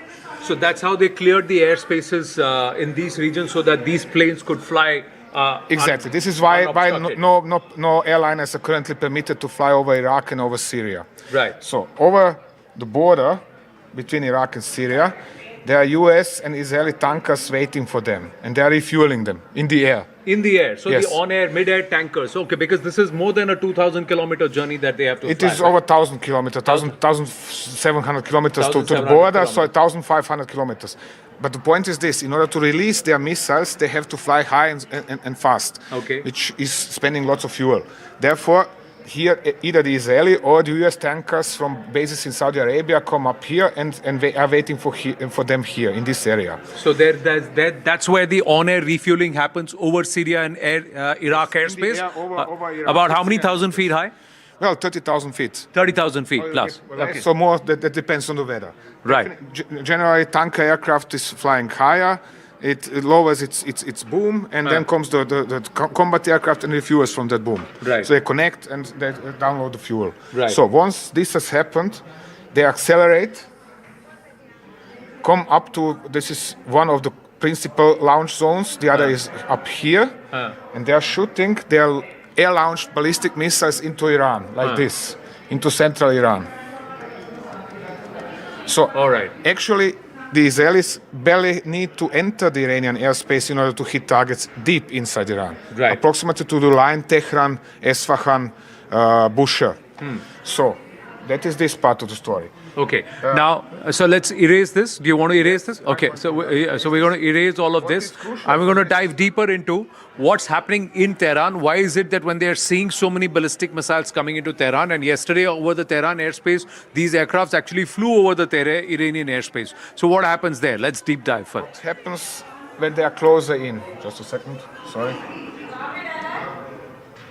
So here we have a zoom in to Iran. I said we have... You got to draw. Yeah. Go ahead. Yeah. Yeah. Okay. So, for example, let's say Qom, air defense system of Qom. You have short range, you have medium range, and you have long range. And they're defending themselves only with help of SAMs, of surface-to-air missiles. Right. So, now when the Israelis come, the Israelis do not get really into Iranian airspace. They approach from here, launch their missile. The missile travels like this. Tuck. So, now, the Iranians first shoot long-range missiles at the missile, then the medium range, if they didn't shoot it down, and then the short range, yes. Yeah. If it came through, boom, it hits the target or somewhere nearby. This is what is happening in this regards. One shouldn't forget, all this time, color, there are Israeli UAVs flying over Iran. And they are searching for targets all the time, together with satellites as well. So this is permanent monitoring of what is going on in Iran. Where are Iranian launchers? Where are Iranian SAMs? where are Iranian potential targets, where are the specific personalities they are after. So this is all the time going on, 24/7. So it's real-time intelligence. And the other part you're saying, Tom, is that the Israeli UAVs were hovering around along with the satellites, watching. So if they are moving the Khamenei and the family anywhere out of to a particular location, if there is a bunker identified, they will have the intelligence. They're tracking vehicles. They're tracking specific vehicles. They're tracking specific personalities. Even if it's some aid of, for example, Khamenei, okay, they recognize him by his car or whatever other reason, or because he came out of his flat in the morning or his home in the morning. They are following him. Okay, he's parking there. He's disappearing in some building or underground entrance or whatever else.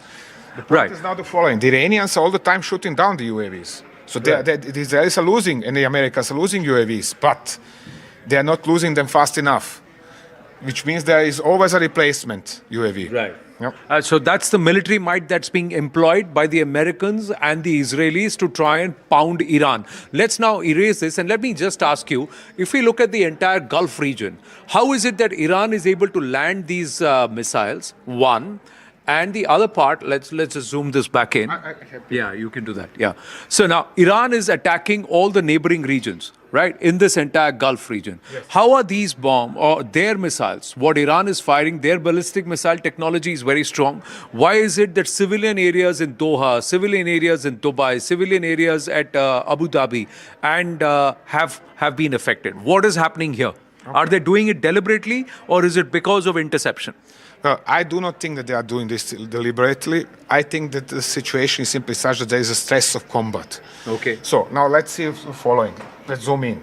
Let's say there is an Iranian missile brigade intending or tasked with targeting Manama Air Base in Bahrain. Right. Okay, so let me show you.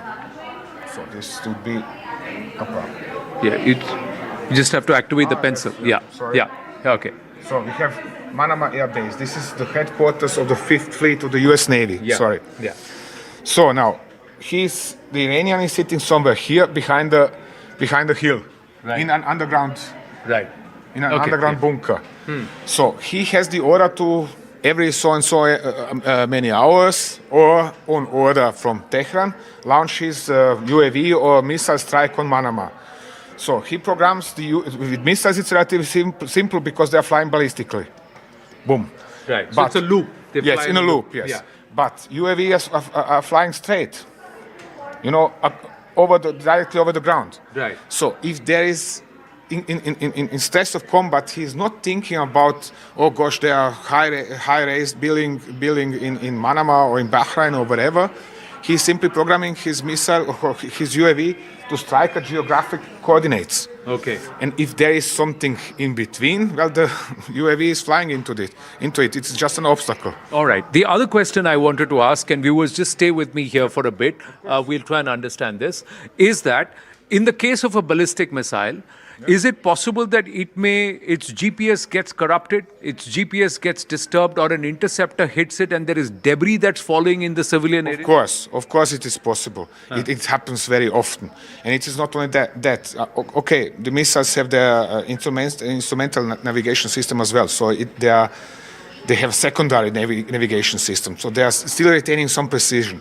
But it happens time and again that both of these are disturbed, or at least the GPS, and then the missile misses, firstly. Secondly, if it is hit while re-entering the atmosphere, it falls into lots of pieces, some bigger, some smaller, and these are still going towards the general area that it is targeted. Civilian area and also at a great speed. And it very easily can happen that somebody is killed or hit or damaged or whatever. Or whatever. How far is in Dubai, the American air base? From a civilian area, if you can just... We can find it. It is, just a second. This is Dubai Airport. It is somewhere in between the... Right. Just a second, I'm searching for it.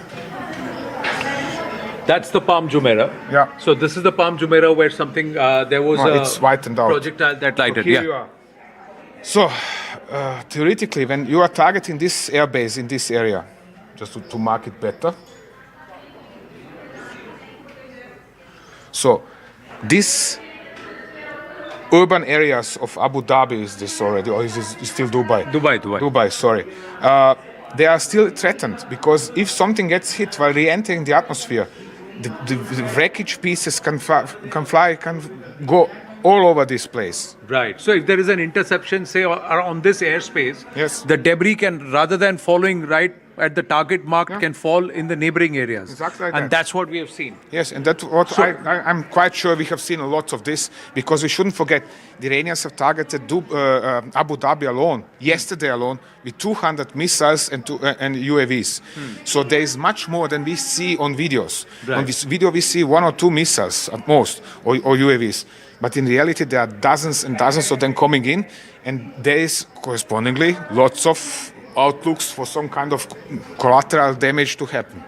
Right. So what Tom's assessment is that these explosions in Dubai, Abu Dhabi, and some of the civilian areas outside of the air bases are not done deliberate targeting by the Iranians. It's because of debris or interception that's happened of a huge number of missiles that have been sent by Iran towards these spaces. And when they land in the neighboring civilian areas, that's when we have seen debris. See, the Palm Jumeirah is not so far away. It's actually in the flying trajectory of the air base in Dubai. So you see, this is the Palm Jumeirah, and this is the trajectory of the missiles coming in towards this air base. And that's the reason why you have had debris fall here and also somewhere around the Fairmount Hotel. That's not so far away. It's also in this region itself, in this arc. One more point. Let's not forget, just a second, the missiles can come from all over, from several directions.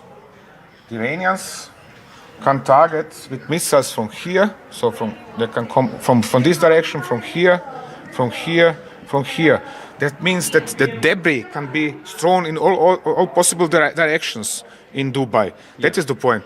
So it is not that simple as to say, always from the same direction. It's not always from the same direction. The same thing applies even for Qatar and Bahrain, that the missiles can approach from multiple locations in Iran.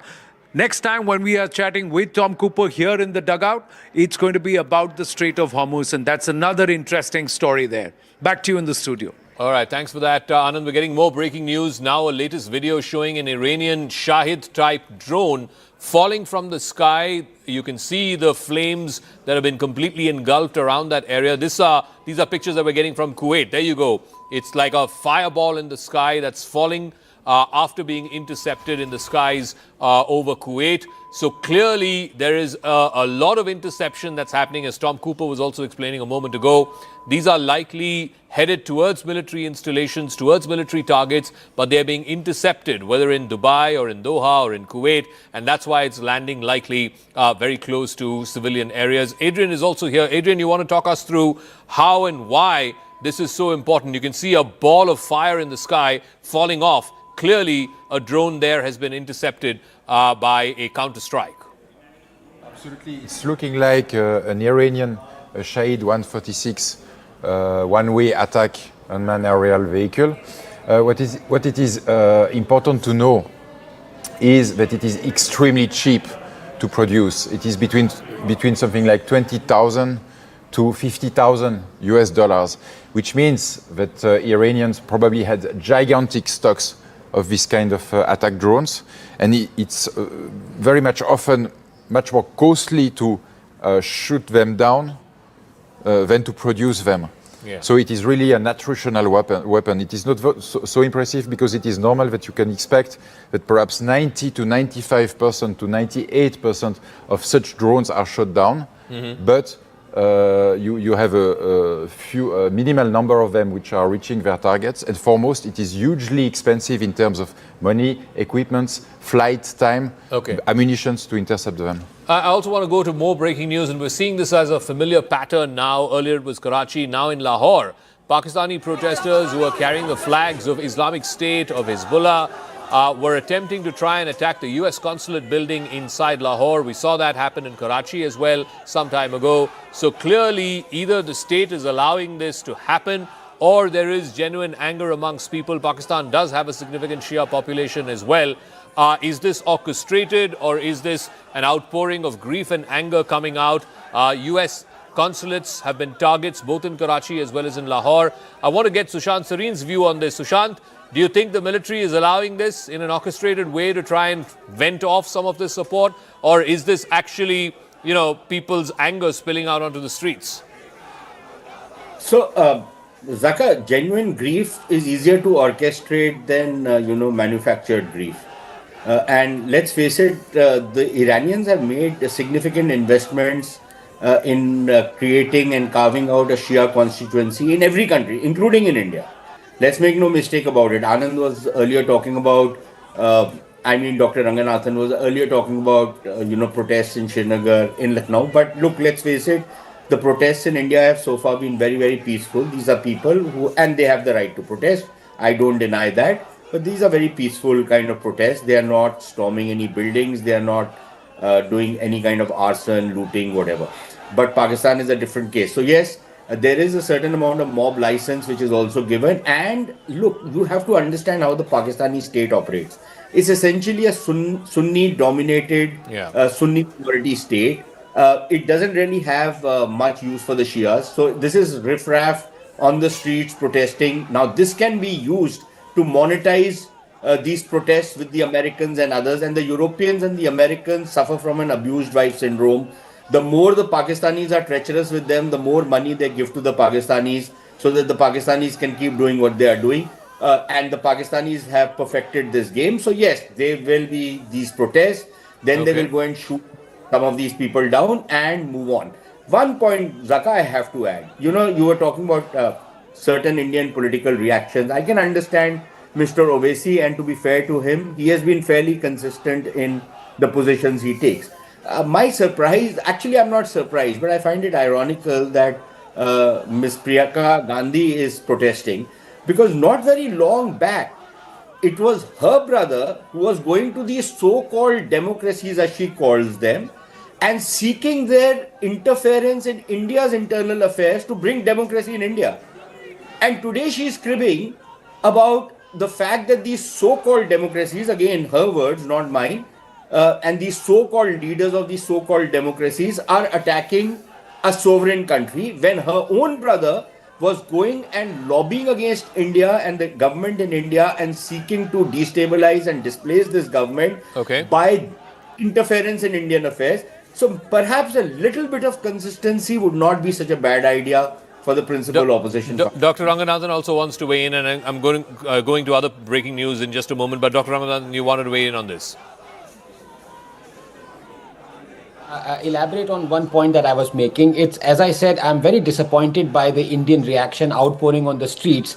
I think the messaging from the Indian government has to be very curt and very direct, because Shias, as opposed to Catholics in the world, don't have one single spiritual leader like the Pope. If at all there is one leader they look up to, the Shias of the world, it is actually Al-Sistani, who is based in Najaf in Iraq. And he is a very moderate, quote unquote, very affable gentleman who talks about peace around the world. Khomeini is the last leader anybody should be looking up to, especially the Shias. So the government has to come out and say, this is the wrong person you are eulogizing and celebrating. He's a tyrant for Iranians themselves. He's the one who's been spreading terror around the world. So if at all you want to look up to someone, let it be Al-Sistani, who's in Iraq. I agree with that sentiment. I see, liberals on Twitter sort of shedding tears for Ayatollah Ali Khamenei. He's a man who's brutally repressed his own people. Forget about the terror he's unleashed around the region, but his own people with the iron fist of the state. Even as recently as last month, in January, when the Iranians came out to the streets and protested, like I said, as per conservative estimates, more than 6,000 people were crushed by the state. I don't think anybody should be shedding a tear for him.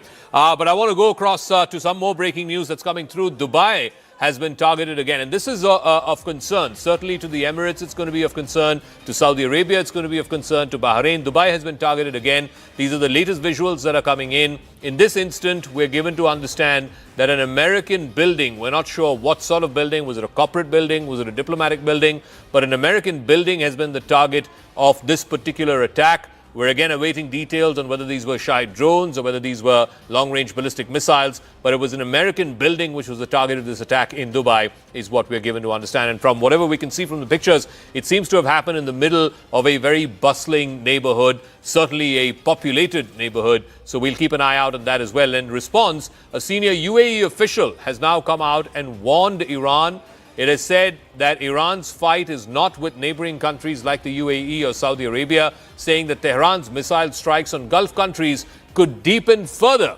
Iran's isolation. It could also damage long-term relations with its Gulf Arab neighbors. It has condemned these attacks and has called for a de-escalation. I want to go across to Sanjay Suri. Sanjay, this is an almost unprecedented pattern of attacks that we're seeing. Iran has not targeted other Gulf Arab countries, particularly civilian targets in Gulf Arab countries. There have been skirmishes that have happened in the past between Saudi Arabia and Iran. Ports have been targeted. Other infrastructure facilities have been targeted, but civilians or civilian destinations like hotels being targeted, airports being targeted. How concerning is this for the region, and how concerned are these individual countries, whether it's Kuwait or the Emirates or Qatar for that matter? Well, Zaka, this kind of targeting is quite focused. It's not haphazard. Iran, however, wrongly has a plan here. It sees these countries as hosting the US bases, and those are the bases from where attacks on Iran have been launched and are being launched now. So they are seeing these nations as complicit with what they see as their enemy. So what they are trying to do is try to hit some of these bases, but beyond that, hit civilian targets in order to hurt the economy. And the economy is the lifeblood. It's a very fragile system in Dubai. It relies upon absolute peace and ease. It's in fact sort of a continuing air-conditioned picnic in Dubai. And if there is this kind of shattering, even to a small extent, it upsets the calm, it upsets the faith in these as safe havens. So if the Iranians believe they can hit this economy and hurt this economy, as they see it, they are hitting the enemy, and they certainly are hitting where it hurts. And this will be something that will certainly provoke all sorts of consequences. And the one fallout of this is going to be quite favorable to the US. The US has long tried to nurse better relations with the Arab world. It's taken them a very long time to do this and to get as far as they have. This is now going to throw a lot of these countries, a lot of Arab countries, into the American embrace closer than ever before. So what the Iranians will succeed in doing is quite the opposite. They are not trying to make a split between the Arab countries and the US. They're actually driving these Arab countries into the embrace of the US. All right, Sanjay, thanks for that. We'll come back to you as and when there are further developments. Now, Israel has posted, I believe the IDF has put this out on their Twitter handles. They're showing footage of the destruction of an Iranian regime headquarters. This has happened just moments ago. This is footage that has been taken by either a drone, a munition that's been unleashed, or it's been taken by an aircraft, a fighter jet in that region. But you can see the exact impact, the exact time and place of impact. You can see a huge cloud of smoke billowing up from that. You can see the fire going up, and then right above that, you can see the smoke coming up as well. We're given to understand, regime headquarters. We don't know whether it's of the police, the Bassaj, or whether it's the IRGC, or if it's a political compound, but this is what the Israeli Defense Forces have just released. I want to go across to Mr. Yossi as well. Mr. Yossi, so multiple targets hit over the last 24 hours. I believe a fresh round of airstrikes have been launched by the Israeli Defense Forces even this morning. What are you hearing in terms of the latest? What are the other intended targets of this joint American-Israeli airstrikes on Iran? Well, good morning. The target of this operation is to bring about a regime change in Iran and encourage the people of Iran to go out to the streets and take over the regime. Obviously, one of the major targets groups are going to be the regime targets, such as the regime itself and the security forces that support him. And what we see right now is that amongst the targets that were hit are the Broadcasting Corporation of Iran and some other elements that comprise the security forces that support the regime in Tehran, hoping that this will pave the road for the population of Iran to go out to the streets and take over. It's too early for them to do that. We need to do more activities in this respect before the time is right. But that's the direction. And then simultaneously, we try our best in order to minimize the capability of the Iranians to hit us and other countries in the Middle East that are affected by the Iranian missile launching. Okay, this is on camera. You can see the IRGC headquarters. That's what we're given to understand. This is what the IDF has put out, the IRGC HQ being brought down to rubble in just a matter of seconds. I want to go to more breaking news. Benjamin Netanyahu, the Israeli Prime Minister and one of the principal protagonists behind this historic airstrike and elimination of Ayatollah Khamenei, he's now issued a direct address to the people of Iran. He has declared that Israel will continue to strike thousands of targets belonging to what he described as Iran's terrorist regime over the coming few days. In a strongly worded message, Netanyahu has said that the military campaign would help create the conditions that are required for Iranian people to free themselves from the chains of tyranny. Sanjay has more on this. Sanjay, just walk us through what Bibi Netanyahu has said, because from his message it seems clear that they're not ending this joint Israeli-American airstrikes anytime soon. In fact, they're going to pummel Iran for a number of days until, as he says, the conditions are met for the Iranian people to rise up against the regime. That statement is both warning and an invitation. It's really a call to people and revolt. And the reason is that the Israelis and the Americans do want to finish this in a hurry. They really cannot afford to drag this on and on. Israel certainly can. Israel is set up for that sort of thing. Politically, the US can't. Politically, Trump will suffer quite seriously were this to drag on. They want to finish this, and so they are sending a message. So the third weapon that they are seeking to use, apart from all the missiles, is the people themselves within Iran, that they weaponize their anger informally or in some way against the government or against the remnants of the regime in place and try and get rid of it. So this is trying to rope in people of Iran as allies of the US and Israel. That said, we know that Iran is a very divided society. We had this report some 2 or 3 years back that said that of about 75,000 mosques in Iran, 50,000 have been closed. So a lot of people have turned against Islamism of the kind that was enforced. But a lot of the people is still, not all of the people. There is a very large section, even though it may be a minority, that is quite Islamist in its leanings, that for that reason will be supportive of this government and this regime still in place. How the rest will now revolt against this lot, this would amount to a civil war then. Already we are seeing demonstrations in Tehran by supporters of the regime, and of course a lot of people came out to celebrate, and if that is any indication, we had a lot more people coming out to celebrate spontaneously than people speaking in support of the regime. Nevertheless, there is this split within society, and Netanyahu's call is to those who oppose it. Exactly how they will oppose it, exactly how those who are entrenched and armed will resist them, that is a tough call, and it's a tough call for people of Iran. It's easier for Trump and Netanyahu to order these airstrikes, and this is all from the air. The change will have to come on the ground, and it's going to be a difficult and messy change.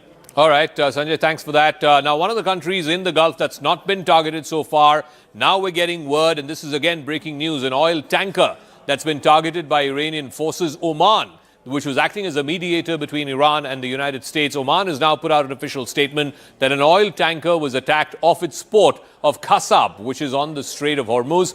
4 mariners who were on board this oil tanker have been injured. This is the first known instance of Oman getting hit by these Iranian drones and missile strikes. Oman had been playing the role of a mediator between the United States and Iran. There were 3 rounds of talks that happened, 2 in Geneva, 1 in Muscat itself. But Oman has been calling on and urging the Iranian regime to stop firing these missiles and drones, particularly at civilian targets on Gulf Arab states. So clearly, this is seemingly the first attack on an Omani asset. Certainly, it's a vessel that's just off the coast of Oman. In fact, at the port of Kasbah, just off the coast of Kasbah, is where this particular ship, this oil tanker, has been hit. But you can see the pictures on the right, which is basically the IRGC headquarters. We're given to understand that's been completely taken apart by an Israeli strike just in a matter of seconds. We're joined in our studios by Mr. Tom Cooper, military analyst, Adrian Fontanelles is a military analyst and historian, Yossi Koperwasser is an Israeli intelligence and security expert, Sushant Sareen, senior fellow from the Observer Research Foundation, Air Marshal retired Sanjeev Kapoor, former DG of Air Safety, and Anand Ranganathan, author, is also joining us. Group Captain retired MJ Vinod is also there with us. Group Captain, let me ask you, what do you make of these airstrikes? Largely, these have been strikes from the air, either through ballistic missiles or through drones. How long can Iran continue to keep up with this? Group Captain. Yeah, Zaka, there is a very important base. We all are overlooking a base called Siri. It spells exactly like the iPhone Siri. Hey, Siri, Siri. So SIRI, 100 kilometers, mere 100 kilometers from Dubai. It has an adequately long runway to launch drones, not fighter aeroplanes. 109 kilometers to be precise. And I believe, in my OSN assessment, this is the base that is being used to launch these low-cost, like Tom was mentioning, not such a long-range drones to attack all across Dubai, Abu Dhabi as well. And they probably will, in coming times hit Al Ain and probably Ras Al Khaimah too. So this is the base that I think Dubai has been taking it lightly for some time. And there were reports in the OSN community of a lot of movement from mainland into this small island, which is astride Dubai. And these drones, we make it. These drones are extremely low cost to make. Less than 3 to 4 lakhs, you can make these drones, strap on 10, 20 kgs of TNT. And you will have, devastating result, if not at least a dent in the image. What it did to, the hotel or any other places is probably minimal to nothing. But what it did to the image is what is huge, especially when Dubai is looking to surge ahead in terms of, getting HNIs on board, opening its space for business. Those things will get affected. People will have to factor these things into consideration when they want to move in the future, move in Dubai, unless a favorable regime comes in Iran, which also is a possibility. Time will tell. Let's wait and see. We'll see if there will be a favorable regime in Iran. But Iran has also now started trading fire through these missiles as well as Shahid drones that have been unleashed. And specifically, they're trying to target civilian populations in Dubai, in Doha, in Kuwait. It has started trading fire after the US and Israel launched multiple strikes, one of which killed the supreme leader of Iran, Ayatollah Ali Khamenei. CNN's Nick Patton-Walsh reports on the big questions that now stare the Middle East in the face. Killing Ayatollah Ali Khamenei is a simple solution to a very complex problem. And as the sun comes up here in southern Israel, I think the region, the United States and Israel, are going to have to urgently ask the question and find the answer to what really comes next. Now, clearly, the United States and Israel decided between themselves that removing the top level of Iran's regime would leave them ultimately in a better place. And President Trump has hinted that he thinks he knows who could potentially be a successor. He might be harking back to a Venezuela playbook where essentially they captured Nicolas Maduro and pointed towards his deputy as the person they'd like to see run the country. But Iran is nowhere near as simple as that. Its security forces are entrenched within society.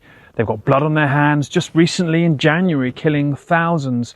And so possibly the idea of some kind of moderate replacement in a box dragging the whole country towards the Western orbit is a little far-fetched perhaps. And still, the airstrikes and retaliations haven't even stopped yet. So it's a new dawn here, certainly, but one with very urgent questions as to how this very simple, brutal solution, the killing of Khamenei, suddenly fixes a problem that's beset the United States for decades.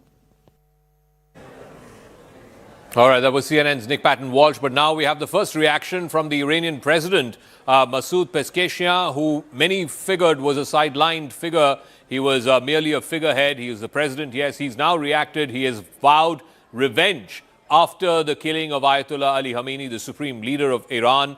Tehran is viewing revenge as its duty, is what Masoud Pezeshkian has said. He was seen as a slightly more moderate, reformist president, but increasingly in the last few weeks and months, certainly after the attacks that we saw in June last year, the 12-day war, he was being sidelined as almost like a figurehead there, and it was directly being taken. The most important political and military calls, security calls, were being taken by the supreme leader along with other folks like Ali Larijani. But now the Iranian president Masoud Pezeshkian has vowed revenge, saying that revenge is a legitimate right of the Iranian people.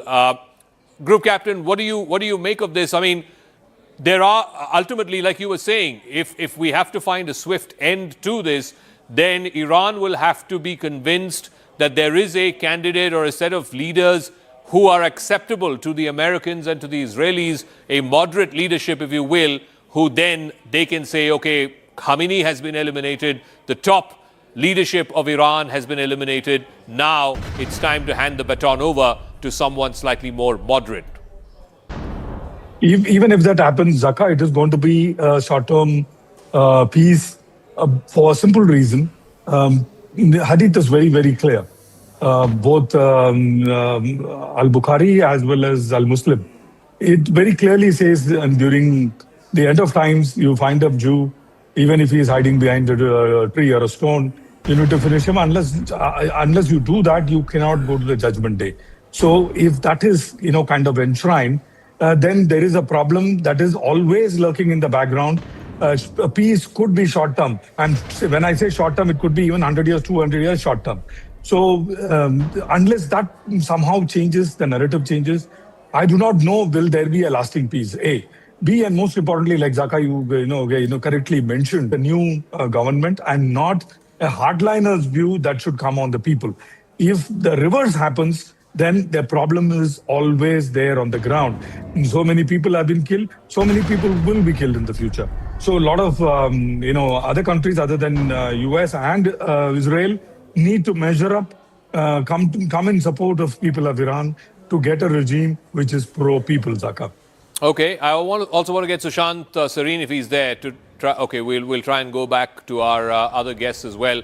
If Mr. Yossi is there to weigh in. Okay, Daniel Benjamin Shapiro is former U.S. diplomat to Israel. Thank you very much, Mr. Shapiro, for speaking with us. So now we have the first reaction from the Iranian President Masoud Pezeshkian, who was seen as a slightly more moderate face. He has now come out and said he's vowing revenge against America and Israel for killing the supreme leader Ayatollah Ali Khamenei. What do you make of that? Well, I think as long as the regime survives, they will try to establish some revenge. I'm actually sitting in Tel Aviv, and there have been several barrages of missiles launched at Israel already today, and those might indeed already be part of revenge. They've continued to launch missiles into the Gulf against targets in GCC states. So it's certainly possible that they consider this revenge. And this is a very ideological regime. They've been driven by that ideology to try to destroy Israel, to sponsor various terrorist organizations and undermine Arab governments, to try to kick the United States out of the region. And their ideological leader has now been removed. So it would be logical that at least until more damage is done, they will try to establish some measure of revenge for his death. So war game this for us. How does this play out over the next week, maybe 2 weeks? Does Trump immediately claim political victory and say that, look, I've cut off the head of the snake.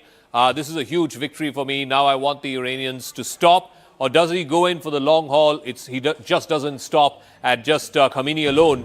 He goes for the entire top leadership of Iran, and then he wants the people of Iran. I don't know how this is going to happen, but at the end of that, whether it's 10 or 20 or 30 of the top leadership of Iran is eliminated, and then he expects the people to take back the regime. How is that going to work?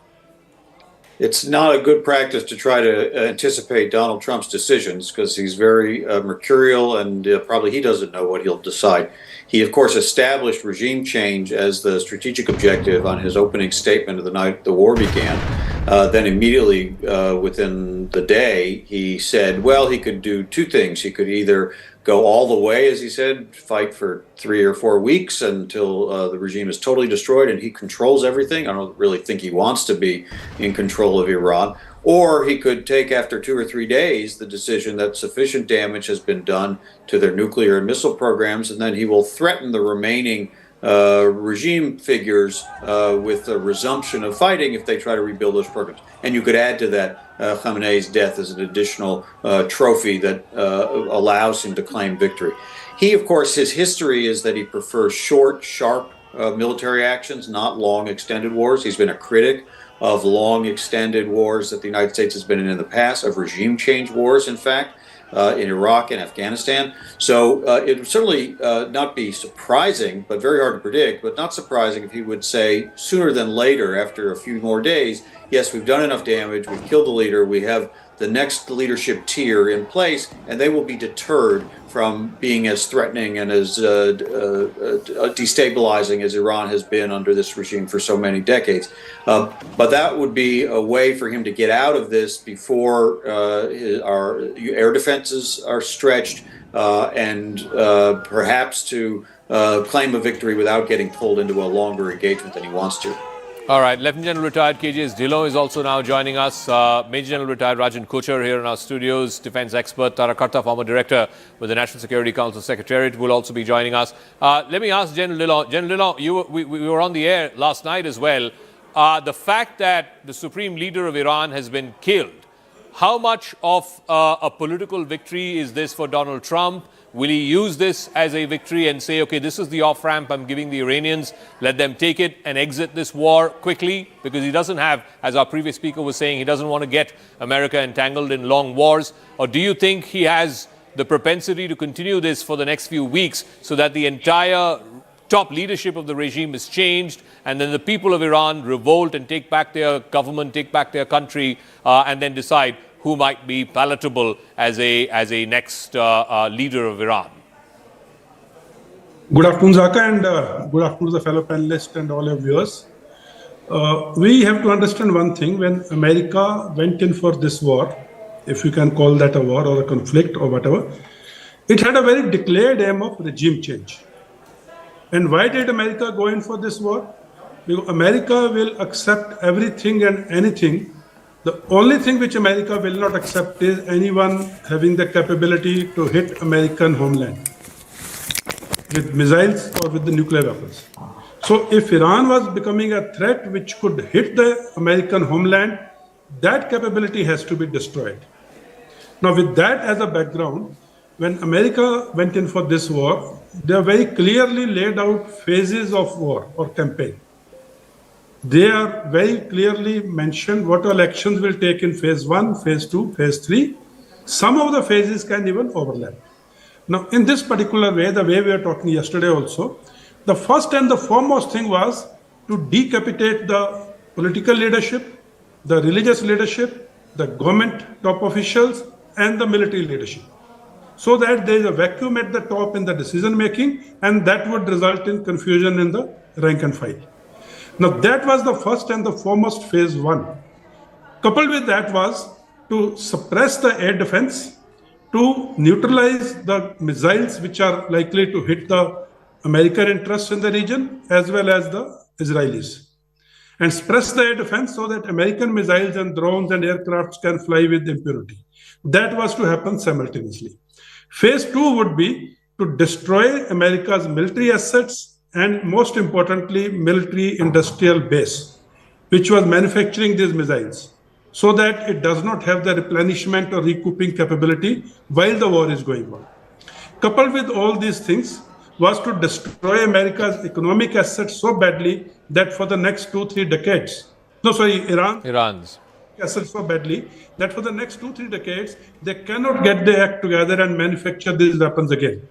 As also the nuclear weapons, nuclear material All this would happen under an umbrella of a very solid psychological warfare or narrative building. Okay. Which has already started. We have seen the people coming on the street, the selective videos being leaked of the women crying death to Khomeini and all that. So all this was to happen in a particular phased manner. One thing which Iran's oil refineries, because that they would need even after the regime change or after the war is over. Other than that, all the economic assets, the military assets, the political, military, government, top leadership will be decapitated. And in this whole game, internal uprising would be given a flip. Okay. And that would result in a civil war. Let's see how that plays out, because on the face of it, it would seem that if you've eliminated someone who's been part of this country or the leadership of this country for the last 40 years, that gives people a reason to rally around the flag. How can you expect people to come out and retake the government, as Trump said? But I'm getting another piece of breaking news as well. This is a CNN News 18 exclusive. On Khamenei's killing, Pakistani protesters have stormed the U.S. consulate in Karachi. They've entered the U.S. consulate building in Karachi. Multiple casualties, we are given to understand, are feared.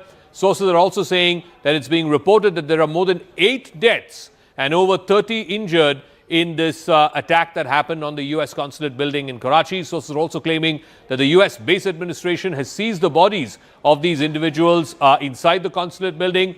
Protests continue across the country. In Skardu, we saw pictures from Lahore as well, and now in Karachi. I want to bring in Major General Rajiv Kochar here in our studios as well.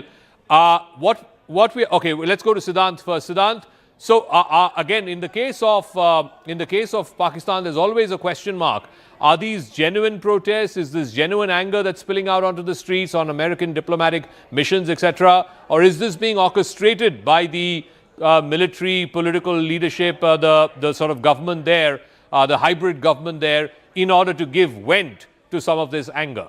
That's right, Zaka. In fact, this input has been brought to us by securities editor Manoj Gupta. Now, Manoj is reporting that Pakistani Shia Muslim protesters have stormed the U.S. consulate in Karachi in response to recent U.S. IDF strikes against Iran. Pakistan's security forces successfully pushed back the angry protesters who attempted to attack the U.S. consulate in Karachi. Protesters in Karachi set fire to the U.S. consulate amid demonstrations following the reported martyrdom of Supreme Leader Khomeini.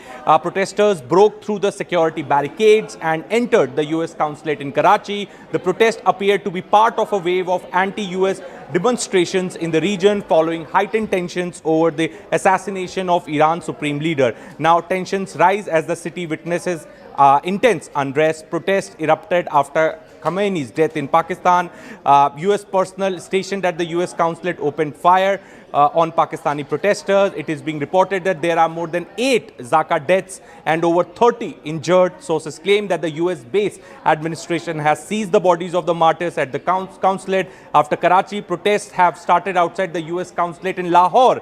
Protest continues across the country, including Gilgit-Baltistan. Karakoram highway has been closed to all types of traffic. Back to you. Okay, Siddhant, we'll leave it at that. Thanks very much. Major General, here in our studios, just in terms of, how this is likely to play out, one variable that's been added is Iran is now attacking these civilian targets in Dubai, in Doha, in Bahrain.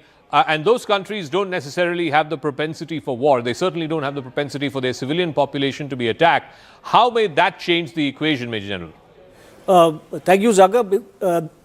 Point to note here is that these are soft targets because all these countries do not have that kind of air defense umbrella which possibly Israel has. Because Iran has 2 options now, either to strike Israel, and we know that Jaral Ford is there, and it is an added umbrella for the air defense as far as Israel is concerned, because if you remember the last 12 days war, on the 9th day, Israel was not able to stop the missiles of Iran from coming in because interceptors had fallen short.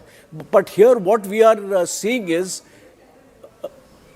this is a pressure tactics on the part of Iran as far as the United States is concerned, because a message is being given to the United States as also to the Gulf nations that the United States cannot protect you any longer.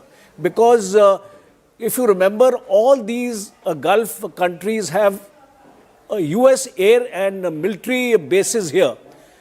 And the premise why these bases were placed here was to give a protection to these countries against any outside interference in terms of any kind of a conflict. So I think a strong narrative or a strong strategic message is going from Iran as far as we are concerned, telling these Gulf countries that America can no longer protect you.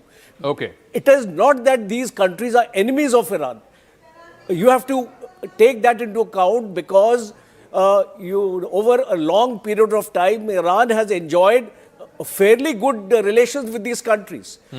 It is basically a message which is going to the Americans and also to these countries that United States is not able to protect you any longer. And I think these attacks are going to intensify because if you look at the arsenal of missiles Iran has, preponderance of these missiles are the short and the medium range missiles. So it is quite convenient for Iran to target these countries and put pressure on the US to stop this war. Okay, just give me a moment. There's massive airspace restrictions all across the Middle East because of this ongoing war, and as a result of which we're given to understand that at least 60 departures and 40 arrivals, that's a total of 100 flights, have been cancelled at the Delhi airport so far. Again, I believe Siddhant has more details on this. So, massive disruption to flights, particularly those that are passing through airspace in the Middle East. What's the latest on that front, Siddhant? Well, that's right, Zaka. So our colleagues have been reporting since morning from various airports in India, from Mumbai, Delhi, and in fact, there are a lot of passengers stranded. Their flight schedule has been changed. Many flights have got cancelled. Now, sources are telling us that due to airspace restrictions over Iran and parts of Middle East, Zaka, 60 departures and 40 arrivals, totaling 100 flights have been cancelled at Delhi airport so far. In fact, Zaka, not just this, many airports in the region, in West Asia, have been shut after the strike by Iran, which includes Qatar airport, Kuwait airport, Dubai airport, and so definitely, people are stranded at these airports. Not only in Delhi and Mumbai, but at various airports in West Asia also. Many flights are getting cancelled, and so far 100 flights have got cancelled only from Delhi airport. All right, thanks for that. I also want to go across to Joe Brown. He's an I-24 news correspondent with an Israeli channel, I-24. Thanks very much, Joe Brown, for speaking with us. What is the latest you're picking up? Prime Minister Netanyahu of Israel has put out a statement a short while ago where he has vowed to continue with these airstrikes for the next few days. Israel is not relenting. America is not relenting. How far do you think this will go? Well, for Israel, they want to make sure that this is sustainable. If you just get rid of the head of the snake, Ayatollah Ali Khamenei, then there are still people in place, perhaps even younger people, more radical people, who will be able to take over the reins, and that could cause even more issues for Israel further down the line. And that's why they are going to continue fighting. In fact, just within the last minute or so, the IDF has come out with a statement saying that within the first minute of attacks yesterday, 40 senior leaders were killed. It's likely that includes Ayatollah Ali Khamenei, but that just shows the level of their military arsenal, the fact that they have a specific goal in mind. It's not just to get rid of the leadership as they have done over the last day or so, but it's to go even further, to make sure that they are no longer a threat, to make sure that their proxies in Iraq, in Lebanon, in Syria, in Yemen, that they pose no further threats to Israel. We had a little bit of the action in the 12-day war in June last year, but that was just to, I guess, set the scene for what is happening right now. What happened in the 12-day war was a good step in the right direction. It set the Iranian nuclear program back around about 2.5 years, according to experts. But they need to go a lot further, and that's what Benjamin Netanyahu wants to do. That's why he's saying that he will not stop until he is fully satisfied. Israeli sources have told I-24 News that it will likely be a week-long war. Potentially, it could be even longer. The state of Israel is prepared and ready for it to be even longer than that. However, as I say, they will not rest until Iran no longer poses a threat to Israel. All right, Joe, stay on with us. Dror Eidar is an author and a former Israeli ambassador. He's also joining us, and Tara Karta is also there with us. I'll go across to her in a second. But, Mr. Eidar, you know, the stated objective, as has been said by both Prime Minister Netanyahu and President Trump, is total regime change in Iran. Yes, the head of the snake has been cut. That's Ayatollah Ali Khamenei, the supreme leader. But if they were to eliminate the entire leadership, what fills that vacuum? And this hope that the Iranian people will rise and they will retake their government, as President Trump said, how realistic is that hope? Well, I agree with the major part of the analysis in your studio, but one thing I want to correct. America, Trump especially, does not attack Iran because of the nuclear program. They attack Iran because we are speaking about an entity, political entity, which is the source of the all worldwide terror. Even in India, every place that you want to see some destabilization of the area, you can find the footprint of Iran. So you're right. I mean, cutting the head of the snake is not enough because the entity is still alive. We are speaking about a state which does not have economical sources, but dedicate what it does not have to kill people all over the region. And what happened in the Gulf states, America, the conclusion is not that America cannot defend them. They cannot flatter Iran. They cannot be like a mediator between Iran and other and think that in any crisis that would happen, Iran will pass over them. So first of all, we are speaking about a mission that does not stop with cutting the head of the snake. And second, I think that President Trump has a historical sense, and he understands more than other leaders in the world that if he wants to destabilize the world, if he wants to bring prosper to our region and to other regions, we need to change this political entity that kills its own people. They do not kill their enemies, they kill their own people. So we are speaking about many aspects, but let's focus in this moral mission. This is a moral mission like against Nazi Germany. Now, what taking place, the place of these old Nazis is this regime, which is a Nazi regime that its own goal, it's not only to exterminate Jews, it's to even to kill many Muslims as it likes in order to control the area.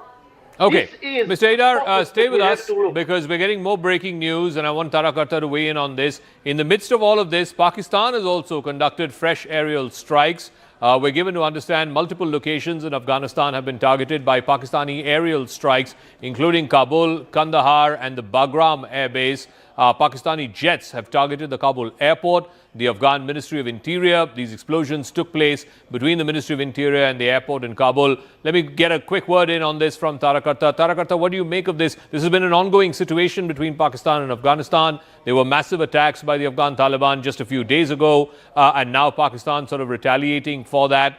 A, what do you make of this? And B, how concerned should India be? This is in our region, in our backyard. Oh, we should be very concerned indeed. I will take off from what the previous speaker said about Iran being a sponsor of terrorism. Iran has sponsored terrorism, there's no doubt. I have no truck with it, let me make that very clear. But I would say, in contrast, Pakistan is a far larger sponsor of terrorism than Iran has ever been, because the Pakistani army and the state backs it 100%. And that blowback is what they're seeing now, where the Afghans have got fed up of them, and these people are now, they've painted the entire picture so differently, saying that Afghanistan is the epicenter of terrorism. Afghanistan is trying to kill the Islamic State as a group, but that doesn't seem to have been reflected anywhere else. But in this, what I would really like to point out is that the attacks in Karachi, against the US consulate, which is disgusting, the ones in Skardu, this could not happen. I mean, there is no sign. I was looking at those videos. Where is the famed Pakistan army and they are Pakistan Rangers? Where are these guys who are supposed to protect these people? They suddenly disappeared. So you can attack defenseless civilians in Afghanistan, but you can't protect a diplomatic embassy in your own country. Yeah, that's a fair point. That's a fair point. I'll come back to Tarakarta in just a moment. Siddhant, very quickly on this. So 3 places in Afghanistan, in Kabul, in Kandahar and in Bagram, have been attacked. What else are you picking up? Clearly, there will be retaliation by the Afghan Taliban as well to this. That's right. So in fact, Manoj is reporting, Zaka, that the leftover US weapons at the Bagram Air Base, including depots, successfully destroyed. Local Afghan authorities are assessing the damages. Pakistan military operation Ghazab Lil Haq against Afghanistan Taliban regime and militants on day 3. Pakistan and Afghan Taliban fighters are engaged in fighting on Durand Line's multiple sectors. Afghan Taliban spokesperson said that strikes by Pakistan has confirmed the strikes by Pakistani jet. In fact, anti-aircraft fire is being carried out in Kabul against Pakistani aircraft. Anti-Pakistani aircraft attacks, air defense operations are being carried out in Kabul.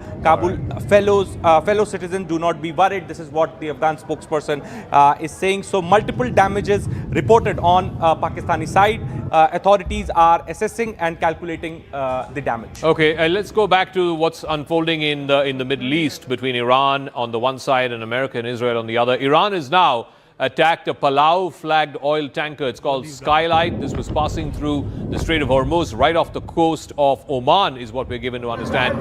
4 sailors have been wounded in the attack. The entire crew has been evacuated. In fact, this is the first known instance of an oil tanker being attacked that is just off the coast of Oman is what we're given to understand. 20% of the world's oil passes through the Strait of Hormuz.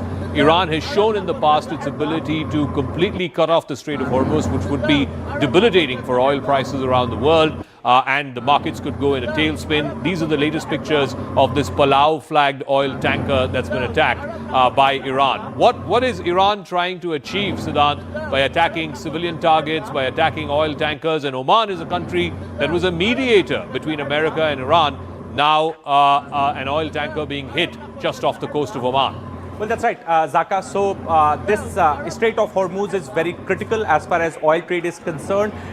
World's 20% oil trade passes through this route, and in fact, in the past also many times Iran threatened to close the Strait of Hormuz. Now, yesterday, after US and Israeli forces conducting joint strikes in Iran, IRGC announced that they will be closing the Strait of Hormuz. Perhaps this is the ultimate escalation, perhaps which was announced by Iran yesterday, and now today we're getting to know that that this vessel, Palau flagged oil tanker Skylight, which was passing through Strait of Hormuz right off the coast of Oman, have been attacked by Iranian forces. 4 sailors have been wounded in the attack. The entire crew now has been evacuated. So it's a message which Iran is sending to other countries in the region, outside the region, that Strait of Hormuz is not operational.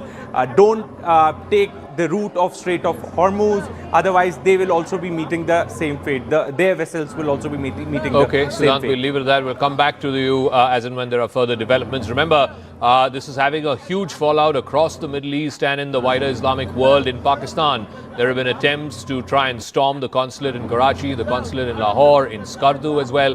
Now the US Embassy in Islamabad has put out a statement. We are monitoring reports of the ongoing demonstrations at US consulates in Karachi and Lahore, as well as calls for additional demonstrations at the US Embassy in Islamabad and the Consulate General in Peshawar.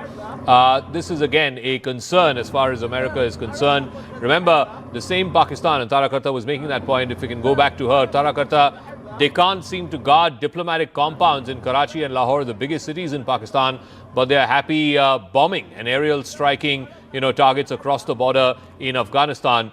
Just what is going on with Pakistan? The concern and the suspicion has always been, let me get Tara Karta in on this, that much of this is orchestrated and it's being allowed by the Pakistani quasi-military, quasi-civilian state. Oh yeah, so far you saw that when just before they, agreed to the Gaza deployment, for example, I'm just giving an instance, there were these, these huge, massive protests on Gaza. The moment the military said, okay, we're going to be part of this deal, no protests, nothing after that. So these are highly controlled ventures, one.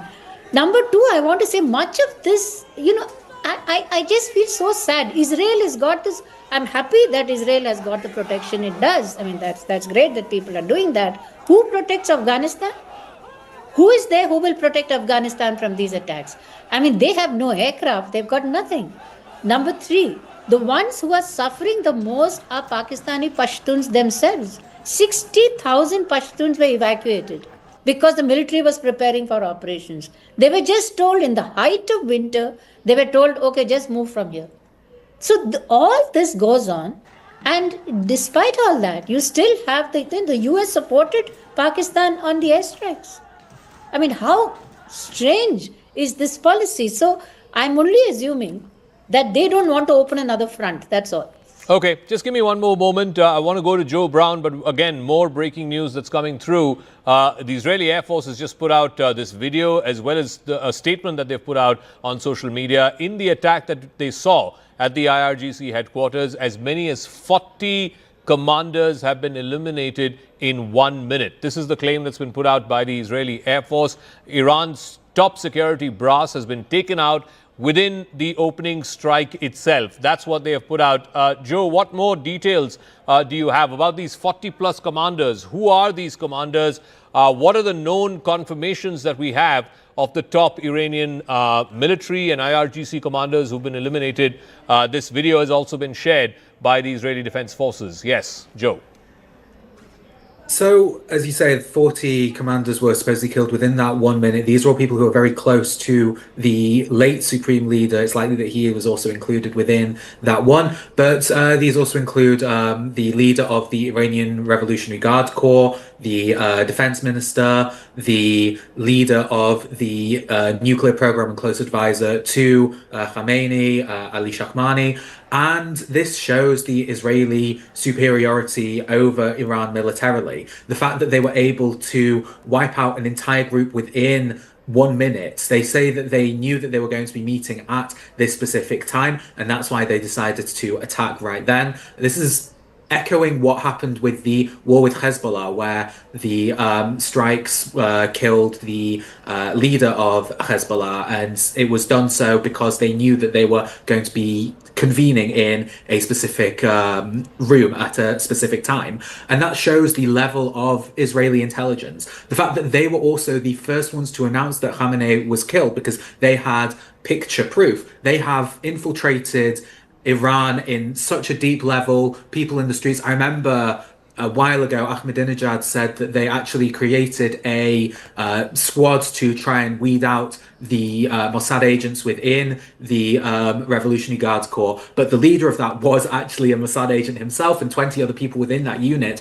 were Mossad agents. That shows the level of which Israel has intelligence and superiority in Iran. And this is why they've been able to carry out these attacks.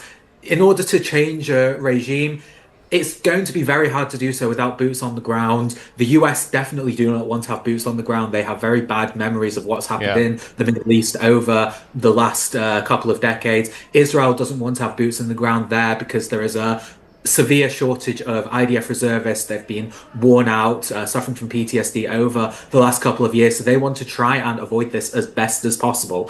So in order to do that, yes, you need to have the drone attacks, the aerial raids, but you also need to have intelligence on the ground. And that's what's helped Israel find out that they were able to kill those 40 commanders within 1 minute. That's how they knew where they were, and that's how they will continue to fight this war. They say it will last maybe a couple days, maybe a week, but that is why Israel will fight until the very end and will be able to come away, at least in some sense, with a very strong military victory. All right, thanks for that, Joe Brown. Let me bring in Major General Rajiv Kochar. General Deloy is there with us as well. Major General, you know, the arc of what has transpired over the last 2 years, it started with October 7th, and Israel has gone and consistently eliminated all of its major terror fountainheads, as it were. It eliminated Hassan Nasrallah, the leader of Hezbollah. It eliminated Mohammed Deif and Ismail Haniyeh of Hamas.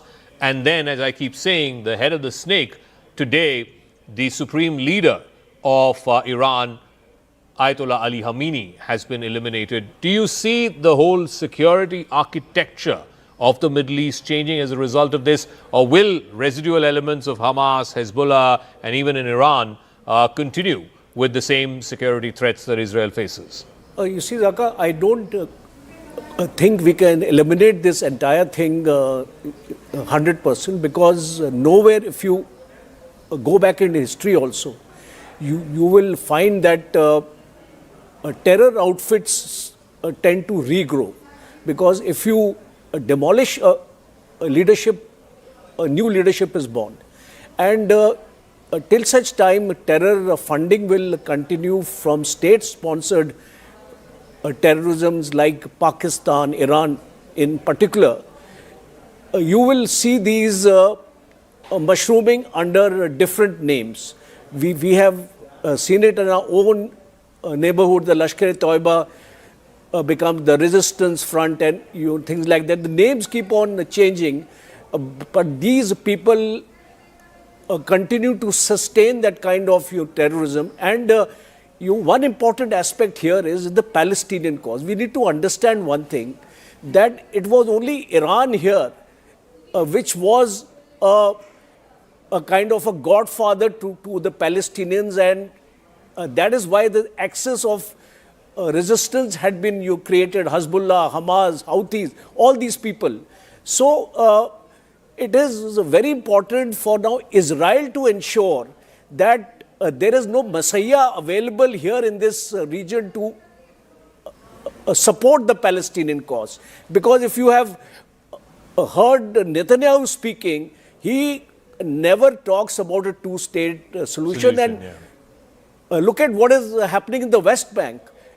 Last year, 144 settlements were there, and today they are 210. 7.8 lakhs Jews have been settled in the West Bank. So the prime objective of Israel is to finish this support of the Palestinians. Even the Gaza board doesn't have any of the Palestinians on the board itself. So the message is very, very clear. Both United States as well as Israel wants Israel to dominate West Asia and not Iran. And regime change is the only way it can be done. Okay, so in retaliation to the attacks which took out the supreme leader as well as other top leadership, military and political leadership of Iran, Iran has been retaliating with drone strikes, with long-range missile strikes, and they're specifically also targeting civilian targets, civilian populations in Dubai, in Doha, in Manama. CNN's Paula Hancock is reporting from Dubai after Iranian retaliatory strikes hit some of the commercial areas of Jebel Ali. This is Jebel Ali on our left. We're just on the road between Abu Dhabi and Dubai. We have been seeing plumes of smoke rising from Jebel Ali. This is the commercial area of Dubai. We have heard from state-affiliated media quoting the IRGC saying that they have just carried out a sixth wave of attacks against US bases in the Middle East. Of course, it's unclear whether this is a direct hit, intentional, or whether this is falling debris from an interception. And this is the road from Abu Dhabi to Dubai. It is usually jam-packed. You can see how clear it is at this point. People are taking the remain in shelter warning very seriously. All right. I want to go back to General Dhillon on this. General Dhillon, I also want to talk a little bit about the double game that Pakistan seems to be playing. On the one hand, they're allowing these orchestrated protests against US missions in Karachi, in Lahore, etc. But they have no qualms in sending airstrikes across the border, across the Durand line into Kabul, Kandahar and Bagram. Absolutely, Yaka. There are two aspects to it. One is Pakistan military, which could not protect the houses of their own corps commanders. In May, a few years ago, the civilian protest. How do you expect them to do anything? And the second aspect of it is Pakistan military, if they want to do something in Pakistan, nobody can touch them, they will do it. Now, there is a background to what happened in Karachi US Consulate. See, if you look at Iran's map, the whole air defense, I make this point again and again, whole of air defenses, and this has a link with the Afghanistan strikes also. The whole of air defense is facing southwards or southwestwards. That means towards Israel or towards American assets in the region.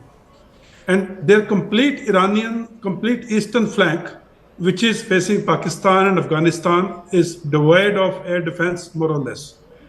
Now, if Israeli missiles have to hit Iranian targets without being intercepted by a formidable air defense, the air defense of Iran has to be divided. That means some assets of air defense of Iran, which are now facing south, have to face eastwards. Now, for that to happen, Pakistani airspace and Afghanistan airspace is to be used by the aerial platforms like aircrafts or the missiles to hit Iran from the east. Now, for that, Pakistan is the only country which can be bought with few dollars here and there. And Afghanistan still has some anti-aircraft weapons. Now, Pakistan is doing the dirty work for America in the meantime in Afghanistan. So that when this airspace is used from the eastern side, Afghanistan is not able to hit any of the air assets which are flying low. And this is what the whole game plan is. And now coming to US consulate in Karachi, how Pakistan Army orchestrated this attack on it. It is to show to the people of Pakistan that we are against America. We are allowing you to protest. And also telling America that our internal problem does not allow us to support you openly. So please give us more dollars. So that in spite of internal issues, internal problems, we support you in your attack from the east or in your attacks on Iran. Now here, 8 Pakistanis killed or 10 Pakistanis killed have no meaning for Pakistan Army. Pakistan nationals' life is dispensable, is expendable. They will kill 100 of them to achieve the aim which military commanders or the military generals are wanting to achieve for themselves, not for Pakistan.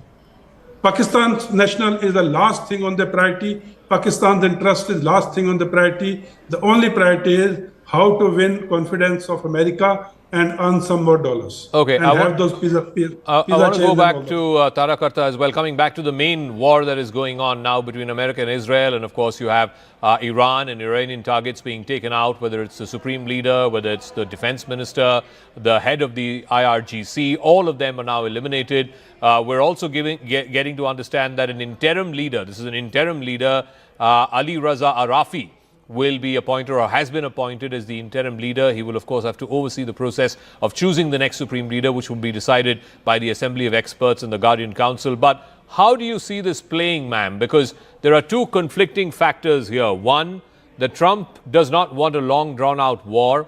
And yet, you cannot change the entire regime unless there is a slightly longer horizon that is available. Yes, they've taken out Ali Khamenei, they've taken out some of the other top leadership, but the remnants of the regime still remain. And whatever the next generation of leadership will be, they'll only even more be ill-disposed to America, because America has just killed the man who's been leading and giving ideological leadership to this project for the last 40 years.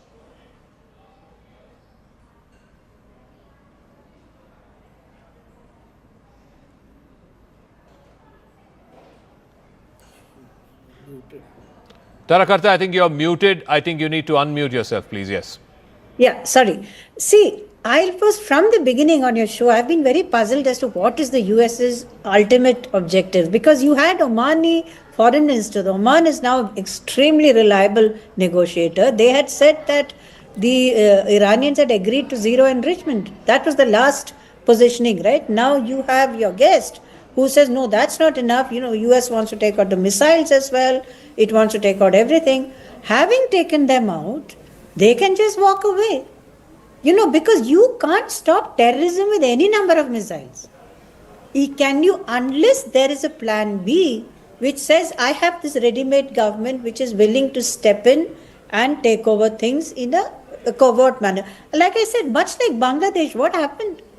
They brought in this lot. Did it succeed? It didn't. Putting any kind of, outside regime into a country is an extremely tricky business. And it requires a lot of patience and perhaps some boots on the ground as well. Okay. But they're not going to do that, right? So what is the option? I think from what I sense here is the idea is to weaken them. I mean, they've just appointed a new IRGC commander. So I don't think they're all that much in grief as we think. The leadership, the functions are still going on. Okay. I don't see any just one word, ma'am. The Crown Plaza Hotel, and we're getting those visuals. This is again in Bahrain, in Manama. The Crown Plaza Hotel has been damaged. This was shortly after explosions were heard in the Bahraini capital. Now, what is also interesting is they're targeting tourist centers, they're targeting hotels, they're targeting airports, they're targeting oil tankers and ports. These are all not just, sources of revenue or capital for these countries, but it is also potentially it could have, international tourists, international folks who are camped up in these hotels and of course in the airport and so on. Are they trying to send out a signal not just to these Gulf Arab countries but also to America and Israel that, look, we're going to hit on these high value targets as they were in that sense, so that the message goes across both to Washington and to Tel Aviv, not just to Dubai or Doha or Manama? See, one thing we've seen so far is, as far as I know, 2 people have died, right, in these random attacks. Number 2, what I have heard across is that there's the possibility of spoofing, that some of these things are being diverted. Number 3 is what you said, that it's deliberate. So far, Iran said right from the beginning that if we are attacked, we will target all US bases in self-defense. That's pure self-defense. That's legitimate. That's fine. What else is going on is inevitable, because not all of these drones have that great a capability. And like I said, spoofing. But if this continues, there could also be, I'm not certain, because we can't find who is making these decisions now. It's not clear. If it does seem that if they sort of spread these attacks around, more number of countries will start getting involved, and the crying out to say stop the war will increase, because Iran is not going to win this type of war. It cannot. Okay. On this question of who will now get to lead Iran, if we can take that breaking graphic as well, Ali Raza Arafi, he has now been appointed as the interim person who will lead Iran. He will take all the political calls as far as Iran is concerned. Remember, they have vowed all-out revenge. President Masoud Pezeshkian who's seen as a more moderate, more reformist sort of a figure. He had been sidelined as well over the last few months, certainly since last year's war, the 12-day war that happened in June. Now, Ali Raza Arafi is supposed to be the person who will take on the role of the interim leader of Iran. Of course, ultimately the supreme leader will have to be chosen by the Assembly of Experts and by the Guardian Council. There are 88 members who will decide that. There are some front runners as to who will take over the reins after Ayatollah Ali Khamenei. But for now, Ali Raza Arafi will be the one who will be the head of the interim Iranian government or the Iranian regime. Major General, what do you make of that, and how is this expected to play out? As Tarakata was saying, the system is still in place. The system cannot be eliminated or overturned. Certainly can't be done in the matter of a few days or weeks. The system continues, but America and Israel can claim victory because the head of the system has been eliminated. You see, Zakab, what has actually happened now is that Iran has a structured hierarchical system. And if you remember, Khomeini had already named his successor in the last 12 days war. He had already announced a name that who will take over. And Ali Narijani was the person whom he had actually nominated. But what happens is today, after 24 hours of battle, we see the top leadership has been liquidated, but the leadership vacuum is not there. Somebody has taken over. Decisions are going to be made. And especially the IRGC, if we are seeing what is happening in the Gulf countries, in all probability, the junior leadership of the IRGC is taking the call. Because the senior leadership has been wiped out, so the hierarchy actually falls on the junior leadership and they are taking the calls. There is no lull in the battle. It is a continuous effort on the part of Iran to retaliate. No, but towards what end? What will they finally achieve? At some point, they will run out of these munitions, they'll run out of these drones and these missiles. What is their objective? What is revenge as Iran sees it? It's not like they can take out Trump or Netanyahu. No, yes, definitely not. But it is a kind of a message to their own people that the United States is not invincible. We can also cause harm to the United States, and we are doing it. So, if you remember in that 12 days war also, US allowed Iran to hit Qatar and then stop the war, because that was a kind of a saving grace given to Iran, that you can go back to your people and you can tell them that you have also struck us. So I think ultimately, see, a regime change cannot happen when you don't have boots on ground here. Yeah.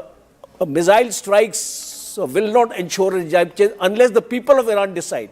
So I think US is not going to fight a long battle here.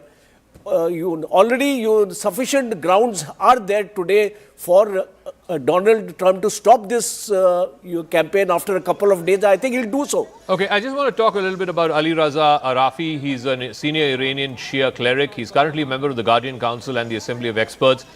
He's the head of the Bache Kuni Basij, which is an internal police force, a law enforcement agency. He was also the former chairman of the Al Mustafa University in Qom.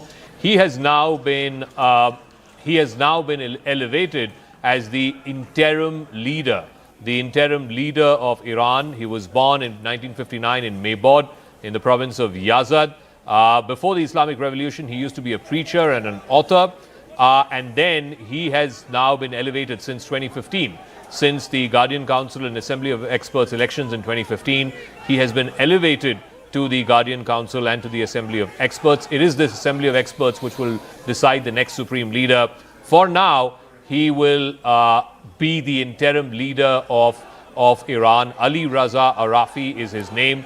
He has the unenviable task of taking revenge on America and its Gulf Arab partners, and also against Israel, to avenge the killing of the supreme leader.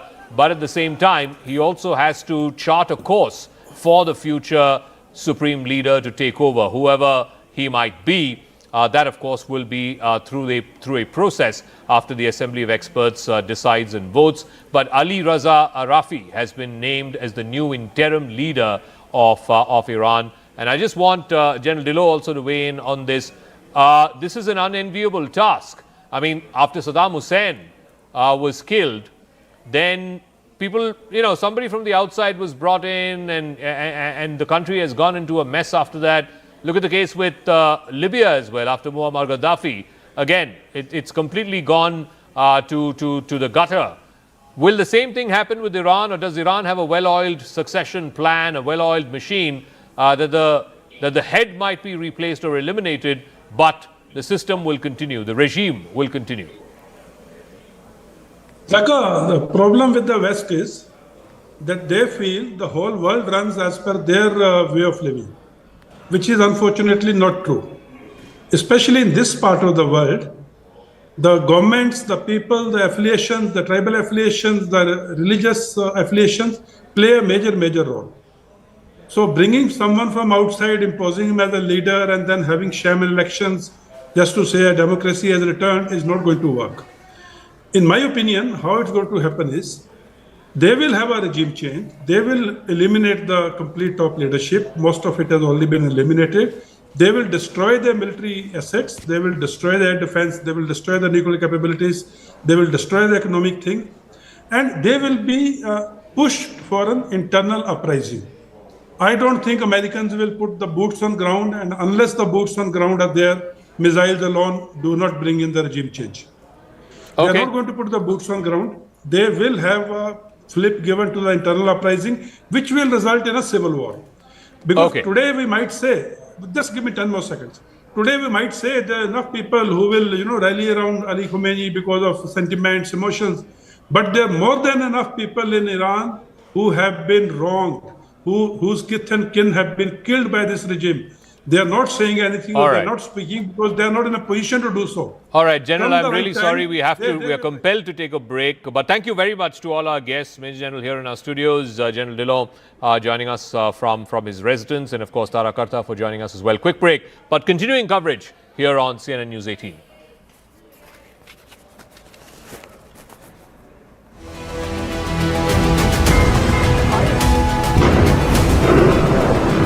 Just had a bomb alert here in Tel Aviv a few minutes back. I don't know if you heard that, Arunima. I don't know if you heard that loud blast.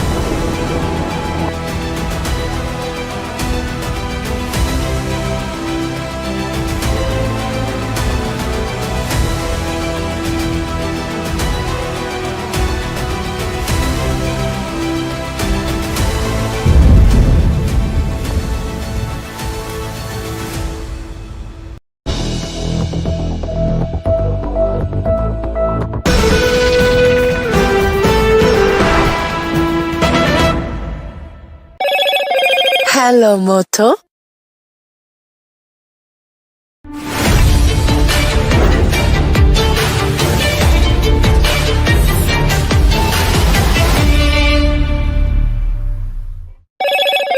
Hello, Moto. All right. So in the latest, what we can tell you is that Iranian media is in fact negating the reports that have been coming in with regards to the killing of Ayatollah Ali Khamenei. The biggest information that was actually passed on was by the US President himself as he took to Truth Social to declare that the Ayatollah is dead. Is he using this as a leverage, as is being claimed by the Iranian media? We do not know. No official confirmation coming in from Iran. In fact, the Israeli side, also from Israel's foreign ministry, in fact, as far as the Iranian foreign ministry is concerned, that is actually negating the reports. Let me quickly bring in Sanjay Suri from Tel Aviv at the moment. We'll try and reconnect with Sanjay. He's currently stationed in Tel Aviv. Also, Siddhant will be joining us in just a bit. As far as the Indians are concerned, remember, thousands of them are currently in the Middle East. That includes the UAE, you're looking at Qatar, you're looking at Saudi Arabia, you're looking at various other nations. More importantly, in Iran, several Indian students are currently stranded. Many of them, in fact, sent out those videos urging the Indian government to ensure a timely evacuation. The Ministry of External Affairs, of course, is looking into this overall situation, but at the moment, the top priority is to provide all Indians safe cover before they are eventually evacuated. Remember, even for evacuation to take place, the airspaces have to open up. Most of them have been shut down. How this will now impact the overall economy is also another concern, given that the Strait of Hormuz has been blocked by the IRGC just yesterday. This is a very key critical strait, as we know that this is a shipping route where most of the global energy supply is done. It is through this route that the energy supplies to China, to the United States, even to Europe takes place. But that has in fact been blocked. What impact this will have on the markets is another scenario that we'll be looking at. But first and foremost, the biggest question that remains unanswered at the moment is that, is Ayatollah Ali Khamenei actually dead, as is being claimed by... All right, so in the latest, what we can tell you is that Iranian media is in fact negating the reports that have been coming in with regards to the killing of Ayatollah Ali Khamenei. The biggest information that was actually passed on was by the US President himself, as he took to Truth Social to declare that the Ayatollah is dead. Is he using this as a leverage, as is being claimed by the Iranian media? We do not know. No official confirmation coming in from Iran. In fact, the Israeli side, also from Israel's foreign ministry, in fact, as far as the Iranian foreign ministry is concerned, that is actually negating the reports. Let me quickly bring in Sanjay Suri from Tel Aviv at the moment.